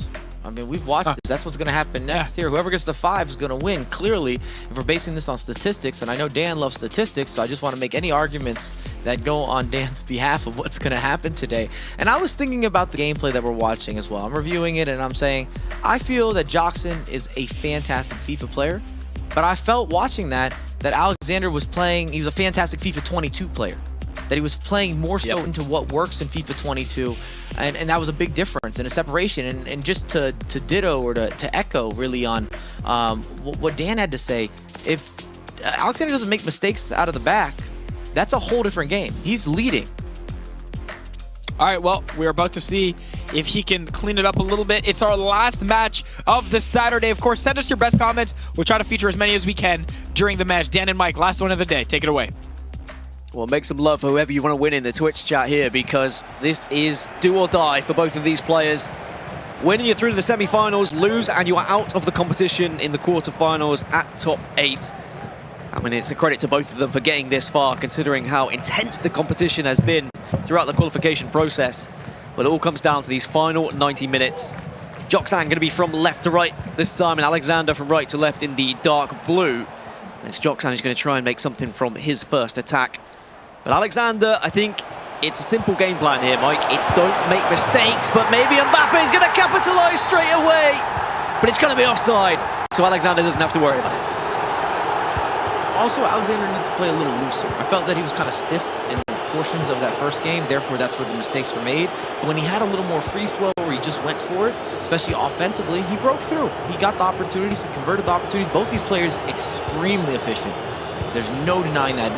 Last game was not full of a bunch of chances, but they converted when they got it. R9 shifted onto his right foot, and it was timed green. Looked like it might have been going in. Ends up as a corner. What will Alexander do from this position? Does twist and turn around Pozuelo on Pozuelo, dinks it to the back post, but the keeper and defenders work in tandem to deny R9. Another counter-attack possibilities there, but Alexander can breathe a sigh of relief there, knowing that Joxan wasn't going to be able to break through. But I mean, you're right. And Mike, this has just been such a pleasure to watch. Both players have looked so efficient with their passing and being able to penetrate those defenses. And it's been a really enjoyable game for the neutral. And when they've tried to possess, that's the key word, tried. It really hasn't worked well. There's been those errors, or their unforced errors, or the extra possession play didn't build into better attacks, and they committed more bodies forward, therefore being open for the counters or the over-the-top through balls. There was always a very clear consequence for that additional possession that they added into the game. Here's Neymar, could strike it, will strike it, and scores. And again, Joxan takes the lead. Something that we've definitely seen time and time again is just Alexander falling behind, and we've never seen Alexander take that lead. And that's always going to be a big concern for me, is that Joxan just seems to have what it takes to grab that goal and get the advantage. And you see a slight hesitation from Joxton. It was done in a smart way. I was looking, was he going to make the pass across because it was open, but it was more so just to make sure the goalkeeper kind of got stuck where he was in no man's land, and then of course was able to bury it on the near post. And that plays a big factor as to having success, as you're seeing the depth right now. Wow. You're actually, yeah, you are seeing it. The depth just went up to 99. So this game might shift dramatically. I don't know if that's going to be the initial change or if he's just setting up something for the future, but that is a very aggressive tactic if you're looking at Alexander's screen. Yeah, he's certainly putting it there ready to use, isn't he? Whether he will use it straight away will remain to be seen. It's still early days in this second leg, but I've always been a fan of, you know, getting aggressive as soon as possible, trying to put your best foot forward and get back into the game when you can, rather than leaving it too late. But Alexander straight away, R9 will shift it past one. Oh, he times it green, but Donnarumma makes Alexander just look to the heavens and wonder how it did not go in. Still has possession though. Denied initially, but second bite of the cherry. Santos into R9, Marquinhos gathers, and now Joxan will look to calm this one down. And that's well done again. The timing, the alignment, getting the splitting pass, the through ball, the wiggles, the moves, the grooves again with R9, the time green finish, and Donnarumma still locked it down. I mean, today it's just been a script over and over. It's been 5 goals and it's been Donnarumma. Death, taxes, and Donnarumma saving green time finishes. It seems to be what's really happening today. Okay, I'm changing my goalkeeper. I always thought Donnarumma was at the highest level of quality for goalkeepers this year, but watching these games, the consistency in the saves that he's making, His Neymar unmatched. Plays it in. R9 might be offside. Is he offside? He wasn't offside. Neymar manages to steal one here for Alexander. It's unexpected, and Neymar runs as close to the camera as possible because Alexander's right back into this game. And I'd love to see that on a replay if somebody's listening to grab that from the back end, but I think because it comes off of the defensive player from a deflection, that it negates potentially the offside positioning, or there must be a player that's super far back. But I think it's negated because of the defensive player basically making that pass in terms of giving it to the attacker. Great extra pass made from Alexander as well. Certainly one of those that could have gone either way, and probably in real football. Here's a replay, then we can take a look at actually what happened. Certainly, I mean, Alexander will be very thankful that he's been able to get away with it, and yeah, that's what you were quite rightly assessing it, Mike, because it came off the defender. R9 is not in an offside position, and then Alexander keeping his cool, assessing the situation, getting that extra pass to Neymar, and we're all squared up 4-4. Now, you said first to 5 will win this game, and you might be right. Is it going to be Joxan, though, who keeps taking the lead, or will we, for the first time, see Alexander finally get a foot ahead? And with all these attacks, we're seeing multiple elements, and that's something that's often overlooked. And even for that pass example, of course there was a mistake, but you had the extra pass, and he still hit that first time with Neymar. If Neymar takes a touch there, we've seen goalkeepers today, they've been spectacular. Maybe that doesn't hit the back of the net. Neymar challenged by Marquinhos, who manages to get 2 interceptions, but it only goes as far as Renato Sanchez. Fizzles one into R9, turns onto his left foot. Donnarumma, time and time again, is able to deny whoever fires the ball at him. From the corner though, still possession for Joxan. Will retreat and will go back and reset here.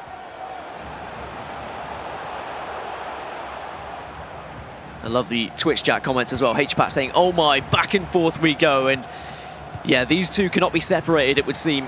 Whenever you think Joxan's going to take that lead and hold on to it, Alexander always seems to have an answer.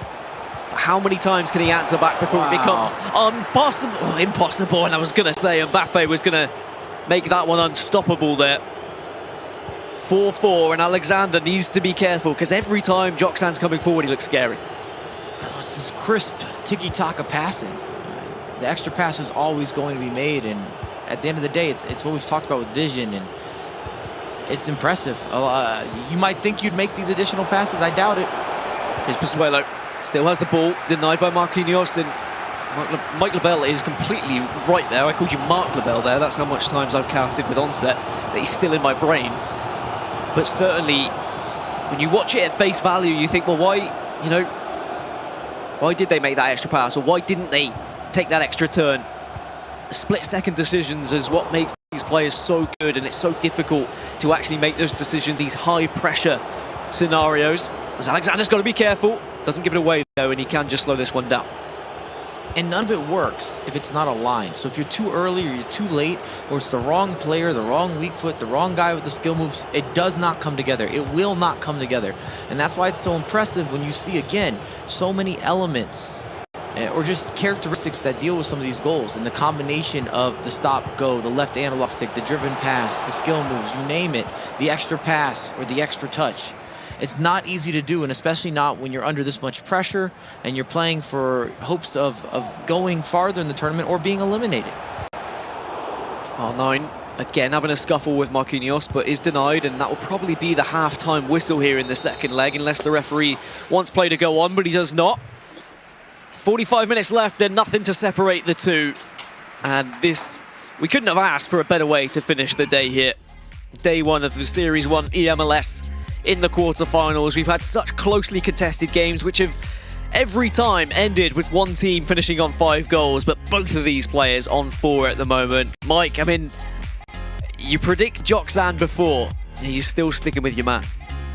I'm not going to switch up now, but at the same time, this can go either way, but that could be for any game today, and it has been. There's such small margins. As you see the 2 goals from the second leg, you're turning. Ronaldo again with that double tap. Neymar, you think he's going to make the pass across. He hesitates, gets the goalkeeper out of position. 5-star weak foot again with Neymar, beats him on the near post. And that 5-star weak foot plays a big factor for having certain trajectory and curve. Neymar here again looking for options. You saw this kind of unlucky with the deflection from Marquinhos. The extra layup, the first time shot back to Neymar, back of the net. We're underway in half number 2 of leg number 2. And our final 45 of today's broadcast before we get into the semi-finals and grand final tomorrow. Who do you think is going to make it in the chat? Dan, I think it's time for penalty kicks. Oh, I mean, we've had a couple of opportunities today where I thought maybe we'd go the distance. We had one extra time and, of course, didn't go to penalties. But certainly with how this game has been going, I wouldn't put it past these 2 competitors. But for now, it's Joxan trying to make something here with David Ginola. Can't get past Renato Sanchez, and now here's the counter opportunity, but oh dear, Neymar's through to try and make it 5, and will make it 5, and Alexander rocks forward in disappointment because he knows that was gift to Joxan. That's been the story, and you've got to feel for Alexander as well. He's going forward, poor giveaway, all of his players are running forward quickly. He might have been on fast build-up as well, and he doesn't have any support once that mistake is made. Well, there's that 5th goal. Is that going to be enough for Joxan? Every single time he's gone up, Alexander has answered, even answered back from 2-0 down in the first leg. Will Joxan be able to show us that impressive possession-based and defensive play style we've seen throughout the years of FIFA? Or is Alexander going to do the unthinkable here and consistently reply against one of the greats in FIFA's history? And I think that's what's so impressive about Joxan, that in recent years he really has put himself down in the history books with his back-to-back-to-back wins in North America. David Ginola managed just to get by one. Marquinhos at least is there to deny. But Alexander has to be careful here, cannot afford any more mistakes, otherwise this game could be over. There's still space for him to work with as well. That's been maybe one of the bigger surprises when you looked at this matchup between Joxan and Alexander. You thought a lot of the space would be crowded out and it'd be a much more defensive game, but there's been plenty of opportunities in terms of being able to find that space and lock it. Oof. As you see the roulette again, a lot of creativity, great save from Donnarumma. From the corner, Santos has a lot of space, manages to find it in, but Donnarumma again, just punching that one wide.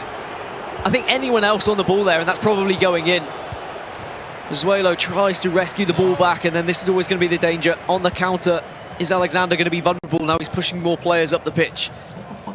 Joxan, though, won't want to be too risky, but as I say, that heavy touch gives possession back to Alexander. And this is to find Neymar.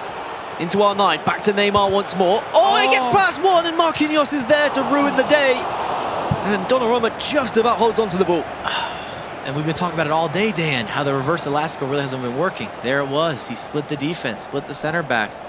And just to talk about even the corner kick, you're right. I think anyone else, even Marquinhos is converting from there. It was the wrong center back, and there was no conviction on the connection. Joxan tries to play it into Mbappe. It's denied, but Pozuelo picks up the pieces. Marquinhos does bring a player down. We've not seen any penalties today. The referees have waved everything on. It's a good pick out. Here's Kylian Mbappe. Does find R9 as well. Will strike it early. I don't think it was going in, and it doesn't matter anyway as the flag is raised. But still Alexander showing enough to demonstrate that Joxan has to be careful.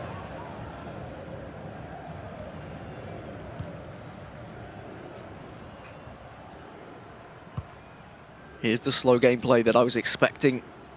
Now that Joxan has got the lead and there's not much time left, but there's Alexander pressuring in the right areas and being rewarded for it. Lawrence into Santos. Now quick fire passes from Alexander. Statistically, did make the most passes out of anyone throughout qualifiers. But those passes have to end up in opportunities, have to end up in chances here to get him back into the game. Otherwise, he'll be falling in the quarterfinals.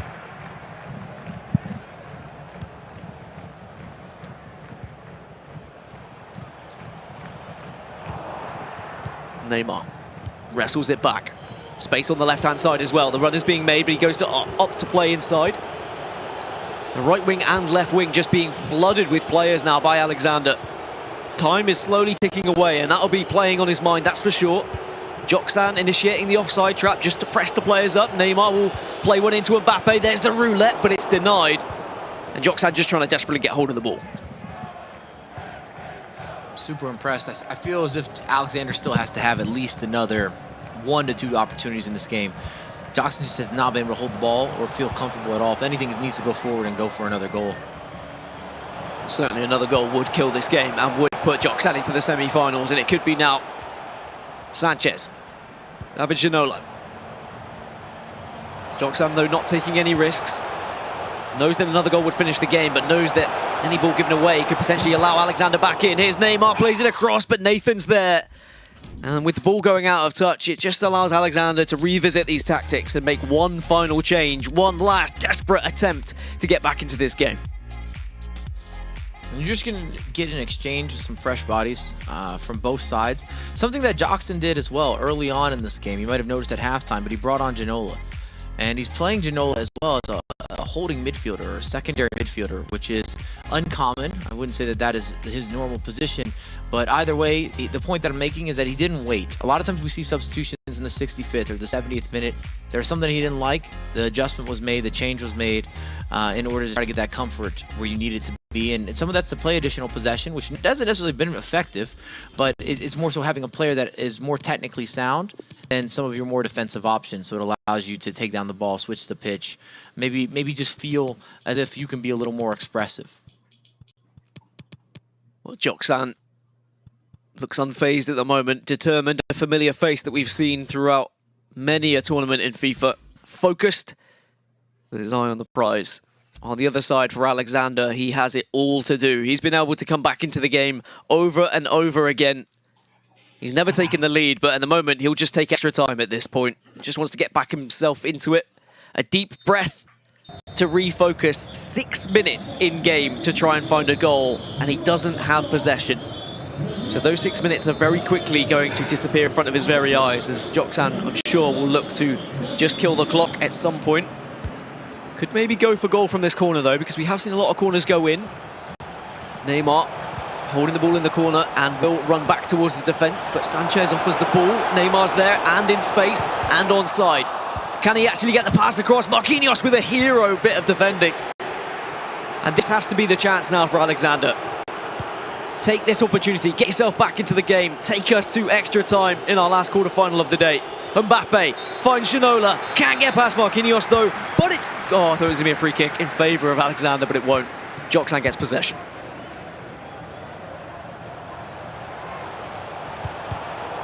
A lot of space through the middle.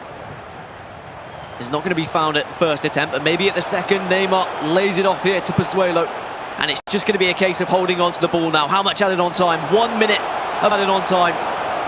Alexander knows he needs to offer something and win that ball back, but with it going through a corner, time may just be up. And Alexander, who kept finding his way back into the game, is surely going to be out of luck here.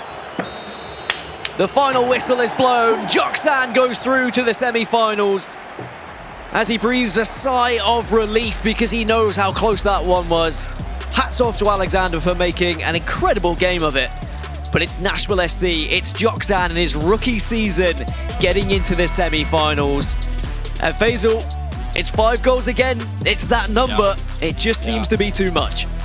It's 5 to survive. That's what we're going with right now. Mike LaBelle called it, right? First to 5, 5 to survive, whatever you want to call it. That has been the magic number on this quarterfinal Saturday. Every game has been so close and so tight, and it just sets up an unbelievable Sunday. Joksan and Goal Machine will go head-to-head in a semi-final. It's going to be crazy, crazy. And on the other side, of course, we've got...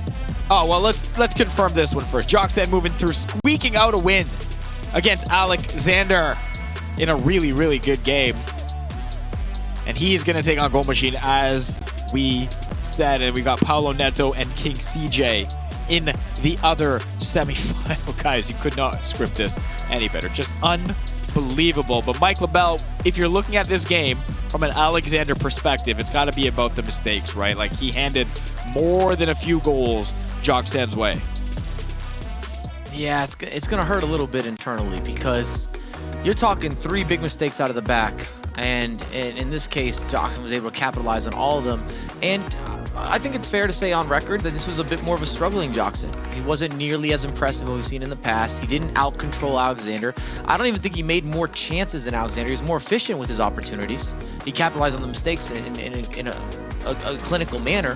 But I don't think anybody's walking away from that game saying that Joksan is so much better than the likes of a Goal Machine, who we face off against tomorrow, or a Palinetto, or a King CJ. And it makes for a really interesting tomorrow because it's hard to predict. I mean, is there tears in your eyes, Mike, because you finally got a prediction right? Is that what I'm seeing? Have you been crying? Are you okay? Someone check on Mike. Is he all right? Yeah, I've been sweating. I'm getting emotional. It's tough. That's how my weekends are. All right, let's take a look at some of the highlights. And first and foremost, it was Joksan. Look at the nice pass of Neymar. And I thought of maybe sweating it across, but instead, just a shot in the far corner to give him the advantage. That was early in this game, 15th. Now this one, bit of a controversy. We've seen these called for offsides before, Dan, where yes, it deflected off the Nashville player, but no offside called on this occasion to Alexander's advantage.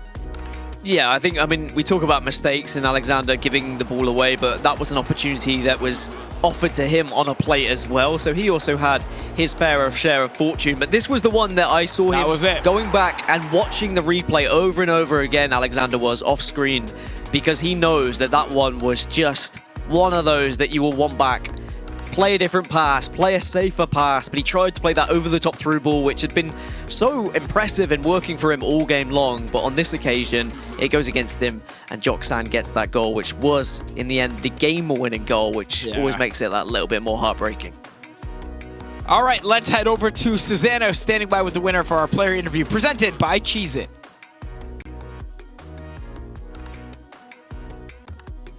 Thank you so much, Faisal. All right, Joksan, welcome to eMLS, and congrats, you're headed to the semi-finals. And what a match that was. You make Mike LaBelle emotional. He's over there sweating. Just a game where you guys were trading goals back and forth. But for you, what were your biggest takeaways from this one? Well, one of the main things that I had to adjust was that Alec plays with the narrow formation, and it's really hard to play against it. You either have to match it or it's gonna be bad. So I matched it, and I ended up winning. But when I was winning 2-0, he switched formations, and that's when I struggled the most. So I had to switch my formation again, and I made it work. Yeah, the adjustments definitely worked out. This is your first season in eMLS, and we have been talking all day about just the quality, the level of play this season in 2022. What are your initial impressions of the quality of the players that we have in this league right now? honestly, like everyone is a great player. You know, when I was playing the regular season, I had a lot of trouble against like a lot of players. They're all good, and I'm very happy to be part of the eMLS and with Nashville. Well, we are stoked to have you as well. Semifinals tomorrow coming up, a big one against Goal Machine. What are your thoughts on this matchup? I think Goal Machine's a really great player, and you know, I'm really excited to play him. And yeah, I mean, we'll see what happens tomorrow. We definitely will. Jackson, thanks so much. We'll see you tomorrow. All right, thank you.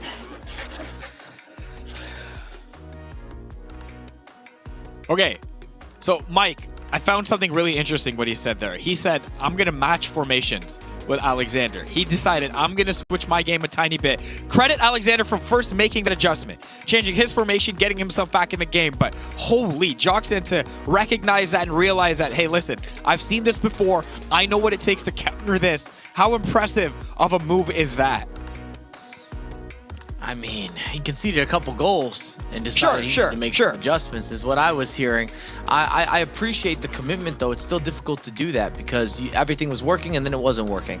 And the approach play to match someone's formation is something that's always been common in the competitive community, but it can still be very risky, especially if you're really gifted in the formation that you're in, because you're basically mirroring matchups and saying, I think I'm a better player than you, so I'm going to put my players in the exact same position that your players are in, and then we're going to see what happens. And that was the result. Honestly, some really great insight and a really good look into the tactical decisions that some of these pros make on a very, very quick limb there. So a good wrap on a very, very good day of action. In fact, great day of action. There were so many great moments from today alone. Let's take a look at some of the sights and sounds from day one by going inside the headset presented by JLab. Are you stirred? Yeah, but I bet your hot sauce is not as hot.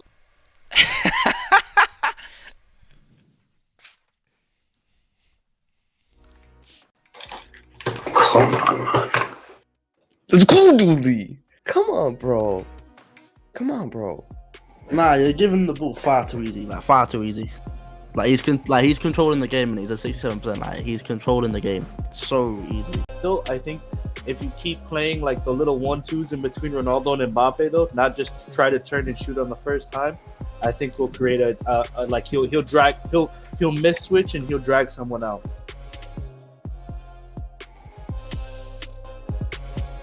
Suzanne, I gotta say the highlight is your picture of Mike LaBelle. That is unbelievable. It's still unbelievable. Throw it up one more time. I mean, Please. I know we have some stellar graphics on this broadcast today, but I mean, really, how do we top this? It is just class animation right there. Needs a little bit of scruff under the chin, for sure.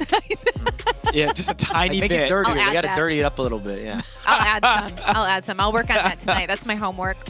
I love it. Look, what a fun day. We've had some great goals today, too. Let's look at 4 of our favorite ones. And you can vote now in the Twitch chat for your pick. You can type 1, 2, 3, or 4 when you see your favorite goals. And, of course, the expertise of Mike LaBelle are needed here to help break some of these down. It starts with Goal Machine.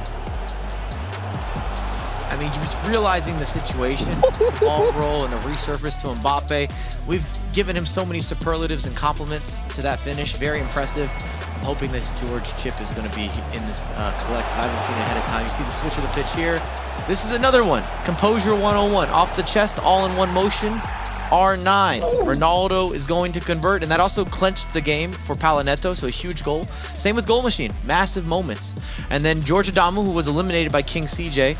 I'm assuming that we're going to see this chip life because it was pretty special. Bounces back, but what do you do with it? Lay it off, goalkeeper comes out. There's only one way to make that finish. I don't know if it gets cheekier than that. And then the final game, or the final matchup, I should say, we've got Jackson, who just did enough to beat Alexander. And he was really good with finishing his opportunities and taking those chances. And that's going to be a reoccurring theme anytime that we're talking about people going on and scoring goals and so forth and so on. I love the Elastico. It brings me back maybe more to the FIFA 21 days. Wasn't the best build-up. It was one of those mistakes from Alexander, but it's still a matter of what do you do when that happens. All right, you guys can vote, of course. Final 1, 2, 3, or 4 on Twitch. What do you guys think? Hey, Dan, Which one was your favorite? This one to me was the standout, given the moment, given the magnitude, and given the composure. Shocker. Yeah. I think there's some bias going on here. It's happening again, but I think I agree with you. What are you mainly talking about? because it's the build-up to both Georgia Damu's and Joxan's goal. Because they came off a error, it slightly takes away from how good the goal was. Even though the finishes were great, it's like the build-up wasn't quite there, whereas Goal Machines had a little bit of everything, right? It was good play, nice possession, and then the finish was clinical, and it was just the quick wit to decide to make that extra pass. A lot of Canadian influence in the chat right there. Goal Machine leading the way right now at 39%, 40%, just creeping on higher. Susanna, did you have a favorite amongst the group? Oh, I loved George's goal because it surprised me. Anything that is that cheeky, and I know how hard that is to pull off. So, yeah, I bowed down. I loved that goal. I loved that goal so much. Mike, stand out to you, sir? Situation, I think. Yeah, but I think there's circumstances that come into this, right? Like, I think George has the best finish, no doubt about it. But George also is going home. He's not playing anymore. That didn't matter in that game in the grand scheme. So I think just based on the pressure, it's like the 112th minute in the Goal Machine goal, and none of us saw it coming. Everybody had weird reactions on their faces. All the freeze frames are from that goal. So I think that has to be the clear winner, is what it is. You guys can't see this, but when the games are going on, we have all four of us in another screen here, and all of our faces on all of those goals were just like, ooh. Because how did this get here, by the way? Sorry, I didn't see. And because they were just all so sick. And so we have another day of that tomorrow, and as the chat agrees with me, it's a fitting way to remind you we'll be back tomorrow for the conclusion of League Series 1, 3 p.m. Eastern here on Twitch and Twitter. We're going to play through the semifinals and the final. Hey, who's going to take home the first trophy of the season? Guys, you want to get any predictions in today? Dan, any thoughts based on what we've seen? God. Who could be the standout player right now? All we do is predictions, Susanna. You know that. I like to make my predictions interesting. I usually just go against Mike LaBelle now, so the fact you've asked me first just ruins my day. But, you know, Goal Machine was very impressive, but Joxan equally, the grit and determination I just saw in that last game. It's difficult to try and predict this one, but I think if I was going to throw something out there, I think I'll still go with Joxan purely off of history and what he's been able to achieve in other tournaments and the experience that he offers. But I think it's all for the taking. I think any four members of these teams could be there, could do the job tomorrow. True. Don't it's miss so it. true, It's going to be a great day. Susanna, any thoughts? I predict that I will get most matches wrong. No, I mean, yeah, that makes sense. Yeah, that's good. That's good. But to Dan's point, literally any one of these guys, I wouldn't be surprised if they won. I mean, look at Paolo Neto today. Like, we all picked Lamps in that game, and then he came out and put on a dominating performance. So I'm expecting, my prediction is that we're going to be surprised at some point. Of course. Does that make sense? And then I'll save my actual predictions for tomorrow, because I don't want to set myself up for failure already. Fair enough. Mike. Thank you. I don't feel like sitting in the middle of the fence or riding the banister today, so let's just keep it simple. It was a 5-3, 5-4, 5-4, 5-4. That's what I'm trying to say. I got a banister. Look behind me. Look, I got like outdoor lights inside. That's how we do things. Do you ride it? Never mind. Right. Don't answer that. Don't answer that one. I got the desk over it. We lifted it. I was pretty impressed with that. The ladder downstairs. This is off topic. Tune in for tomorrow. You don't know what's going to happen. Yeah. Nobody has a 4-0 prediction. Nobody has a good prediction record today. Throw those on screen. No one's doing well. I know I'm not doing well. I know. I'm aware. But none of them are doing well. Nobody's doing well because we can't figure out who's going to win, because all the games go to extra time or the 90th minute. It all comes down to the second leg. The competition is too close. You don't want to miss the action. Be here tomorrow. Mike, bring whatever drinks, snacks, whatever you need. They're back to back. Okay, the energy is high. I'm throwing stuff. Let's go. All right. Cool down. Mike LaBelle. I don't have any predictions per se. That's it. I'll just stop right now. That's it. All right. That is going to do it for eMLS League Series 1, Day 1. Presented by Coca-Cola. We got to thank all of you, of course, for kicking in the chat, and thank you for watching. For Susanna Collins, Dan Gaskin, Mike LaBelle, I am Faisal Camisa. We will see you tomorrow. Peace.